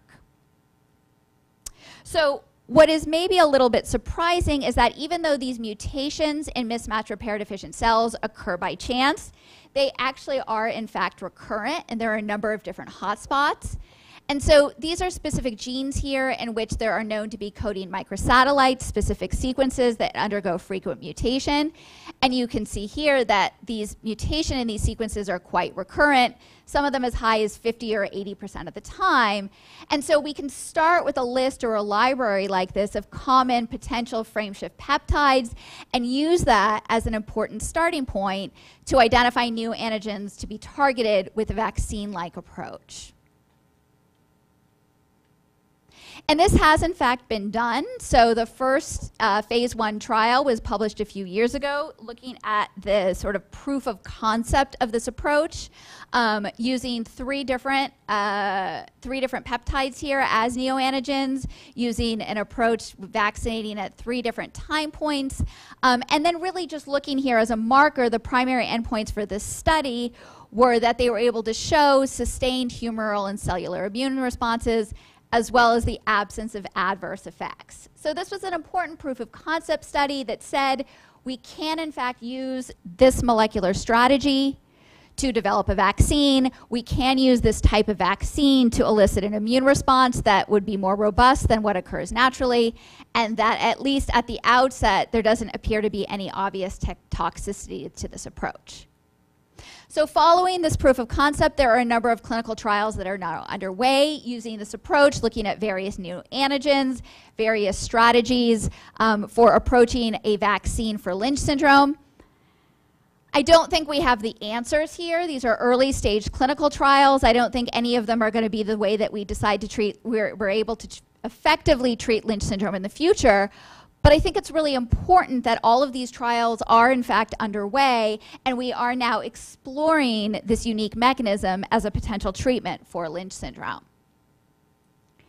And in our field in clinical genetics, this is part of a really important paradigm, what we call a shift left, which is the idea that instead of intervening after an individual has signs and symptoms of the disease, after the cancer occurs, after one is down that pathway to tumorigenesis, we might be able to offer treatments that are in fact to the left, that are upstream, prior to that first pre-malignant lesion.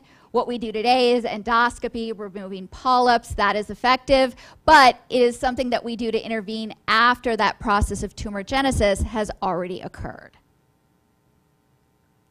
And in fact, the Lynch syndrome population is the right population to be studying and defining this type of approach because we know so much about the genetic etiology of those particular tumors. This is an incredibly high-risk population. We need to be able to define high-risk populations if we're going to demonstrate that a vaccine or that a preventative strategy is effective. We understand the tumor biology, that these tumors produce these very specific FSPs. This is a unique opportunity for targeting and therapeutic development. But we do have a lot of hurdles to develop, and this is sort of the area where a lot of the work needs to be done to think about vaccine strategy, delivery, effectiveness, and how to get the most maximal immune response from this approach going forward if we are to develop a robust therapeutic. We start often in a very specific population with a rare condition like Lynch syndrome, but we can also think about this type of strategy because not all mismatch repair deficient cancers occur in individuals with hereditary disease. Many of them actually occur sporadically in the population, and we know that particularly because of the effectiveness of some of the immune-related drugs that we now use, such as Keytruda, in the general cancer population in the absence of a hereditary condition. And so even though this approach is very specific to the hereditary condition of Lynch syndrome, we can sort of start to imagine a future where this type of approach would be more broadly applicable to moderate and lower risk populations once we sort of defined the specific therapeutic and defined the endpoints that we would use in order to prevent cancers. So this is the sort of the phase, the clinical trial. It's in phase 2B for this particular type of approach, which is ongoing. This trial recently just fully enrolled, and I think we're all anxiously awaiting the outcomes. One of the challenges of doing work in prevention is that we can't demonstrate evidence of prevention without the time needed to prevent the outcome that we're looking for. And so this particular study, which is ongoing and now fully enrolled, we're not looking to see results for at least several years. So this is going to take time, but I think it's an incredibly important step and process as we start to think about taking genomic knowledge, taking genomic technology, and thinking about how to move it into the therapeutic space outside of diagnostics. So that's sort of the end of the story that I'm going to tell you specifically about Lynch syndrome, but I think this story sort of it looks back on more than just this particular condition. It looks back on many, many years, more than 125 years in this case, of work that we really have been doing in clinical genetics, observing clinical phenotypes. And so that's where clinical genetics started. This condition started with the observation of family G around the turn of the 20th century. Physician Dr. Warthrin observed families that had an overabundance of cancers, more cancers than you would expect by chance, and they began to track them. And that's what we were doing still, even during my clinical training, developing family registries, doing linkage analysis to identify the genes, and studying so much about the tumor histology, biology, and those characteristics. And we needed to do all of that. We really needed all of those years of research in order to build the foundation for what I just described. So we could have that catalog of information so we understand how mismatch repair deficient tumors develop. We know which proteins are likely to be affected, and we know what might be the best approach to go in and target specifically for a therapeutic approach. And so we didn't get here overnight. It's taken a lot of work, a lot of data, and a lot of evidence to begin to think about this type of approach. There were some important genomics landmarks, and I don't know if you can read this here. Over time, the arrival specifically of different sequencing technologies, so the ability to actually be able to sequence the genome of a tumor to understand the different types of mutations that were happening and at what frequency, the concept of understanding the specific mutation rates in these tumors, and the idea of using these types of genomic technologies in the clinic, bringing that live into the area of genomic medicine. These are all critical checkpoints for being able to move beyond just clinical observation and family registries.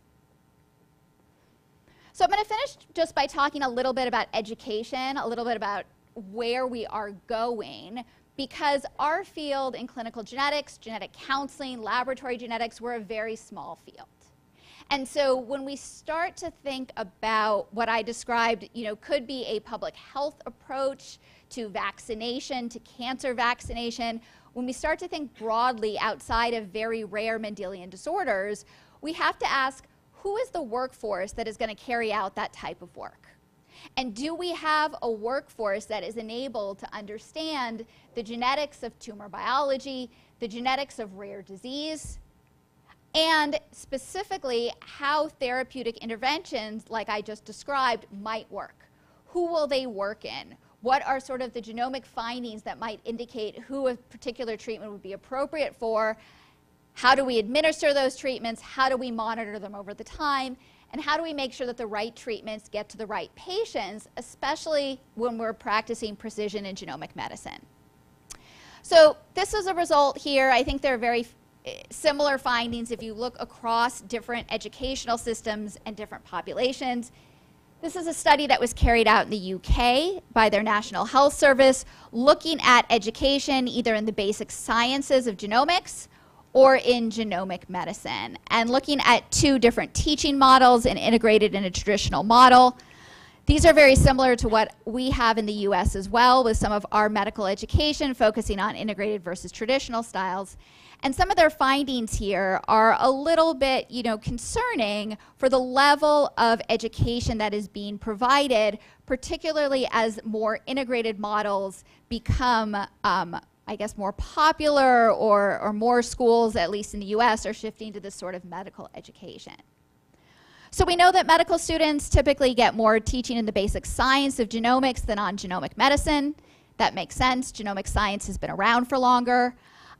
A majority of respondents reported having some teaching on the basic science of genomics, so perhaps a little reassuring, but it's certainly not anywhere near at the levels we would need in order to have a workforce that's really prepared to handle this type of genomic information, either for diagnostics or therapeutics.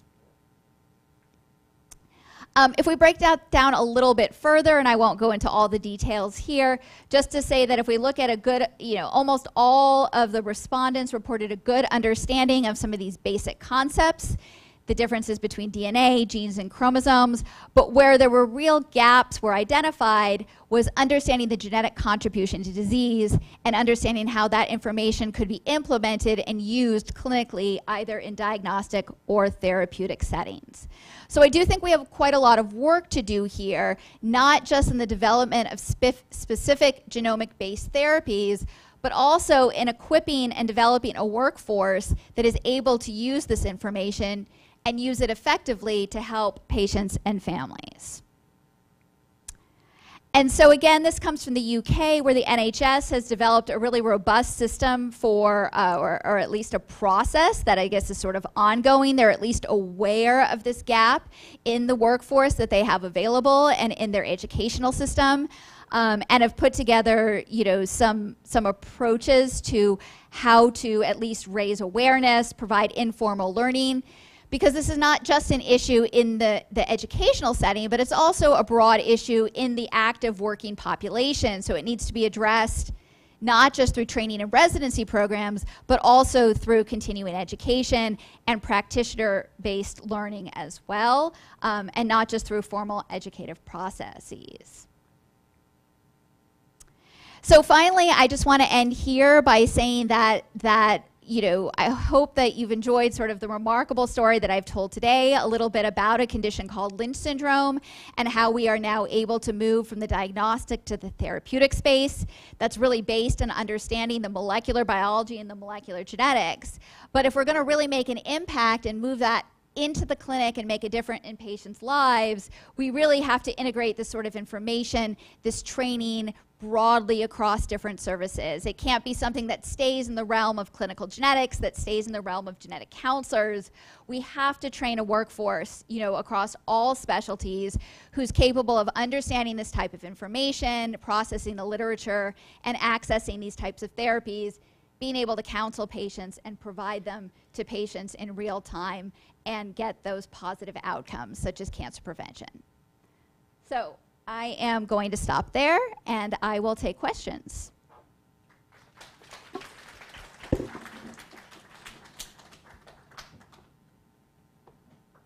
Amazing what we heard.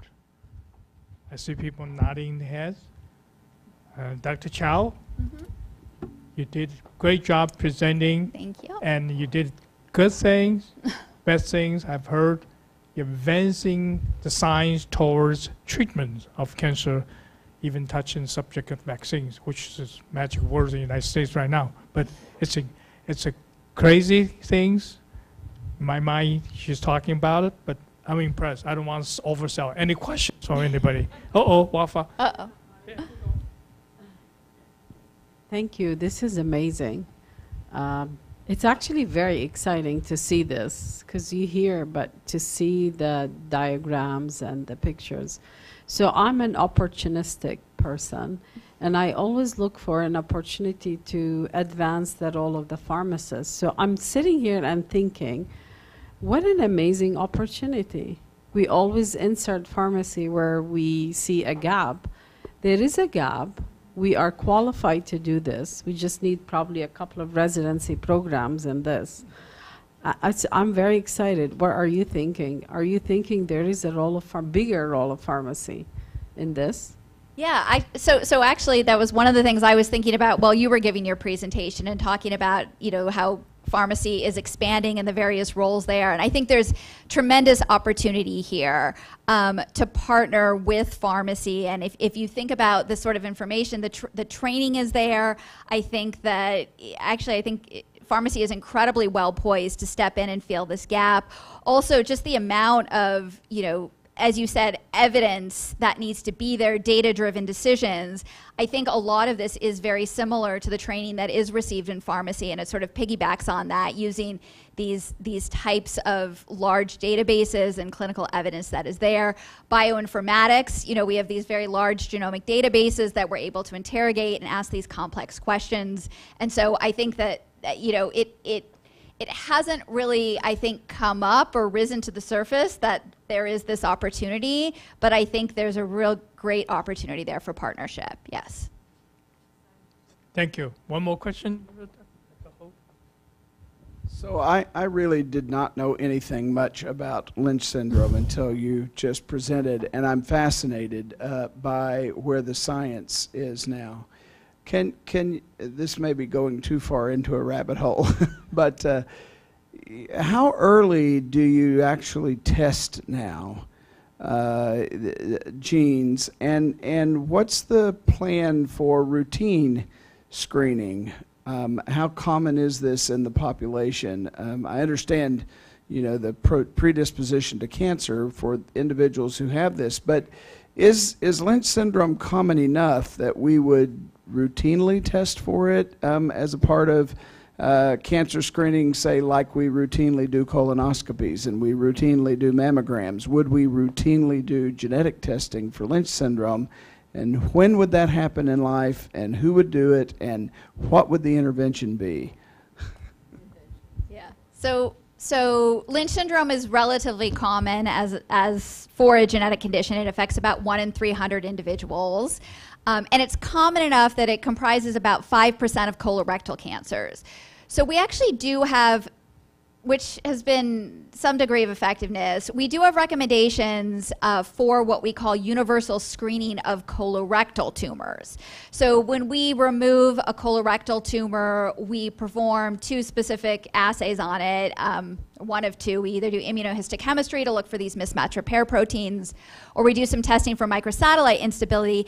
And those are supposed to be sort of screening markers that if the tumor itself tests positive for either one of those, that individual would be referred for genetic counseling and genetic testing for Lynch syndrome. Now that's been effective. Many hospitals, most academic centers, many community hospitals have implemented those protocols in pathology. But of course, when we identify individuals through their colorectal cancer, they already have cancer, right? So we've missed the opportunity there to do any sort of primary prevention. They already have cancer. We can do secondary prevention. We can identify family members, but we'd like to do this before they have cancer. And so the sort of paradigm of, who should be tested, how do we identify them, relies today on that family medicine doctor taking a family history, referring to genetic counseling, which doesn't happen nearly as often as it really ought to. The bigger question that you sort of allude to is the idea of do we population-based screening, and there are a number of different studies that have looked at that. I think that, in genetics we've been sort of reluctant to think about population screening because, we provide a lot of sort of pre-test, post-test counseling. We don't do genetic testing in a vacuum the same way you might order, a CBC or another type of laboratory testing. But most of the studies that have looked at population screening have been very effective, and in fact, there are a lot of digital AI-based chatbot models that are out there now that are available that can offer the types of like pre and post-test genetic counseling that you would want a patient to have prior to genetic testing. So I think the answer is that we're moving more and more in that direction, and we have integrated care models that are allowing some of that to happen in the primary care clinics, sometimes in radiology clinics. So some radiology clinics where they do mostly screening mammography, for example, have taken up these sorts of approaches to at least screening everyone and sending them for genetic testing. When would we do genetic testing? We typically would say this is an adult onset condition, so we wouldn't recommend genetic testing until we're adults. But I will also say that we are rapidly approaching a place where the genome of an individual might be sequenced during childhood or at birth for a variety of other reasons. And so this information actually does become available through those processes. So if you think about something even as straightforward as newborn screening, that will probably evolve to be to use whole genome sequencing, for example, for that approach, and then this information would be available from birth. So I think that is an evolving question over time. Thank you very much. Questions? 2 minute hands. Thank you so much for your wonderful talk. The result from clinical trial for cancer vaccine looks promising. However, the challenge for cancer vaccine is in the manufacturers. Mm-hmm. From DNA sequencing, RNA sequencing, HLA genotyping, in silico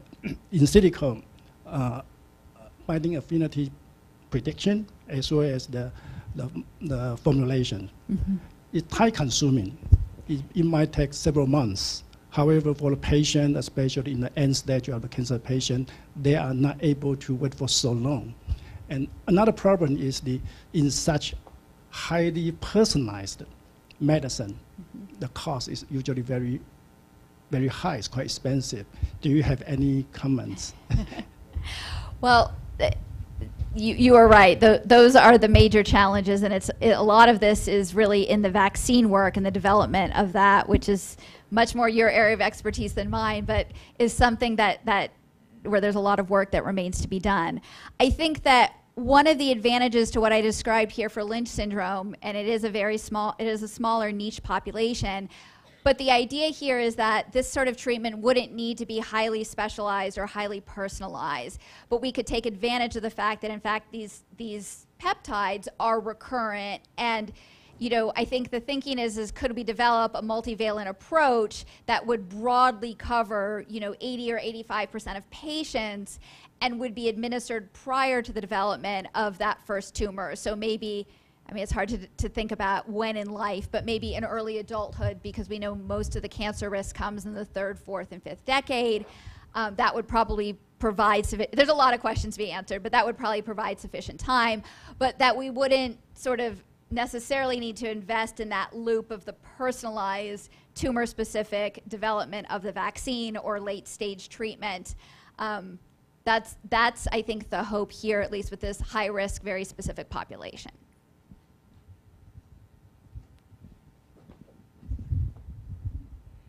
Hi. Thank you so much for this wonderful presentation. I'm not a genomic person, but learned so much about Lynch disease. I was from the FDA, US FDA. So from the regulatory perspective, I said, this is wonderful. However, it doesn't fit in as an orphan drug status, right? So you probably can do rare disease or whatever to get faster approval. But interestingly, you develop the products, hopefully, products as vaccines. So it's, as you said, it's very difficult to manufacture. We can call that maybe universal vaccine for Lynch disease. And essentially, you can pick up some kind of surrogate endpoint to see some efficacy in Lynch disease or other similar disease as well.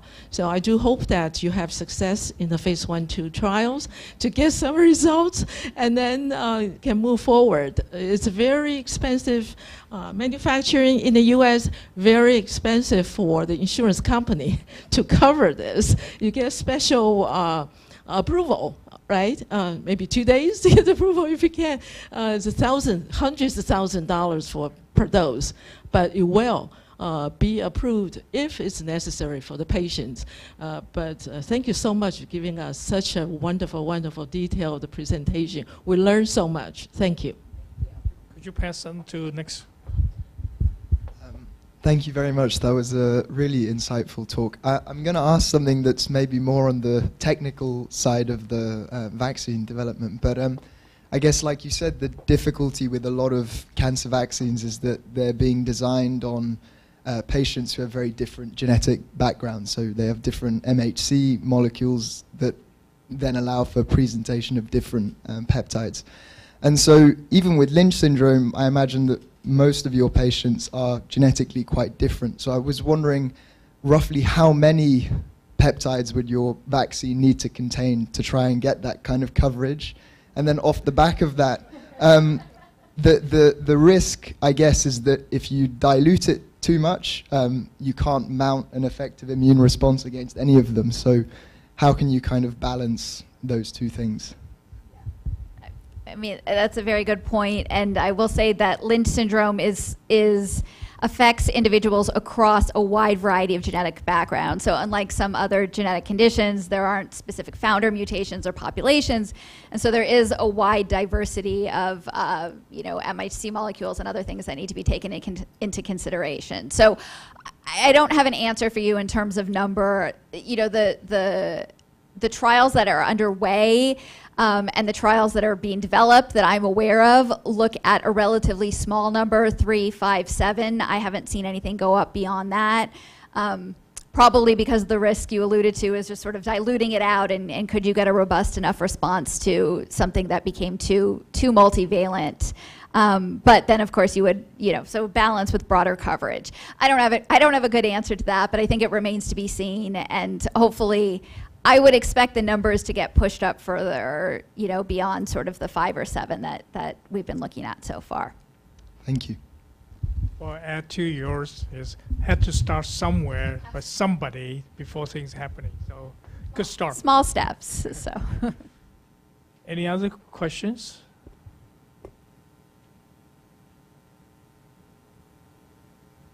Well, you overcame everybody. So thank you very much, guys. Okay. Yes. And Yes, with the speaker, we do have gifts prepared for you as well. Again, yeah. So yes, Dr. Island Xiao, would you please be so kind to yeah, present the gifts to over there, over there. Yes, no worry.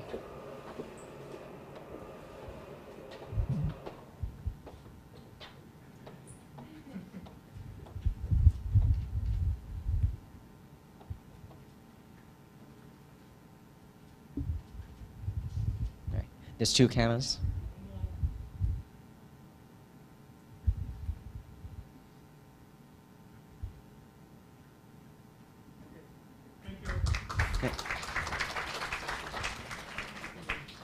Right.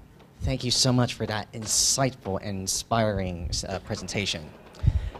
Now we'll be taking a short tea break. Refreshments and snacks are available outside, so please take this time to relax, network, and recharge. And we will resume the next session promptly at approximately 3:35. And yeah, please return to your seats on time. Thank you so much. Thank you so much, yes.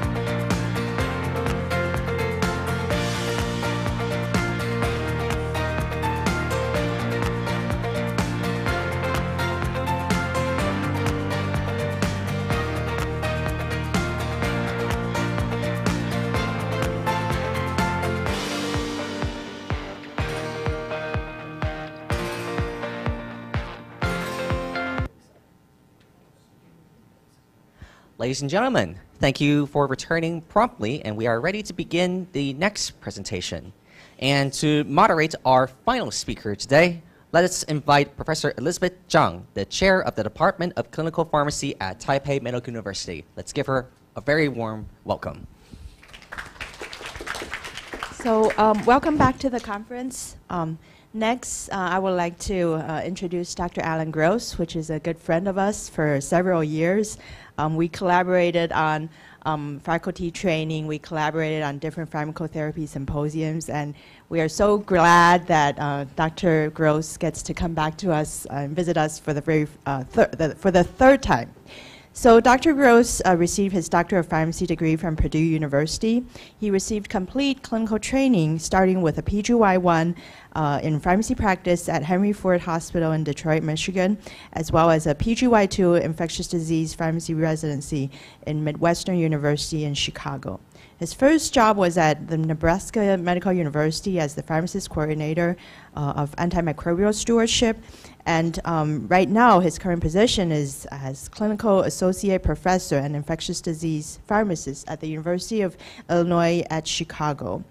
So just to name a few of the responsibilities that Dr. Gross has for our students, I mean, being an ID pharmacist and doing a lot of antimicrobial stewardship, he serves on several task forces in the hospital, such as the Central Line-Associated Bloodstream Infection, C. diff Task Force, COVID Guideline Committee, Sepsis Core Team, C-section surgical site infection, sepsis management task force, etc. So a lot of responsibilities in terms of managing infectious disease and medication use in the hospital. Dr. Gross has received several awards, including the Outstanding Clinical Practice in Infectious Disease Pharmacotherapy from SIDP, as well as a fellowship from American College of Clinical Pharmacy. He is board certified in infectious disease as well as pharmacotherapy.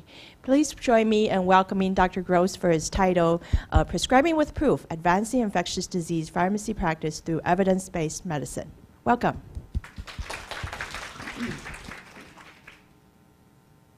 Okay, can you hear me? Thank you so much for that introduction. Thank you so much for the invitation to speak here. I'm, at the end of the day, so I'm not going to go over time. I'll stop by 4:30.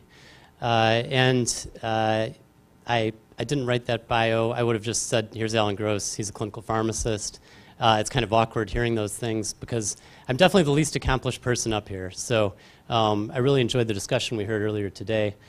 And thank you again to the organizers and everyone helping out. This seems to be going very smoothly. So the objectives, we're going to look at the quality of evidence for infectious disease pharmacy practice and what informs our decision making. We'll talk about evidence-based medicine. And we'll talk about how we can foster that within our pharmacists and our pharmacy trainees. So this product, has anyone seen this product before, this medication? So it's a natural medicine. It was developed in 1919, okay, from a Thai person who immigrated to, or from a Chinese person who immigrated to Thailand. And he was actually basically a pharmacist. He was working under a physician, compounding medications at that time, and he developed this anti-cough medication, okay? And so it was alluded to earlier, this could be something that might be useful for some of the people in this room today that are coughing, including myself. I apologize. I have a young child at home. But we don't really know, is this very effective or not, okay? And how do we answer that question? Of course, it's through evidence-based medicine. This is a natural medicine, and we can do a randomized controlled trial or something. What is the toxicity of it? We don't know. There's 9 different components within this medication. We don't really have a lot of data on that. And so we'd want to know those things to inform the risk-benefit. That's kind of a cute anecdote that illustrates the need for evidence-based medicine. But there's more acute and significant problems facing us that were alluded to earlier, of course, with medical misinformation, disinformation, and the undermining of public health. And so pharmacists are uniquely empowered and trained to be the experts in evidence-based medicine and to advocate for our patients based on their assessments of the literature. And so I think we're uniquely trained for this moment. All I do in my day is try to influence people, okay? About 60% of my time is just clinical care. I'm rounding with the medical team, I'm talking with other pharmacists and physicians taking care of patients, and I'm advocating for a certain approach to treatment. I'm talking with them and I'm saying, hey, what do you think about this patient? What is your plan? Seeing what their thoughts are so we can have that discussion. They might say, hey, I was thinking of changing this drug or whatever based on this information, and that's what I was kind of thinking, and I'm like, sounds great, absolutely. Or they might say, I don't have a plan, or I'm going to do X, and then I'll come in and I'll provide my own assessment, and we'll develop a plan together. Everybody's trying to do the right thing for the patient, of course, and I'm wrong a lot of times, and I may not know the right thing, but what we're always trying to do, and this is a study kind of looking at barriers to physician adherence to practice guidelines, okay? We don't need to do everything that's in guidelines. Of course, we should not. But for most patients, it's probably appropriate to follow the guidelines. And when we deviate, we should have a reason that we're deviating, because maybe the quality of evidence wasn't high enough, and this is based on expert opinion, and I disagree with that expert opinion for this individual patient. Or maybe, you know, there's plenty of reasons. But pharmacists, you know, can help know that information. Like during the COVID-19 pandemic, pharmacists stepped up. We looked at the rapidly evolving evidence over time and helped apply that to our patients within our institution and guided therapy. So you've got, everybody's busy in healthcare, that's kind of been highlighted. And so we can kind of help fill that role when there's lack of awareness, there's new evidence, et cetera. On average, from the time a guideline's published, it takes 10 years for that actual recommendation to be practiced in care, typically, okay? So if we can move that forward a little bit, that's going to go a long way for our patient's outcome. What about interpreting the evidence? Okay, reading the abstract of a study is not the same thing as interpreting the evidence. Far from it, and that could do a lot more harm than good. We can serve with that. And there's attitudes, of course. We're all human. We all have our own egos, and so we have to manage those as well. And then again, there's environmental factors, lack of time, lack of resources. I was talking with some pharmacists yesterday afternoon, and the infectious disease physician training programs in Taiwan, there's not a ton of new ID physicians being trained. And so there's a great need. And it's similar in the US, there is a dearth of ID physicians. And so if there's a lack of time, lack of resources, again, a pharmacist can step up and help advocate for the patient and educate the team. And this has been looked at in a few studies. This has been looked at about the role of the pharmacist and educating the team. This was a qualitative interview of infectious disease physicians in training in the United States. And they wanted to know, like, how are they getting their education around antibiotic use, appropriate antibiotic use? And so these are some quotations from the study. They're talking about the fellows' discussions about who is educating them about stewardship. They weren't talking about the importance of the infectious disease physician, antimicrobial stewardship leader, or other ID faculty. They were talking about pharmacists. There was widespread sentiment that the pharmacist was a knowledgeable source that helped fellows answer complex questions around antibiotic choice, dosing, and duration. There was little discussion about the ID physician's positive source of antibiotic and stewardship information relative to pharmacists. That's not to say that ID physicians are not valuable. This is just to say that pharmacists are really influencing care and educating our physicians in training. These are the types of questions that were being asked. Things about gram-negative resistance. This is a rapidly changing space, right? And so if we're keeping up to the date with the literature and the treatments, we're going to have good information that would benefit our patients. Adverse effect management, allergies, et cetera. Okay? Overall, 89% of the consultations result in a change of care. I've always cared about evidence, I mean, not always. I've cared about evidence-based medicine for a while, okay? And it's something I always emphasize with my learners when I'm teaching them in didactics, but also on clinical rotations. But again, now it's even more important because we need to keep in mind the foundations of evidence-based medicine. This is where most of the data usually is. It's in vitro, in vivo, expert opinions, case controls. You get up here to the top of the pyramid where the evidence is the highest quality. There's not as much data, but usually this data is actually the most easy to interpret if it's a well-done randomized trial. These can be more difficult to interpret because of the risk of confounding. Those are where the really fun journal clubs are, but these are the data that I'm going to use to guide my care the most. Okay?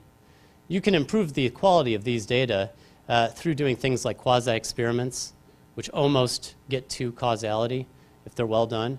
And there's other ways of reporting this information very transparently so you can understand the risk of bias. Just doing these studies doesn't mean they're biased, but there may be a risk of bias that we need to assess. Meta-analysis is also actually at the tip of the pyramid, but it's only meta-analysis of high-quality studies. Garbage in, garbage out, as was mentioned earlier. What about large language models? Where does that fit in here? We'll talk a little bit about that. What evidence is informing our practice in infectious diseases? Not a lot of great evidence, unfortunately, because many of the diseases are difficult to treat. Their outcomes are due to many different things that are not just antibiotics or our interventions, like patient-host immune response, source control, things like that. And so this was a study myself and some colleagues did, just looking at all of the different Infectious Disease Society of America guidelines and seeing what is the quality of evidence that is supporting the various recommendations. Anything in orange or over here, this is a low or very low quality of evidence. So you can see at least half of all evidence supporting recommendations within our guidelines is based on low quality evidence. Okay? And there's discordant recommendations based on the quality of evidence. So there will be a recommendation that is very strong, but it has a low quality of evidence associated with it. Again, this is just highlighting the strength of the recommendation, a strong recommendation, but being made with low or very low quality of evidence. We also stratified the data based on drug treatment versus non-drug treatment, and the same issue was kind of occurring. That's not to say that's totally inappropriate, because if you have an intervention that has very low risk to patient and there is some low quality evidence that suggests it might save their life, well, maybe we implement that. Okay? The issue is in the guidelines, it's not very transparent why those recommendations are made, these discordant recommendations, and so a little more transparency sometimes might be useful for the reader. When we're looking at guidelines, not all guidelines are the same quality.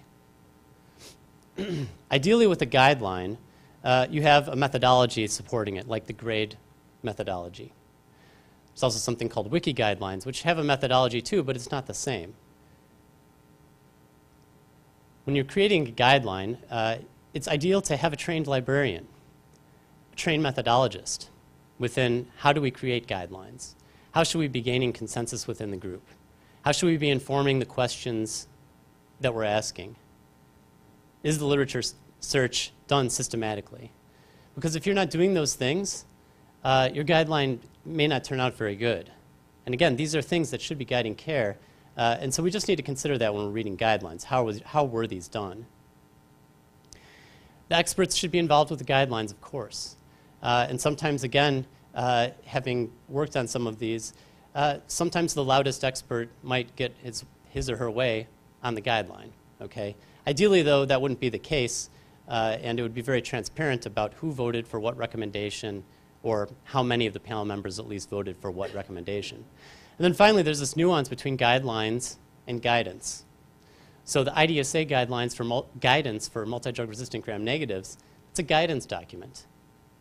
It's not done with methodology like the GRADE. This is just a group of experts joining, seeing, okay, I saw this study, this is a good study, I think we should use this to inform our guideline, or our guidance, and make that recommendation. See, I can't even get the two straight. That's a nuance that is not always appreciated. The difference there. But that's not to say that guidance documents are not useful. They very much are. And they can be more effective because in an area that's changing very rapidly, like gram-negative resistance, well, you're going to need to have those recommendations change very quickly, which a large guideline takes years to develop. I alluded to large language models and AI, and this is something that's come up in this day already. But what are our learners being taught about AI and large language models? And I think if you talk to people, a lot of colleges and faculty and stuff, the answers may differ and there may be a lack of awareness of what's being taught. You might ask your students what they're being taught, and it might be nothing depending on their year of school. This is all relatively new, so that's not too surprising, right? And it's changing rapidly as well. But we need to start talking about it with our students.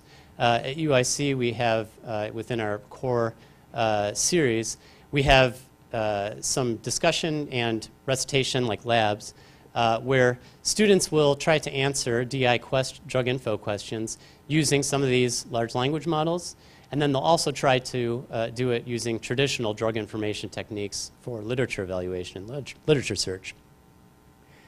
And then the students will be able to compare the responses. So they can see how effective, how accurate were these. And they can kind of see for themselves how it works. And are students using this already? Yes. Okay. I think if I polled the students in this room, have you used this for a project or part of a piece of work, you might raise your hand. In preparing for this talk, I did this simple search because I think everybody uses Google. And I asked it a clinical question. Can I use piperacillin and tazobactam for an ESBL-producing bacteremia? This is a fairly specific question, but it's something a student might do if we were having a discussion about a patient and they want a quick answer. So it has this overview. It says it might be an option. Depends on several factors. Some studies show it's effective. Others say you shouldn't. And it has like a pro-con kind of thing.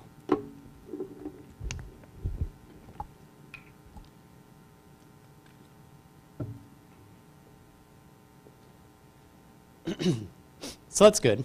And so this might feel pretty good, like it's well-reasoned. It's talking about these things to consider. Based on this, would you make a decision for your patient?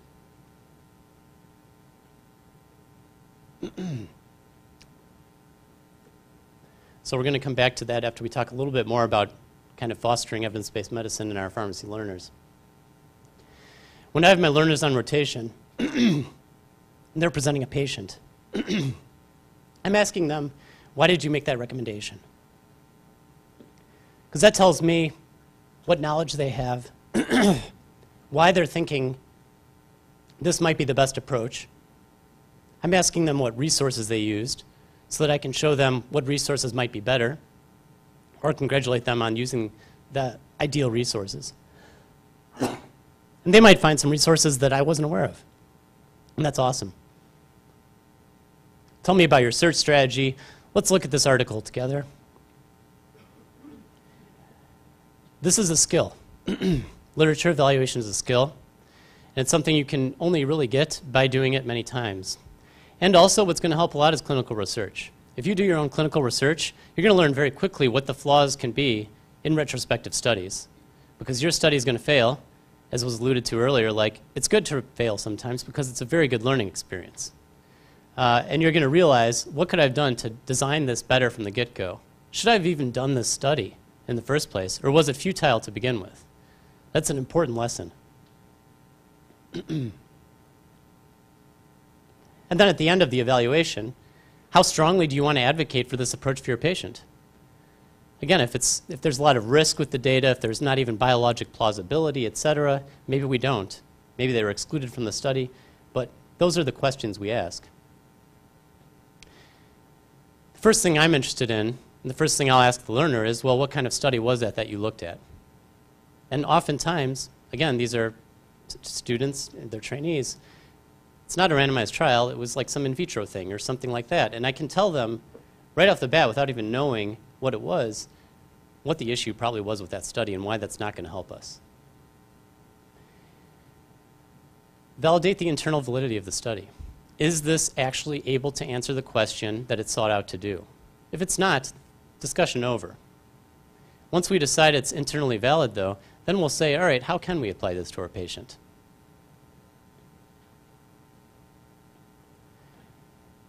Fatal flaws, right? A study, again, you can't answer the question with the study design that was done or with the patients that were included. Authors do overstate the results of their study, and we'll have an example of that. And sometimes our students will just read the author's conclusion. Again, the randomized controlled trial is at the top of the evidence pyramid because we're controlling for all those confounders. Anything else? Good luck finding causality. You can, maybe, but not really, because there's unmeasured confounders as well, and you can't control for those. And then, of course, there's false positive and false negative findings. You know, anytime you have a positive finding where you find an association between an intervention and an outcome, you have to think about what are the things that could have caused this to be a false positive, and just explore that. And same with a false negative. Was this study powered adequately? And is there biologic plausibility here? Is this mechanism of resistance, does it make sense that this drug would be effective because it's in vitro stable to this mechanism of resistance? Oops. Okay. And then once it's internally valid, again, evaluating the external validity, making sure it looks like the patient that you're trying to treat, roughly. And there's a lot of considerations for interpreting infectious disease literature, as I alluded to. Host immune response. Even if you give the wrong antibiotic or an ineffective anti-infective for a patient who's infected, on average, 70% of the time, the patient will improve without any specific therapy, on average, because of the host immune system. If they're not if they don't have a functioning immune system, though, we have to be very aggressive with dosing. We have to be using more broad-spectrum agents, et cetera. Severity of illness. If the patient is on is so severely ill, no antibiotic amount is going to save them, and their fate is already determined. Source control.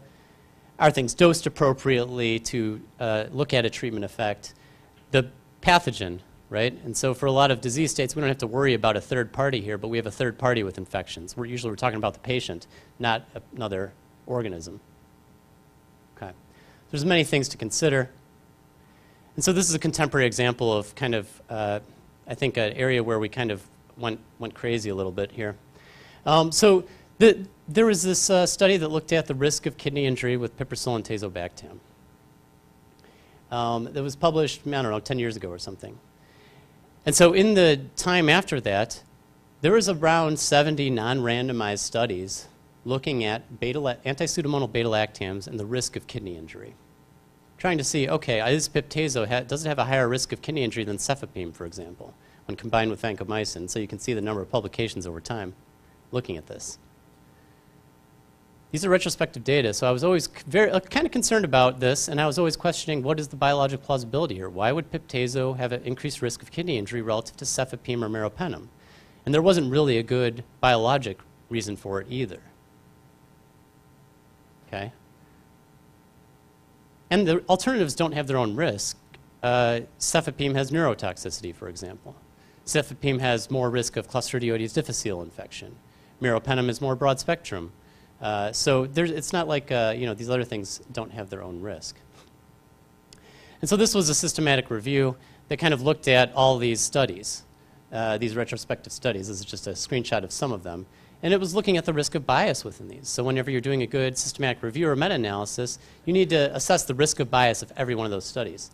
And the overall bias, these are just the first dozen or something in the thing, moderate to severe risk of bias in pretty much all of these studies, okay? So maybe we shouldn't be hanging our hats on these for making clinical decisions. Not to mention, this is a lot of time. This is a lot of time to do each one of these studies. Can you imagine? From start to finish, this is going to take at least 2 years for each one of these studies. And so what do? Somebody comes along and does a randomized trial. They're like, finally, they get frustrated. They're like, this is all this retrospective data. I don't believe it. Let's do a randomized trial and actually look at it. And so this study came out about 2 years ago, called the ACORN study. And this was a very cool study for a few reasons. And it was looking at, again, cefepime versus piperacillin and tazobactam and the risk of kidney injury, and they also looked at neurologic dysfunction because cefepime has that risk. And they actually randomized patients who were in the process of getting care in the emergency department. Okay? So this is a cool randomized controlled trial because it's kind of like pragmatic, and they were able to do this pretty quickly. And there's like clinical equipoise roughly between cefepime and piptazo where it's like pretty ethical to do this study. And the indications are going to be fairly similar. So again, you're going to get rid of that confounding. Because piptazo has anaerobic coverage. We're going to use it more for complicated intra-abdominal infections. Cefepime, you know, a little bit different coverage as well. So again, there's going to be confounding in those retrospective studies that this will take care of. They randomized 2,400 patients. Awesome. And so they looked at kidney injury. And what they found was in patients who had received piperacillin tazobactam and cefepime, 7% of the folks with cefepime survived and had stage 3 kidney injury versus piptazo 7.5%. And there was no significant difference. And this was an adequately powered study. A lot of patients here. There was actually a signal of more neurotoxicity with cefepime, actually. This was an internally valid study in my assessment. I'm going to hang my hat on this, and I'm not going to hang my hat on those 70 retrospective studies. So this is something, again, instilling in our learners and using these examples for our learners, I think can be very useful to illustrate how important it is to evaluate the literature and have pause when we're looking at retrospective data. And I even gave it a thumbs up. So enjoy that animation. Just very briefly, we all may remember there was a study, and with COVID it was crazy because data were coming out. We were grasping for anything we could to help these patients. When there's times of uncertainty, like with COVID, we didn't know how often patients were co-infected with bacterial infections. We had no specific antiviral therapy that we were aware of that would be effective. And you have patients that are critically ill. That is a time when prescribing will go haywire. Just the nature of human emotion. Okay, that's been evaluated in studies. That's literally what happens. So we were reacting to things like headlines. Oh, this New York Times study sounds good. The author's conclusion for this study: despite its small sample size, our survey shows that hydroxychloroquine is associated with viral load reduction, and its effects are reinforced by azithromycin. Okay, its effects are reinforced by azithromycin. 36 patients in this study. Oops, right there. That's an oopsie. Okay, it's non-randomized. First thing, obviously, is the most important: non-randomized. So 10 received no therapy whatsoever. 26 patients received hydroxychloroquine, and 6 of those hydroxychloroquine patients also received azithromycin. Okay. Again, this is a non-randomized study, so we have to be concerned about confounding and baseline differences. Why did patients get given hydroxychloroquine versus others did not? What endpoint are they using? Are we using mortality? Are we using something else? Viral carriage. Okay. So basically, how much virus is in the patient's nose. 6 hydroxychloroquine patients were excluded because of early cessation of treatment. Well, why did that happen? Because they died. So that's confounding right there. So can we make any conclusion about hydroxychloroquine or the utility of azithromycin here? No, but this caused a big change in prescribing around the world, frankly. So I think this is just a lesson that reinforced, again, the interest in evidence-based medicine, I think. And anytime we have, a positive result, we want to ask, is there type 1 error? Or if we have a negative one, is there type 2 error? Okay. And I'm not saying that there's no hope. Retrospective data is not useful. It definitely is. We just need to evaluate the evidence, weigh the risk and benefit, the risk of bias, and apply them correctly. I basically only do retrospective research. Okay, it can be useful, but it's not without flaws. So let's go back to our clinical question that we posed to Google and the AI overview. The nice thing with this is they provide the studies that is helping inform a lot of the response. Okay, oh, nice. I can see what evidence is actually telling us this. So this is an editorial here. This is, I guess, the response, some other editorial or the same one, or like response to that one.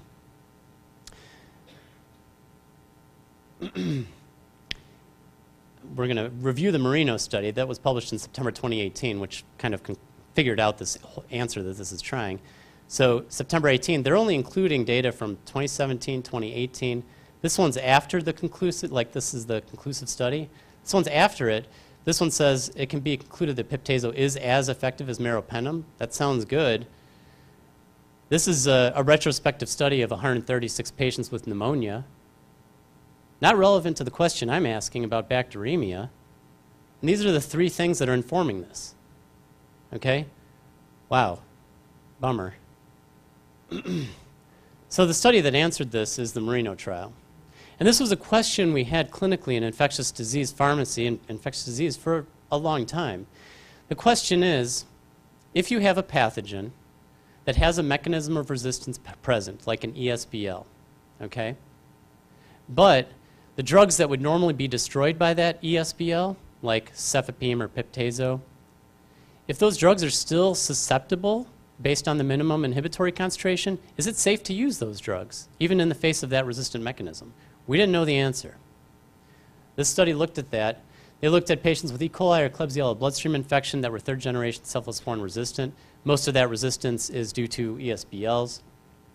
And they were randomized once the blood culture susceptibility returned. They compared piptazo 4.5 grams, 30-minute infusions, Q6 hours, versus meropenem 1 gram Q8. And they looked at mortality. That's an important outcome. That's the most important outcome. They excluded patients with polymicrobial infections, greater than 3 days delay to active therapy. These are good things to exclude because, again, we're trying to look at the association between these study drugs and this outcome.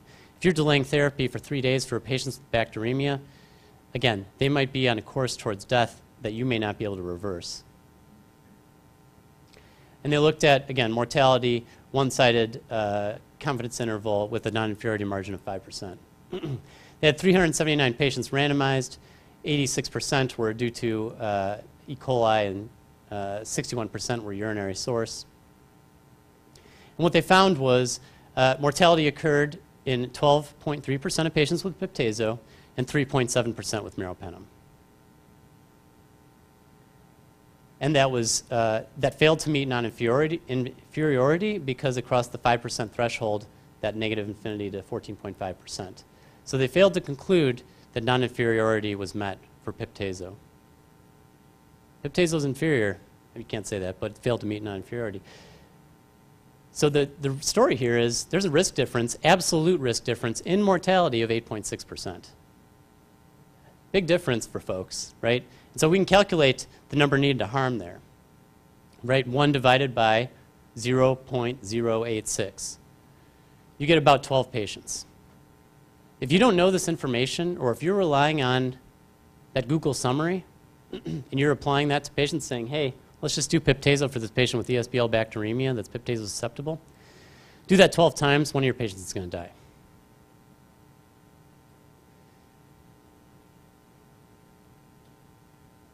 I don't know why the large language model chose those studies, the editorial and the pneumonia study for that question.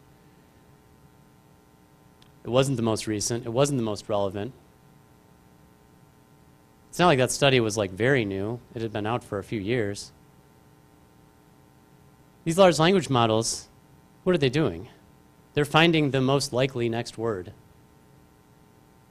That's what their point is. And that's what it did. It found the most likely next word, but it didn't have the solution for our patient.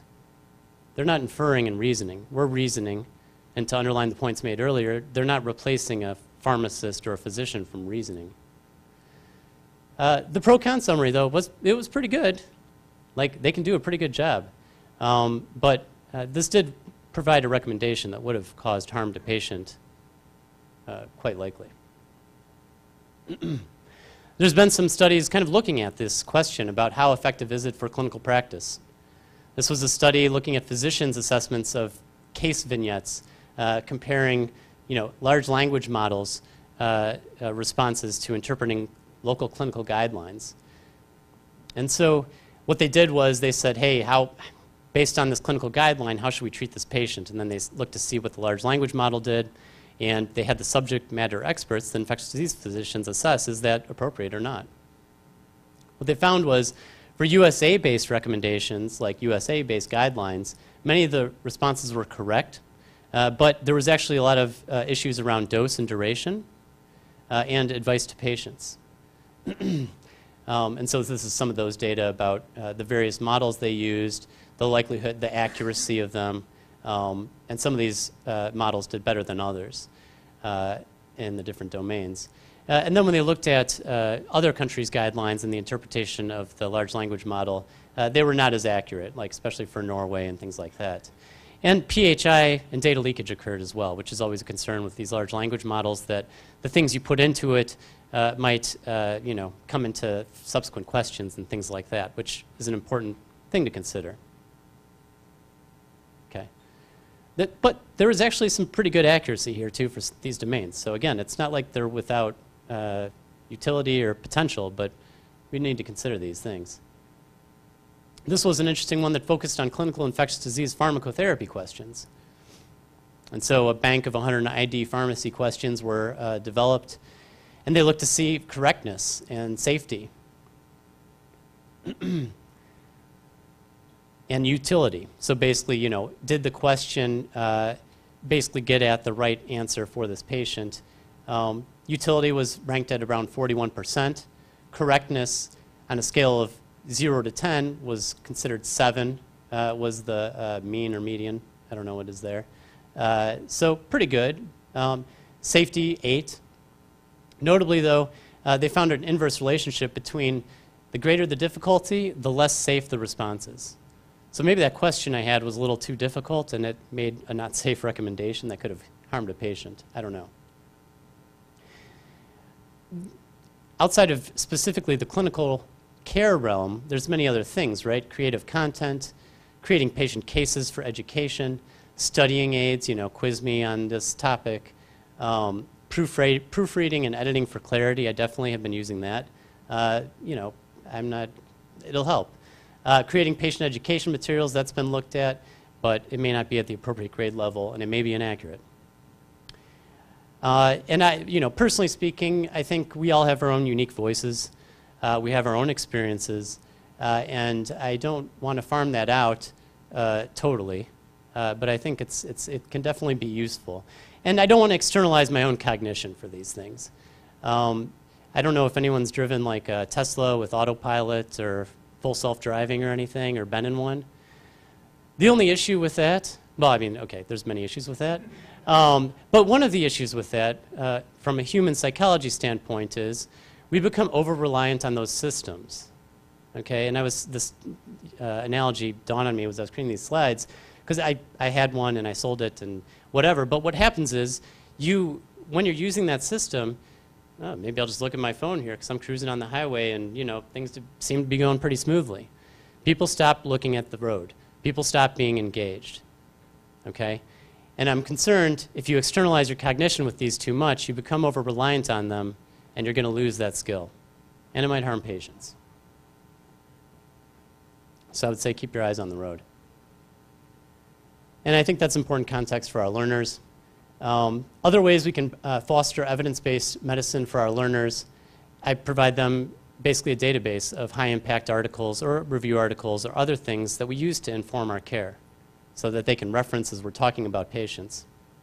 Involve them in the peer reviews we're working on for journals. Involve them in research so they can better understand issues around methodology. And then keep up to date. Again, subscribe to eTable of Contents for journals that are pertinent to your practice area. Look at references from guidelines and understand why guidelines are being made and making recommendations. Meetings like these, right? Social media can be useful, of course. ACCP, etc. Okay. Yeah, pretty good. Okay. So I'm just in a couple more slides. We'll finish up. This was a white paper I worked on with Shay, and basically a model for stewardship during public health emergencies. We were kind of using what we learned with the COVID pandemic and trying to, not forget what happened. And this could maybe serve as a resource during the next public health emergency. But I just want to highlight some of the things we put in there was, again, monitoring emerging information, really evaluating that and analyzing it, okay? Not just looking at a New York Times headline. And there's specific roles for pharmacy that are not, that are unique to pharmacy maybe. So again, helping with prescribing, administering vaccines, novel treatments, getting emergency drug authorizations from the FDA for experimental agents, drug shortages, et cetera. So there's a significant role for pharmacy. We need to advocate for evidence-based medicine. There's many ways we can do that among the healthcare team. And so, as the quality of evidence improves, our confidence in making those recommendations and those changes for our patients should also improve. And we have to, really pause with low quality of evidence, think about the biologic plausibility, think about the risk of this intervention, how strongly I want to advocate for something based on those data. And interventions shouldn't be like the end-all. Not doing something is okay when there's not high-quality evidence to say, let's do it, right? Do no harm. Pharmacists are literature evaluation experts. And so I'd encourage you all to kind of think about this as you move forward with your students or in your own training and your own education. Shay Shay.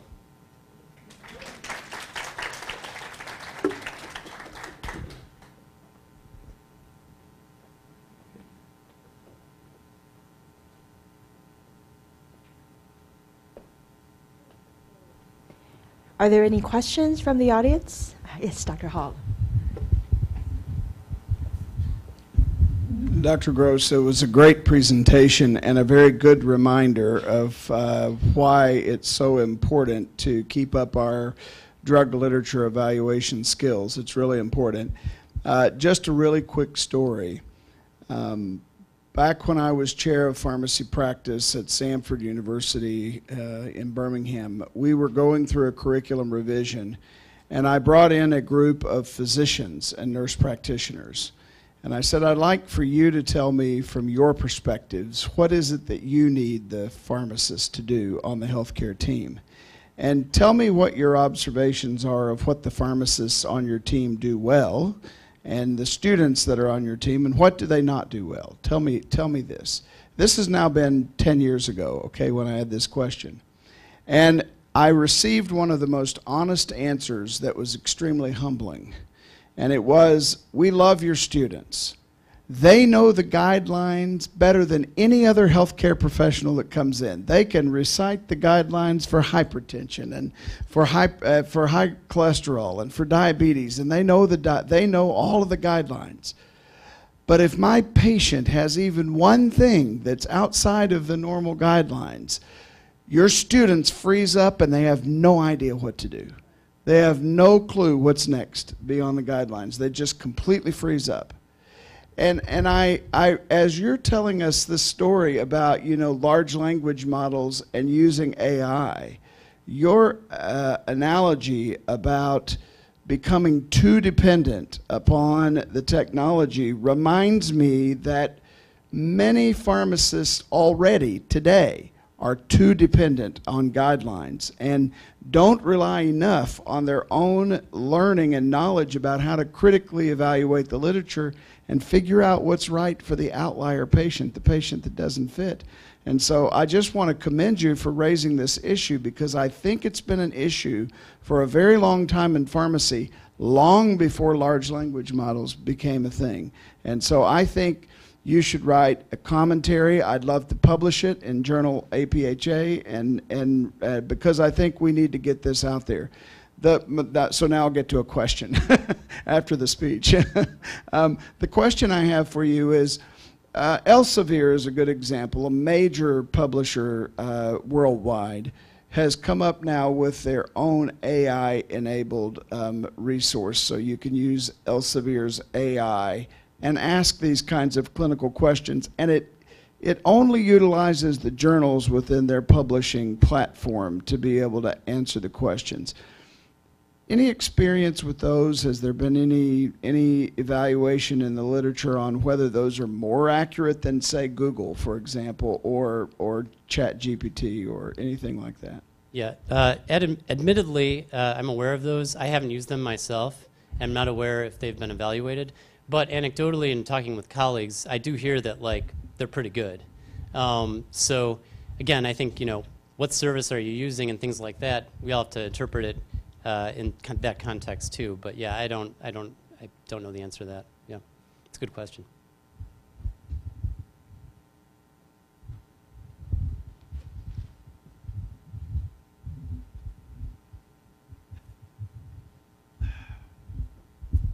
Thank you, Dr. Gross, for the wonderful presentation. Although you talked mostly about how to identify the literatures, the good, bad, and the ugly, differentiate the most best evidence-based medicine, your presentation was very infectious, at least to me. My question is about MDR pathogens, multiple drug-resistant organisms. And when I was in the hospital until 2023, I was not a BCIDP, so when I come across a couple of different organisms, when you talked about ESBL, this acronym came to my mind, CRAB. CRAB, I believe it's carbapenem resistant Acinetobacter baumannii. I immediately refer them to a guy like you, BCIDP. When I heard the term first, CRAB, I thought, oh, it's a wonderful, delicious seafood, Then I came to know it is a very nasty bug. Are there any improvement in antibiotic therapy? Because I believe, if I recall it, only 2 antibiotics. One is polymyxin, the other was, I think, tigecycline. 1 or 2 can be used. But if the patient fails on those 2, any other new approaches? I just recently came across a new investigation into phage therapy. Have you any information on that as to any RCT dependable trials have been done on that? And I just like to learn from you on that one. Thank you so much. Yep. Thank you for the question. Yes, there's been new agents for carbapenem-resistant Acinetobacter, specifically sulbactam, durlobactam, as well as cefiderocol. Both those agents are routinely going to be active for that pathogen. And sulbactam, durlobactam has the best evidence for it and has a well-done randomized controlled trial for that indication. So clinically, that is something we're going to do routinely for patients with a severe infection from CRAB. And then your other question was about phage therapy. Yeah, I haven't used it. I think it's very interesting, and I think there's some very promising data that's being looked at. Dr. Pranita Tamma has been doing some of that work too with like difficult to treat Pseudomonas and things like that. There's a lot of foundational work that still needs to be done. So really all that's used so far is within investigations. The other point, and while we're getting the mic to the next question, yeah, I mean, our learners, they love the guidelines, and that's good. That's the start. That's the start. Know the guidelines. If you don't know the guidelines, you're not really doing anything. But the next step then is knowing the limitations, knowing the application and the side cases, and why those guidelines are making the recommendations they're making. Because we shouldn't just do an expert recommendation blindly based on low-quality evidence. So that's a good point. Yeah, thank you so much for the presentation, including the real world situation. It's very hard for people to judge whether it's evidence, scientific evidence, or it's something from small study that I can believe in. From U.S. perspective, again, we have seen enough of literature search as our basis for identifying signals, safety issues, or even efficacy support. However, these are all mostly, I really should have my hats off to the pharmacists doing all different studies. Efficacy for off-label use, often.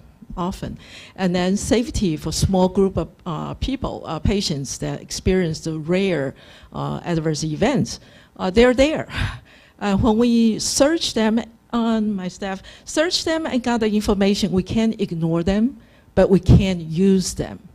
Okay, so that's the reality because FDA has to use randomized control trials and a big cohort study in post-marketing to be able to use that information to support the changes of adverse event profile.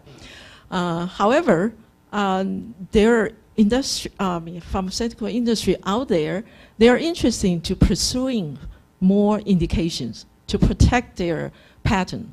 So if you do enough studies, large enough studies, and then some company will use that information or yourself can use that information to support the evidence of efficacy of certain drugs, then you get a lot of use formally instead of just using it in a small facility like that. As for safety, keep coming on. Because any small studies will support whether FDA has other cases or case series can use this data to support the safety profile of the product and change the labeling and change the prescribing pattern from the physicians. So it all can be done. So your work is there, very, very useful. Please continue this. Well, thank you. And I think that's an interesting point, a couple points that you made. And it's something that I wanted to mention too. Who's doing these high quality studies? Obviously, mostly it is the drug manufacturer. Makes sense. And that's good. But for some of these other questions, like the Piptazo versus meropenem for ESBL, that's not the drug manufacturer. That's, NIH. That's the government doing a public health service. And that's something that's essential for humanity. So I am thankful for any government support, and I think that's the right way that we can kind of move forward too, to answer some of these questions about toxicity or the best treatment approach, because it won't only be answered by, of course, the companies, but it'll be a big part of the question.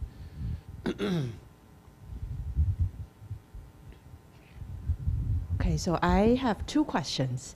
The first question relates to kind of our TMU student learning pattern. Our students, probably because of using a different language, I mean, most of the literature are in English, and so a lot of times they probably read slower and have that language barrier. So what I've heard from our students is they like to use AI to summarize the important points from guidelines rather than sifting through the 50 to 100 pages of guidelines. I don't know your opinion about this. And the second question is easier. Sean and I coordinate a lot of our drug literature evaluation courses, so I'm just curious to know how it's run at UIC. I mean, in addition to you leading rotations and asking them on the rounds, but what about before they enter rotations? How is it taught at UIC? Thank you. Using AI to summarize guidelines, okay, maybe. But the issue is, these guidelines up until now have been written by humans. And these humans, they are very specific with their language and intentional. And they are the experts, and the way they word something can have a lot of meaning. Whether or not that is even interpreted correctly by another human is an open question. Depending on the guideline and the clarity of it, end user may not understand what they're trying to say. So I give pause for that, because there's a lot of very specific meaning to the way they word their recommendations that I would be concerned using an AI, large language model to summarize that. Regarding our own drug information kind of series, I don't coordinate that, so I can't speak on it too much. I know they're, again, incorporating, there's at least a lab, like a live lab, that they spend, 2.5 hours or 3 hours working through these things, as well as a lecture kind of related to this within some in-class learning. But yeah, I could put you in contact, though, with our folks that coordinate that series. And then, speaking for myself didactically in my therapeutics lectures, to underline the importance of evidence-based medicine, I'm often relaying back, this is why we do it. This is the study that informed it. And I'm putting up the Kaplan-Meier curve and saying, okay, how do you guys interpret this? Okay? Because your interpretation of this is going to be what we do for the patient. And this is the question that's going to come up on rounds. And this just came up last week. So please know your drug information and literature evaluation. Yeah. Thank you. Any more questions from the audience? Okay, if not, I'll turn it back to our MC. So thank you so much for answering all those questions. And we do have a gift prepared for you. So if Elizabeth Chung, I'm deeply apologize. Yes, please provide the gifts for Dr. Gross.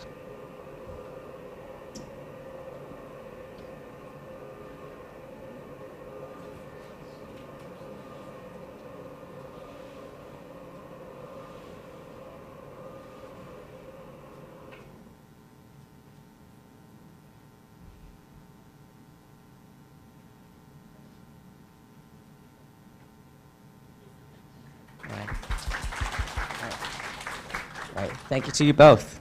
And as we come to the end of day one of the 2025 International Pharmacy Conference, I would like to extend our heartfelt thanks to all of our distinguished guests, speakers, and participants. Your contributions and engagements have made this event a success. And a special thanks to our organizers and sponsors who have made this conference possible. And we hope that today's discussion will inspire future collaborations and innovations in pharmacy education, clinical pharmacy, and genetic counseling. Thank you all once again for your participation, and we wish you safe travels and continued success in your endeavors. Hope to see you all tomorrow. Have a great day, everyone.